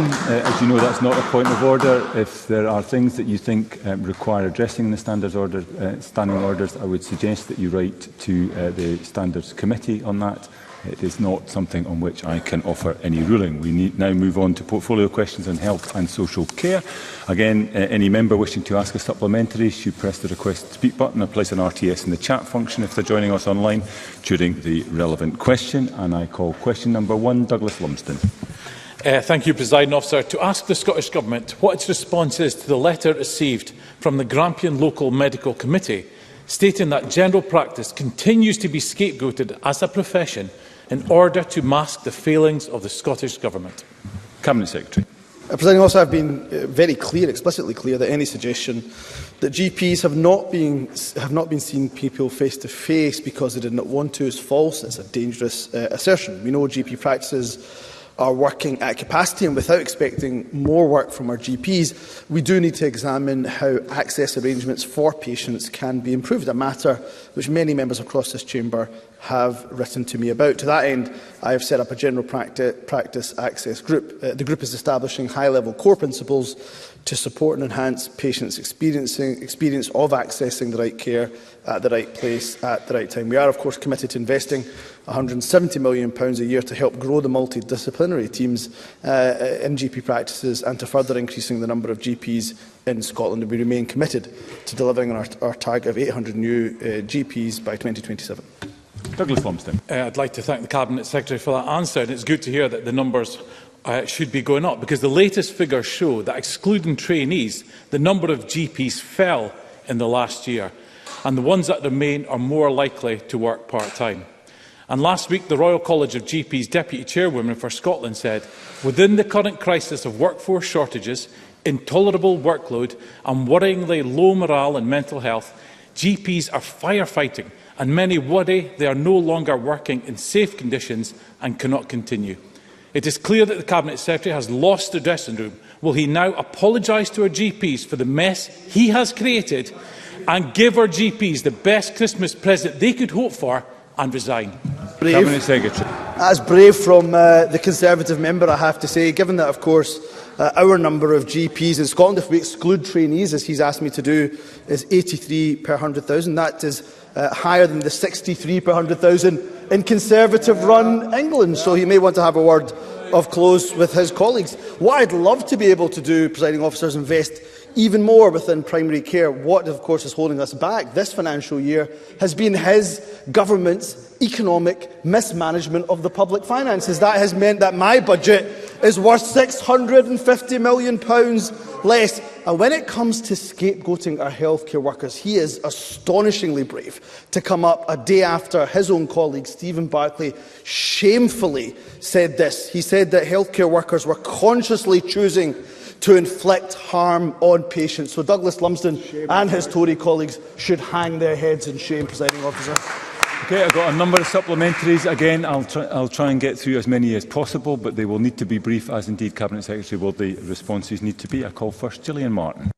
Thank you, Presiding Officer. I want the Cabinet Secretary's view on the content of the report out by the think tank Nuffield Trust, which warns that Britain's departure from the EU has worsened recruitment shortages in health and social care. While the NHS Scotland is clearly more restricted since Brexit in recruiting foreign staff to fill vacancies, what progress has been made to recruit more GPs to Scotland? Cabinet Secretary. Again, I can see Douglas Lumsden and the Tories groaning and moaning when Gillian Martin is asking such an important question, because there's no doubt at all that the folly of Brexit has caused significant damage, not just in the NHS, but importantly in social care as well. Don't believe me? Then feel free to listen to the contributions and the expertise of those in the NHS and indeed social care, and Gillian Martin has given a flavour of that. I've launched a recruitment drive to attract GPs to move to Scotland, and particularly to rural, remote and island communities in Scotland, where we know there are some areas of challenge. We've funded the excellent ScotGem graduate entry programme with a GP emphasis since 2018, with 55 places increasing to 70 this year, as well as an additional 85 places on GP track courses. But between the Conservatives' folly of Brexit, Labour leader Keir Starmer insulting our overseas workers in our NHS, it's clear that the SNP are the only party in government that will not just welcome overseas workers to our NHS, but value them too. They are going to have to be shorter answers from now on. Jackie Bailey. General practice is not alone in being undervalued by this government. Yesterday we learnt that RCN members have overwhelmingly rejected the latest pay offer. And of course, nurses also work in GP surgeries, and they've faced years of real terms pay cuts that have pushed their colleagues out of the profession and put patient safety at risk. So will the Cabinet Secretary wake up to the fact that his workforce plan has failed, he's lost the confidence of NHS workers across Scotland, and will he give a commitment now that he will not impose a pay deal, but tomorrow will reopen negotiations. Cabinet Secretary. Astonishing, the lack of self-awareness, Presiding Officer, from Scottish Labour. Labour, of course, along with Conservative-run England, for the second week have strikes in the country where they are in government, where there are no strikes here in Scotland for a second week in a row. And she comes to this government and suggests that we have somehow lost the dressing room. Let me just tell her what she may want to listen. She's, of course, speaking from a sedentary position, but Jackie Bailey may well want to listen, Presiding Officer, to what the BMA said about her colleague Wes Streeting, who attacked NHS workers. She said, and I'll read, "It was not so long ago that Mr Streeting and the Labour Party were clapping healthcare workers for their contributions during the pandemic. So to hear them now accusing staff of a something-for-nothing culture and potentially supporting further real terms pay cut will leave many staff extremely concerned." Now, Labour MP Diane Abbott responded by saying, inch by inch, Wes Streeting is trying to push for a private insurance-based NHS in all but name. It's a shame that Scottish Labour could not join their colleague Diane Abbott in calling out Wes Streeting's insulting remarks about healthcare workers. Right. Ms Bailey, Mr Lumsden, I have invited you to ask questions. You've asked questions and then you have sought to interrupt the Minister as he's trying to respond to them. Can we have a bit of respect, please? I now call Sandish Gohani.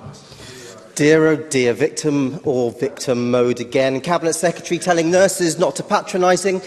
Brexit was a national referendum, something the SNP don't really seem to fully understand. Cabinet Secretary, 23 fewer qualified GPs than last year, a 9% drop in GP practices. Whole-time equivalent consultants are down 14.3% and double the number of consultant vacancies than you claim.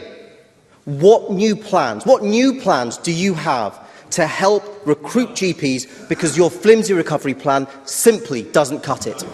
Dr Gohani, through the chair, Cabinet Secretary. Imagine, Presiding Officer, as a Conservative member, coming here to lecture us on how we should be treating NHS healthcare staff, when your colleague in England said that you, as a healthcare worker, are consciously inflicting harm upon patients. You can't even stand up for yourself, let alone stand up for our healthcare workers. Have some self-respect, I would say to Sandish Gohani, and I would say that through the chair. 5 actions that we're taking to help with GP recruitment. 1, we have an active GP recruitment campaign underway. Secondly, in terms of recruitment, we have managed to have a record year when it comes to our GP specialist training fill rate. As part of the 2021-22 PFG, of course, we committed to increasing medical school places by 100 per annum. We are doing that. 4th, the ScotGem programme I have already mentioned. And 5th, which is not in our gift, but maybe Sandish Gohani might be able to help with the minimal influence he has with the UK Government. There have been calls across the UK Government to ensure that there are changes in pensions that are disincentivising GPs. Perhaps he can use the minimal influence he has with the UK Government to get some change in that respect. Right, with apologies to the members, I haven't been able to get in the supplementaries. We're going to have to move on to question 2, Martin Whitfield. I'm very grateful, Deputy Presiding Officer, to ask the Scottish Government what its position is on BMA Scotland's reported estimate that Scotland is approximately 1,000 short of the required number of whole-time equivalent GPs. Cabinet Secretary. Well, I would be keen to see the evidence base from the BMA for this. We are, of course, making good progress, as I've already said, against our commitment to increase the number of GPs by 800 by the end of 2027. The number of GPs has increased by almost 300 since 2017, when that target was first announced. So we have a record 5,209 GPs working in Scotland. The increase in GP headcount will help deliver an increase in GP whole-time equivalent capacity too. The number of GPs required and the capacity, of course, depends on a number of factors, including the size and shape of the team around them. While GP headcount is how we measure our commitment, both sets of data are important, and as I say, we'll continue to work with the BMA on this. Martin Whitfield. I'm very grateful to the Cabinet Secretary for that response. In recent weeks, I've met with several GPs across East Lothian, and they expressed concern about the increasing pressures they face in their practice and the impact of the government's cuts on their ability to meet capacity. I would like to ask the Cabinet Secretary whether, first, he will take seriously what these clinicians are saying, but secondly, they talk about a practice which is patient-orientated with continuity of care. This has numerous benefits, not least of all a shortening in time that GPs need to read in about the patient who comes to see them. Does the Cabinet Secretary support this model, and how is he supporting it with the interaction between GP practices and the health boards? Cabinet Secretary. I can thank Martin Whitfield for a really helpful follow-up question. Yes, of course I'm aware of the pressures that his colleagues, his GPs in East Lothian, have raised with him. Barely a week or a month will go past where I'm not interacting with GPs on a regular basis, and I'll perhaps pay a visit to East Lothian to the GP practices there. But what I would say is that some of the issues he's raised are in patient, not just access, but time with patients, is exactly why I've set up the patient the GP access group. And GPs are part of that group, as well as, of course, I want a patient representative to be part of that group too, because nobody is doubting how hard GPs work. And I've said as much to GPs, and I will say it again in this chamber, GPs are working unbelievably hard. But I do think that the hybrid model, face-to-face, telephone and video consultation, is a model that should be embedded and should continue. But I get representations from all across the chamber. In fact, I got it from when I was in committee with Monica Lennon, who was there yesterday, made the point that some people are still struggling to see their GPs face-to-face, and that is true right across the country. So anything we can do to improve that while working with GPs is good for, of course, the confidence that people have in general practice, but good for people in the public too. Again, a lot of interest. I want to get the supplementaries in, but again, brief supplementaries and brief responses. First, Kenneth Gibson. Yeah, thank you very much, Presiding Officer. Cabinet Secretary, what impact has George Osborne's pension changes had on GP numbers over the last decade, given how many have felt compelled to retire as a direct result of them? As briefly as possible, Cabinet Secretary. Well, while I don't have the exact numbers in front of me, I would say to Kenny Gibson it is one of the key issues that is raised with me by GPs right up and down the country. Regardless of where they are in the country, they've been asking for pension changes. Now, there has been some changes, in fairness to the UK Government, some changes that have been made. But as Kenny Gibson rightly has said, for many GPs that has come too little, too late. So there are some further changes the UK Government could make. I understand they're consulting on them. I would urge them to do the right thing, because recruitment of GPs is of course important, but no point filling up a leaky bucket. And retention is going to be really important, and pension changes should be able to help us with that. Willie Rennie. The problem is that the government were in denial for many, many years about the number of GPs. Many in this chamber were warning the Scottish Government they needed to up the recruitment, but they failed to act at the time. So the crisis that we've got in primary care is solely down to the Scottish Government being asleep at the wheel. So what new measures is the Cabinet Secretary going to take? Because there are far too many patients in my constituency that can't even get through on the phone, let alone get an appointment. Cabinet Secretary. Well, I don't agree with his characterisation, and of course the figures would not bear that out, where Scotland, if I exclude trainees, has 83 per 100,000, and that is vastly higher than other parts of the UK, not by a small margin, but quite a significant margin. That's a demonstration of the record of our recruitment. I've given a list of 5 things that we're already doing, but on top of that, of course, as I've mentioned already, the challenges with access. There's no doubt numbers of GPs will play a part in that, I would say to Willie Rennie, but there are things that can be done to improve access to GPs right now, hence why I've set up the GP access group. GPs will be part of that, patient representatives will be part of that, and of course, as that group meets and gives me recommendations, I'll make sure Willie Rennie and the rest of Parliament are kept updated. And very, very briefly, Emma Harper.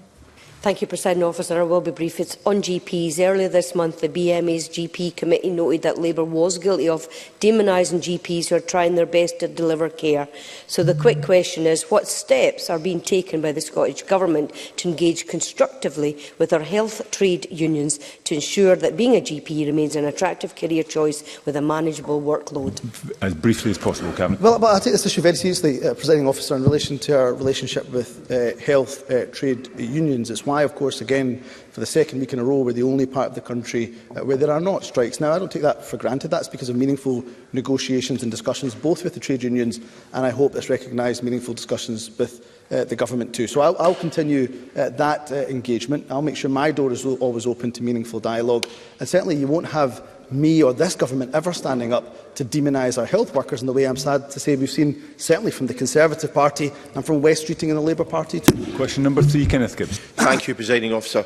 To ask the Scottish Government what the impact of air pollution is on mental health. Minister Kevin Stewart.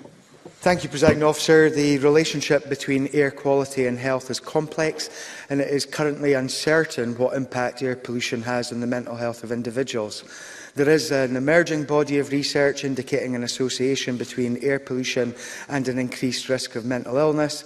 There is also some evidence to suggest that air pollution is associated with altered brain function and structure, the implications of which are not yet clear.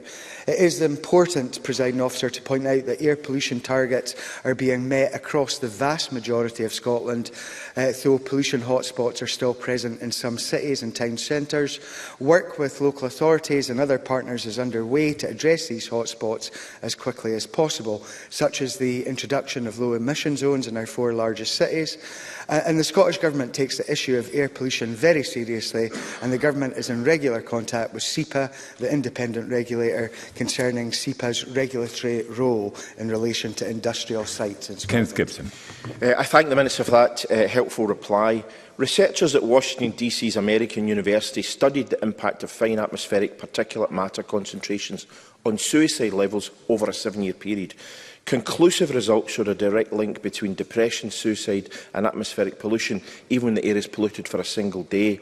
This is probably because an inflammatory response in the brain to particulates disrupts the pathways that regulate mood. Given these findings, what further steps will Scottish ministers take to tackle air pollution? Minister. Thank you for that question, and I will take a look at that research from the American University in Washington DC. The Cleaner Air for Scotland 2 strategy, published in July of 21, sets out how the Scottish Government, with partners, will continue to deliver on air quality improvements over the next 5 years. It contains over 80 actions across health, placemaking, transport, public engagement and industrial emissions. Levels of the main air pollutants have declined significantly in Scotland over the last 3 decades, and this has been achieved through tighter regulation, improved fuel quality, cleaner vehicles and an increased focus on sustainable transports. All of that has happened, but nonetheless, our vision and our aspiration is for Scotland to have the cleanest air in Europe. A very brief supplementary, Paul. Okay. I'm very grateful, Deputy Presiding Officer. Given the body of evidence that is growing, would the Minister agree with me that this is a public health emergency and that we do need to take a public health approach, as has been advocated in Greater Manchester by Labour Mayor Andy Bynum under the Marmot Review? And would the Minister take a look at that along with Marie Todd? Briefly as possible, as I said in my initial answer, there is an emerging body of research. We'll continue to monitor that and act accordingly. Thank you. Question 4 is not lodged. Question 5, Evelyn Tweed. Thank you, Deputy Presiding Officer. To ask the Scottish Government what help it is providing to suicide support services, including SAMH and its recently launched campaign, Ask Them About Suicide, ahead of the festive season. Minister. Thank you, Presiding Officer. In September, the Scottish Government and COSLA published a new suicide prevention strategy, Creating Hope Together. The strategy aims to reduce the number of suicide deaths in Scotland whilst tackling the inequalities which contribute to suicide, and is supported by the Programme for Government Commitment to double suicide prevention annual funding to £2.8 million by 25-26. The new 10-year strategy and First Action Plan will build on the strong partnership model which underpinned the delivery of the previous action plan, Every Life Matters. This partnership model involves third sector mental health partners leading delivery of key elements of Scottish Government-funded activity. And over the last 4 years, that includes government funding for SAMH to develop the social movement, United to Prevent Suicide, and to deliver a range of national suicide prevention campaigns, including FC United to Prevent Suicide and Better Tomorrow. We greatly value the role and the contribution of all third sector partners working to prevent suicide across Scotland, both nationally and locally, and look forward to extending our partnership approach as we deliver the new strategy. Evelyn Tweed. I thank the Minister for that answer. SAMH's campaign encourages everyone to simply ask the question, are you thinking about suicide? If they are concerned about a loved one. Would the Minister encourage anyone concerned about a loved one to ask the difficult yet very simple question, are you thinking about suicide, to allow them to seek further support? Minister. Presiding Officer, I agree with Evelyn Tweed. We should all be alert to suicide in our communities and to ask anyone who is struggling with their mental health that question: are you thinking about suicide? By asking this crucial question, we show care and compassion, which can help people talk more openly about their feelings. And it also creates a space to discuss, reaching out for further support and advice. Thank you. Brief supplementary, Carol Mochan. Thank you, Deputy Presiding Officer. In the absence of Jim Fairley's debate on male suicide this week, I thought it important that we do recognise that 75% of people who die by suicide in 2021 were male, and a high proportion of those male were young and from a more deprived area. Every death by suicide is a tragedy, a life lost, a family grieving, a loved one. It is abundantly clear that we need a strategy that does not only promise but also delivers. Therefore, I ask the Minister how the Scottish Government will work with organisations with close links to large groups of young men, such as football clubs in my own area, Kilmarnock Football Club and Ayr United in South Ayrshire, in my region, to ensure together that we are continuing to make progress towards fully removing the stigma from talking about mental health and suicide, particularly amongst that young male group. I recognise the importance of the issue, but we are going to have shorter, particularly supplementary questions and responses. Minister. I'll be very quick. I hope that we'll have the opportunity to debate Mr Fairley's motion. I think it is a very important one. As I've said to the Chamber before, football clubs have a real big role to play here. And I've been to St Mirren in recent times on a suicide prevention day, which was very worthwhile for the community there. And of course, there's Changing Rooms Extra Time, which we run in association with clubs and SAMH. Thank you. Question number 6, Richard Lynn. Thank you, Deputy Presiding Officer. Can I remind members of my register of interests to ask the Scottish Government whether it will provide an update on the actions taken in Forth Valley Royal Hospital following its escalation to Stage 4 of the NHS Scotland National Performance Framework for Governance, Leadership and Culture? Cabinet Secretary. I met with Christy McLaughlin, Chair of the Assurance Board, alongside with the external support team earlier this week. While the Assurance Board is providing direct monitoring and support to Forth Valley, the onus is, of course, on the NHS Board to commit to and deliver on improvement. It's important that we allow NHS Forth Valley the opportunity to deliver, of course, immediate and tangible improvements over the coming weeks. In my statement to Parliament last month, I committed to writing to members before the end of the calendar year. I've signed off that response, so if it hasn't come to members yet, it certainly will come later today. Richard Leonard. Can I thank the Cabinet Secretary for his answer? The escalation to Stage 4 is long overdue, but this escalation is focused at a very senior level. That may be where the change needs to begin, but what about support for workers on the front line? These failures have had a massive impact on them, leading not simply to low morale, but to burnout, to anxiety and to depression. Cabinet Secretary, on your watch, these health workers are on their knees, with many leaving the service altogether. I've been told that just last weekend, one nurse at the Forth Valley Royal Hospital was left on her own with responsibility for 37 patients. 37. That's over 4 times more than the recommended safe limit. So when is action finally going to be taken by this government, not just to give assurance to the leadership, but to give assurance to the patients and to give assurance and support to the poor bloody infantry working on the front line this Christmas? Cabinet Secretary.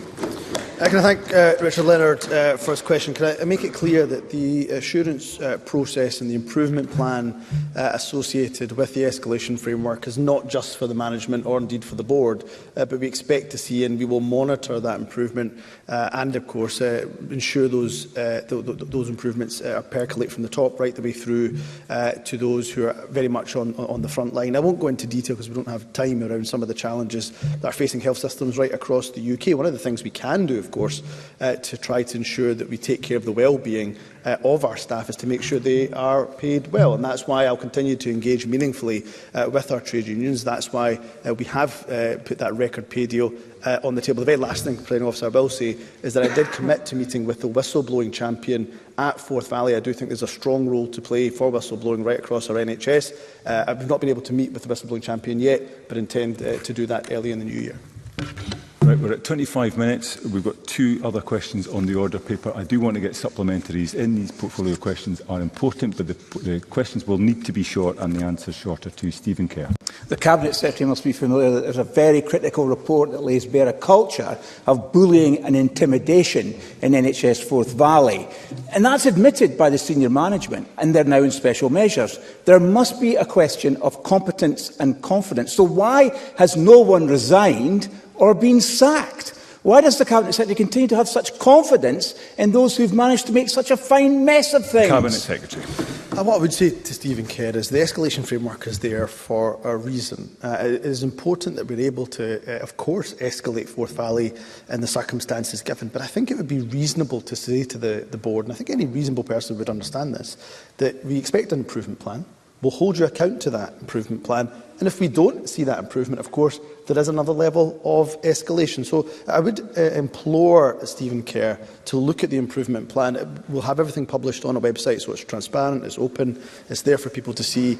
And then let's make sure that we are collectively holding Forth Valley to account. Ultimately, my responsibility, of course, and I can guarantee him that I will be doing that. Question 7, Faisal Chow. Thank you, Deputy Presiding Officer. To ask the Scottish Government, what specific measures are being taken to support social care workers during the cost of living crisis? Minister Gibbons.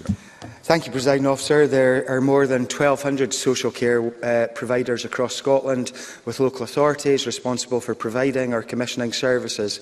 Local authorities and health and social care partnerships will want to ensure that they provide appropriate support to social care workers. In addition, the Scottish Government are committed to improving fair work practices across the social care sector. We have increased pay over the last year from £9.50 per hour to £10.50 per hour, and will further increase the rate to the real living wage next year, and continue to work with stakeholders to secure improved terms and conditions for those working, including improved sick pay and maternity and paternity pay. Faisal Chowdhury. I would like to thank the Minister for that answer. But would he agree with me that this winter's situation facing social care workers who have for too long been underpaid and undervalued in our society is another example of why they cannot afford to wait for a national care service before they see real improvement in their working conditions? Minister. And that's why we're not waiting for the National Care Service to be up and running to improve pay and conditions. As I pointed out, we will raise pay again to the real living wage, which is not the case in either England or Wales, where social care workers are on the minimum wage. Beyond that, this week we published, along with COSLA, our statement of intent to help improve conditions. And one of the ones which I want to see improved very quickly indeed is maternity pay, because I believe that it is extremely unfair in this day and age that there are women out there who are not entitled to maternity pay. So that is one of many things that we'll be doing before we get to National Care Service. And question 8, John Mason. Thank you. To ask the Scottish Government whether it will provide an update on the new North East Hub Health and Care Centre in Parkhead, Glasgow. Construction started on the 28th of March 2022. The construction programme is on schedule. The hub is planned to be complete in 2 phases. July 2024 for the main building and August 2025 for the car park. Following handover of the first phase, there will be an 8-week equipping and transition period before patients move to the new hub. John Mason. I thank the Cabinet Secretary for the reply, and it's encouraging to actually see the building just round the corner from my office going up fairly rapidly. Can the Cabinet Secretary say, once the hub is operational, if this will mean that fewer patients have to travel to Stobhill Hill from the East End of Glasgow? Because travelling to Stobhill Hill is not easy by public transport. Briefly as possible, Cabinet Secretary. I have to say I share John Mason's excitement about the project, and anybody who hasn't seen the concept behind the Parkhead hub, I would encourage them to do so. The short answer to his question is yes, it should result in reduction of patients travelling to Stobhill Hill. The hub will have a space for outpatient clinics and the delivery of enhanced treatment and care tailored to the community. So that should result in fewer trips to Stobhill Hill. Thank you. That concludes those portfolio questions. There will be a brief pause before we move to the next portfolio.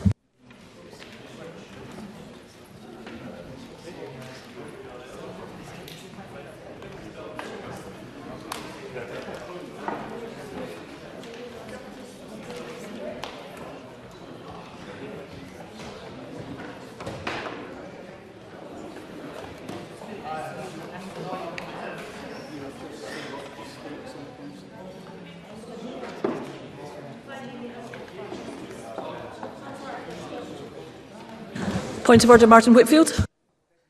I'm very grateful, Deputy Presiding Officer, and I seek your guidance on the courtesy that members should show where, if a question is asked in a portfolio, they should stay in the chamber until the end of that portfolio section before leaving. The member is absolutely entirely correct, as befits the convener of the relevant committee. Members should extend that courtesy to all other members, the ministers, and I'm not entirely sure who the member is referring to, but that is indeed the correct position. Thank you for that helpful clarification.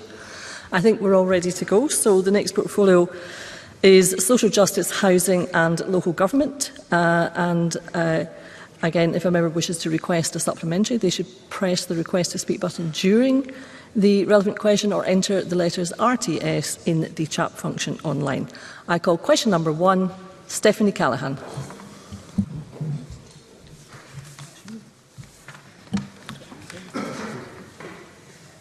I call question number 1, Stephanie Callaghan. Sorry, Presiding Officer, I don't actually have anything here. There's been a wee bit of confusion with my sheets. I do apologise.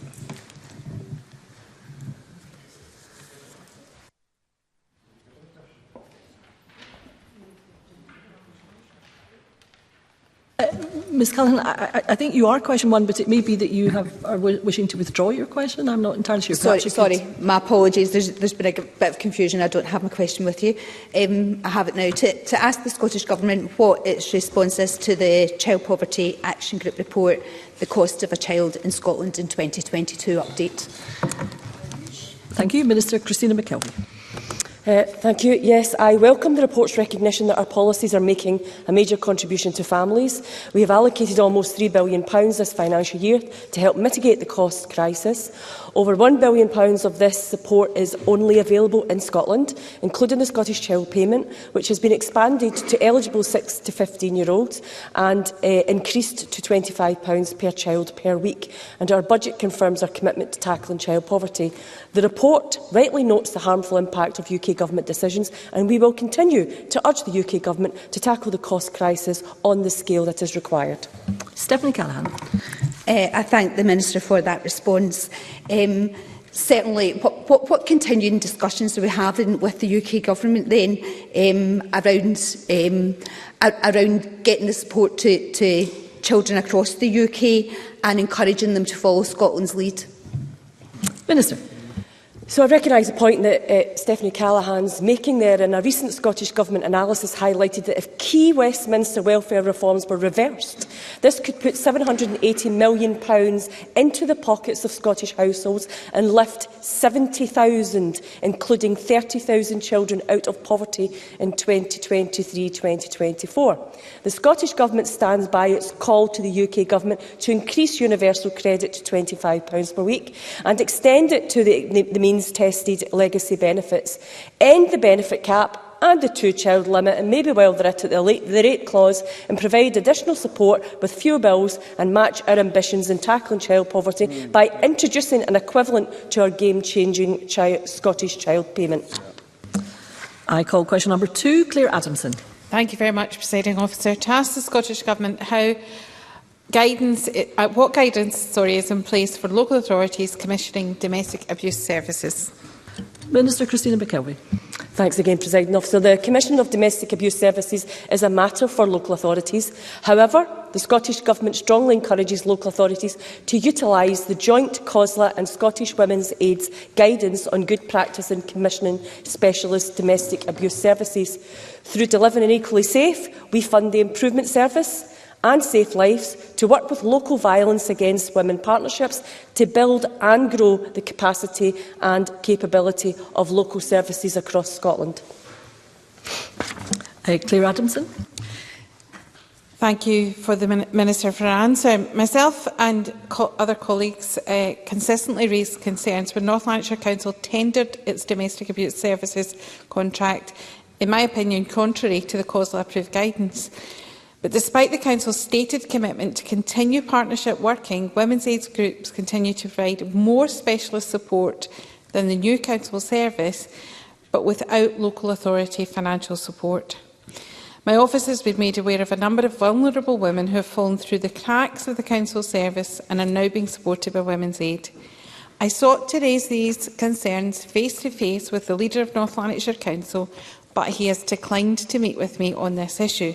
Can I ask the Minister if she will meet with me and representatives from Rotherham District Women's Aid so that we can assure that survivors of domestic abuse are afforded agency and choice in specialist support provision and refuge, and that no woman and child is left behind in this process?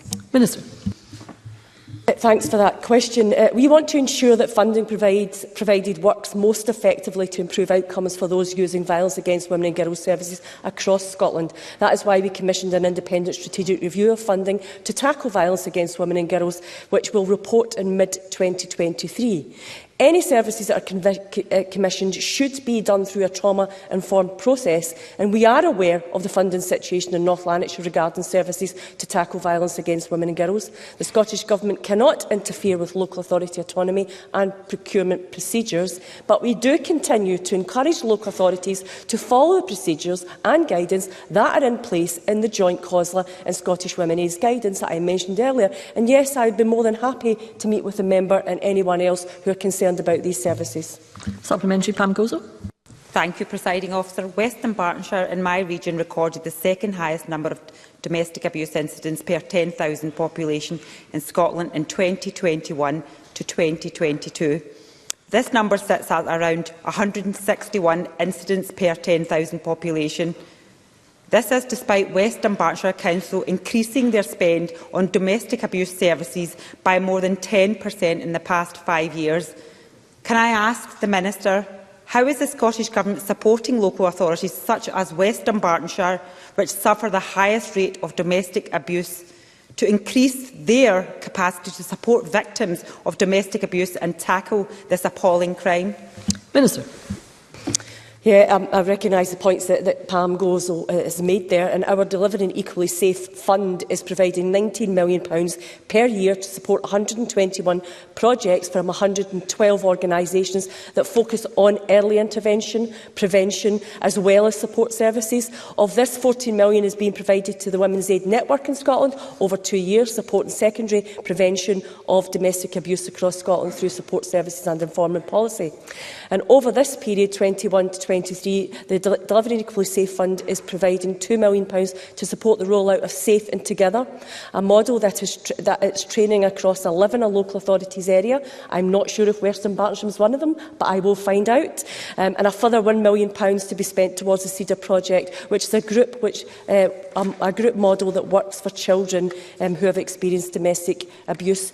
£209,000 of funding is going to Safe Lives to develop our multi-agency risk assessment conferencing for high-risk victim survivors, and I would commend that work to Pam Gozo for her interest and can give her more information if she seeks that. Additionally, we fund the Domestic Abuse and Forced Marriage Helpline, and through our Victim-Centred Approach Fund, we support Edinburgh Women's Aid, Fife Women's Aid, Western Isles Women's Aid, Angus Women's Aid and Dumbarton District Women's Aid, totalling £1.3 million over 3 years, but happy to speak to Pam Gozo or meet with her to discuss further.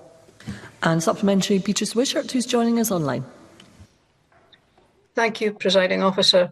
How will the Scottish Government ensure in any guidance or discussions it has with local authorities commissioning domestic abuse services that local situations within authorities is taken into account so that services, particularly in island and rural areas, have local knowledge and understanding of those island and rural communities?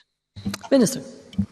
Yeah, thanks, Beatrice Bishop, for that question. She will be aware of the independent review that Leslie Irvine is currently working through, and she's looking at all aspects across Scotland, including our rural and island communities. And her recommendation, or her report and recommendations, will be published in summer 2023, and that will allow us to see what the funding landscape is like across the whole of Scotland.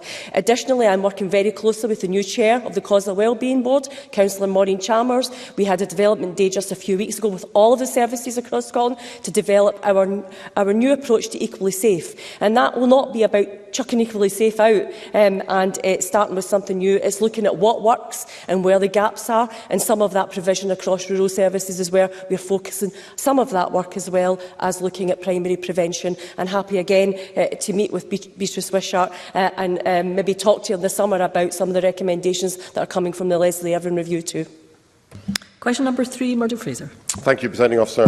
To ask the Scottish Government when it plans to review the legislation on licensing of short-term let accommodation in light of the reported unintended consequences for existing providers that have emerged.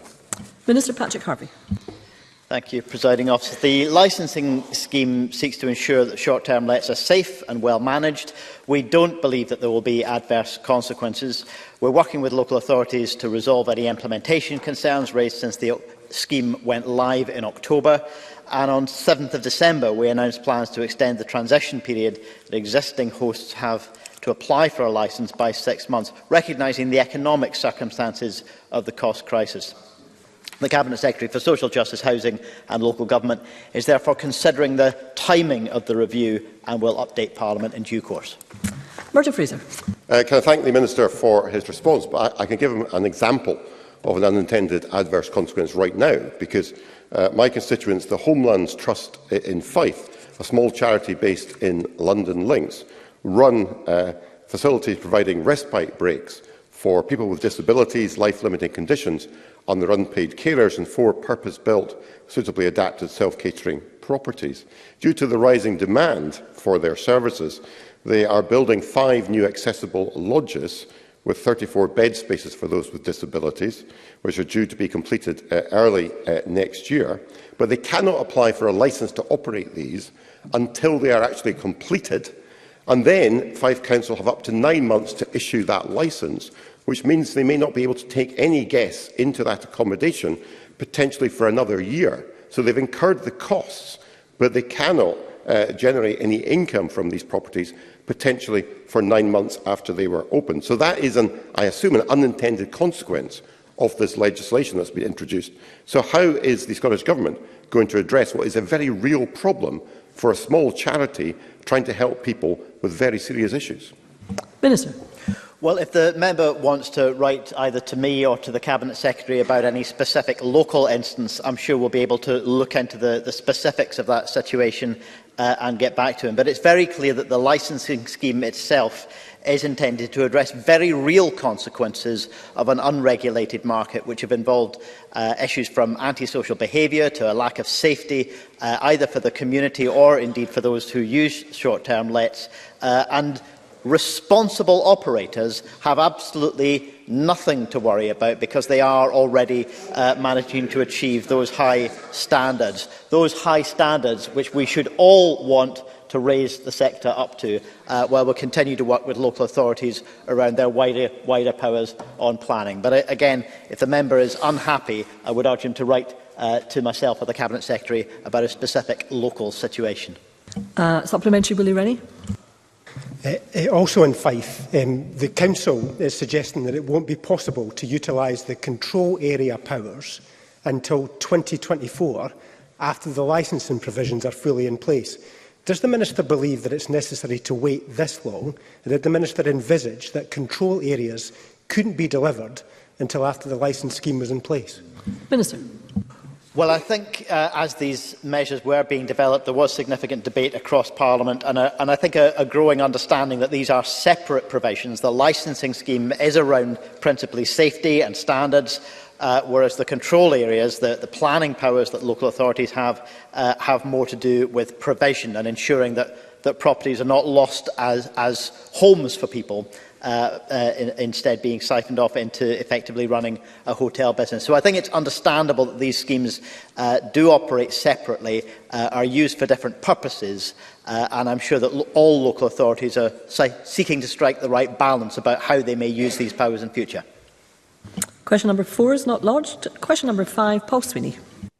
Presiding Officer, to ask the Scottish Government what discussions it has had with the Scottish Housing Regulator regarding the future of community housing associations. Minister Patrick Harvie.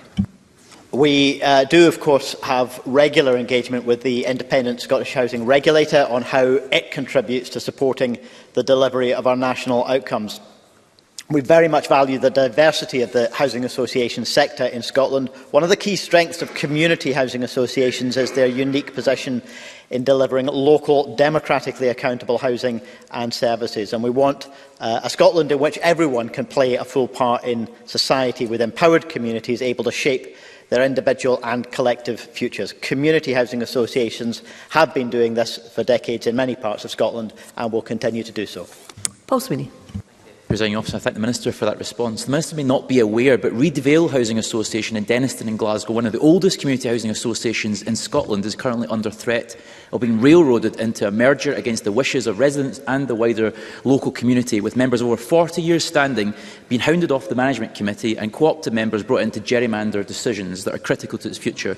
To date, there has been utter intransigence on the part of the housing regulator, and the residents have lost all confidence in the process and the willingness of the regulator to help them. So will the Minister look at the case of Reid Vale with a view to pausing any tender process for a transfer of undertakings, and will he commit to working with me cross-party and residents and fellow Glasgow parliamentarians to ensure that this vital community housing association remains rooted in its local community? Minister. I thank Paul Sweeney for his very sincere concern about this issue, and I'm sure that I, indeed, again, or the Cabinet Secretary will be happy to engage with him on this. The housing regulator, of course, is an independent regulator of social landlords, and its statutory objective is to protect the interests of service users and tenants, and it uses its powers to monitor, assess, report and intervene where appropriate. I'm aware of the situation in relation to Reid Vale, and the Management Committee has commissioned options on its future and has agreed to the recommendation to seek expressions of interest from organisations that wish to become a transfer partner. But it's important to recognise that proposed transfer will not proceed unless it is supported by tenants in an independent ballot. The community, therefore, has the final say. And once again, I look forward to further opportunities to engage with Mr Sweeney on this issue. Question number 6, Alexander Burnett. Thank you, Deputy Presiding Officer. To ask the Scottish Government what its response is to reported warnings from COSLA that local government job losses are inevitable and that services will have to be reduced. Minister Ben Macpherson. Sir, nobody underestimates the challenges facing public services, but the Scottish Government has increased local government funding by over £1 billion this year, and the 23-24 local government settlement will provide a further increase of over £570 million compared with the budget in 22-23. This includes an extra £39.4 million to support day-to-day services in Aberdeenshire. We are building flexibility and autonomy into how budgets can be spent, but a more fundamental shift is required, as the Deputy First Minister has said, and he has invited Council leaders to work with the Scottish Government and other partners to design our services around the needs and interests of the people and communities of Scotland. That is how we will deliver sustainable public services in partnership. Alexander Burnett. Can I thank the Minister for that answer, but he may want to review it, because the Fraser of Allender Institute said that funding allocated to local government in last week's budget was equal to a 4.9% real-term decrease based on spending last year, while the Institute for Fiscal Studies has accused the Scottish Government of overstating the spending increases by comparing spending next year to last year's budget and not taking into account in-year rises. In Aberdeenshire, this is going to mean non-statutory function of the council is at risk, from school crossing patrollers to the maintenance of our bridges. Does the Cabinet Secretary, does the Minister agree with these statements? Minister. The member will be aware that the Scottish Government's budget has been impacted by the inflationary pressures caused by the previous Chancellor's mini-budget statement in the autumn, by a very detrimental effect of £1.7 billion.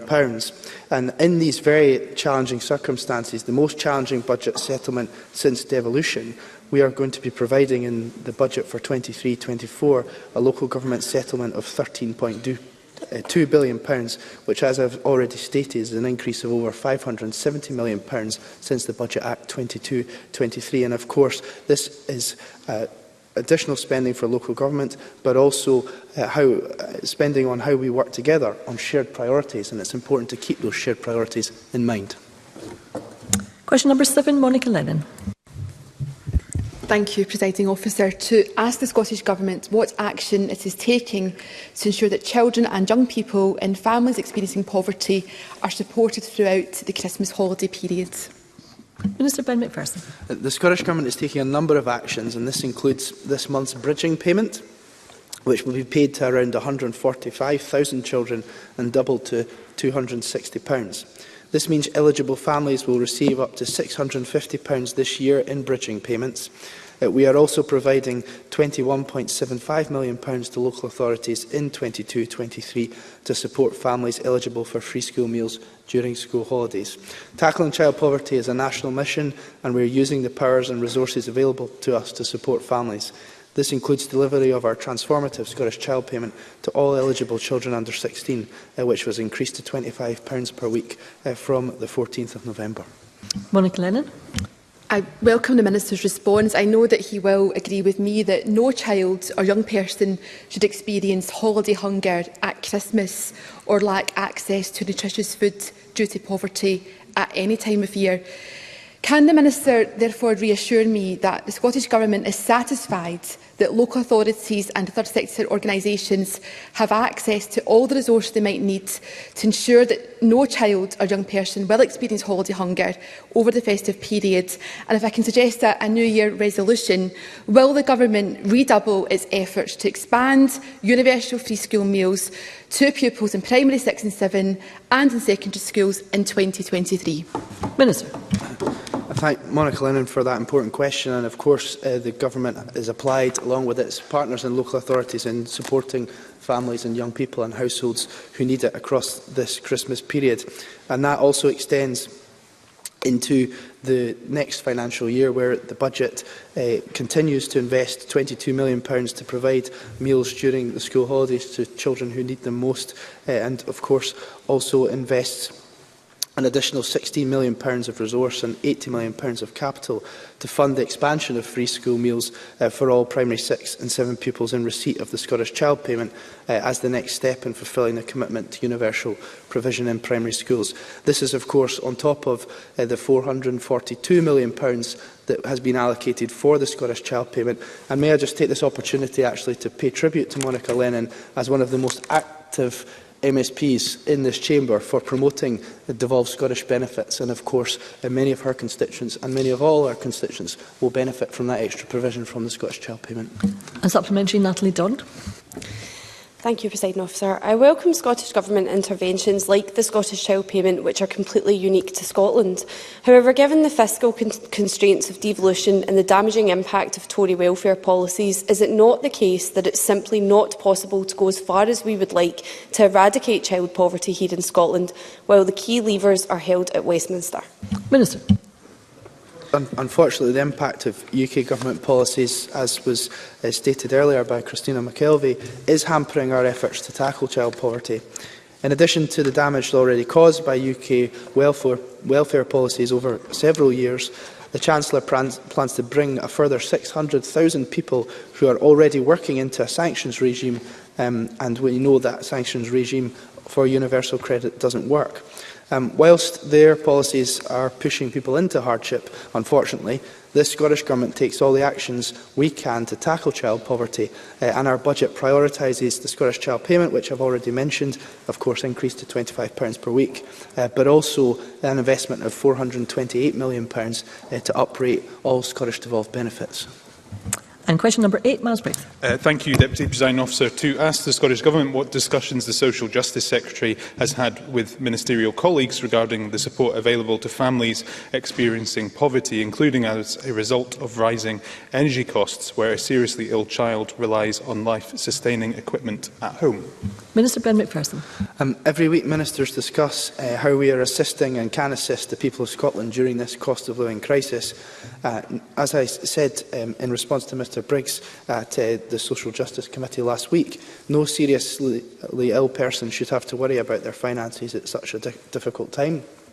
And that's why some patients using hemodialysis or oxygen equipment at home are already accessing financial support, and we will continue to work with health boards to ensure as far as possible that those requiring support are able to access it.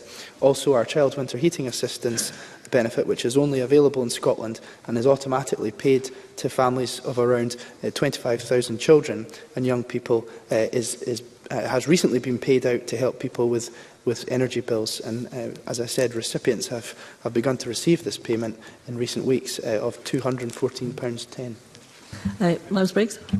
Thank the Minister for that answer, and obviously I've been raising these issues with the Minister on a number of occasions. We know the additional costs which families are facing, especially families who are caring for people with long-term terminal conditions. I welcome some of the work the Minister's outlined on this. It is clear, though, we need to see more and collectively go further on this. So would the Minister agree, and he's already agreed to meet with me in the new year, to look towards where government can develop additional support around care at home or hospital at home to help meet these costs? Because it's clear that for the 5,000 families with children with a life-limiting condition, we need to see an additional support package around energy. And is that something, on a cross-party basis, he'll look to take forward in the new year?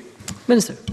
Mr Briggs is aware of what I said to him last week, in that I recognise his work on raising awareness of these issues of households that are managing a situation where they are caring for somebody who's either ill or disabled or terminally ill.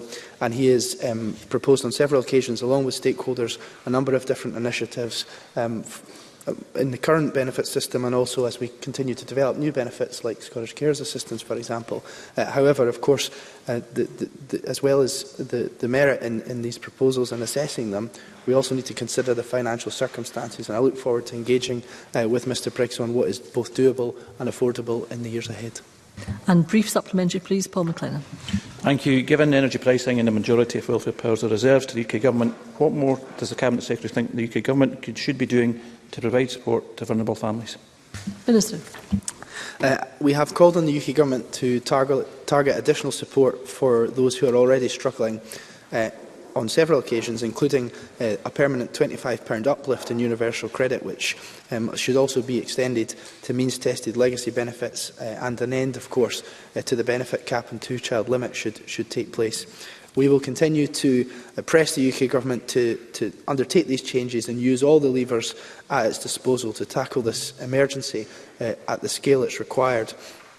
These include access to borrowing, providing benefits and support to households, VAT on fuel, taxation on windfall profits, and regulation of the energy market. And we hope the UK Government will do more in the new year ahead. Thank you, Minister. That concludes portfolio questions on social justice, housing and local government. There will be a very short pause to allow frontbench teams to change position before the statement. Thank you.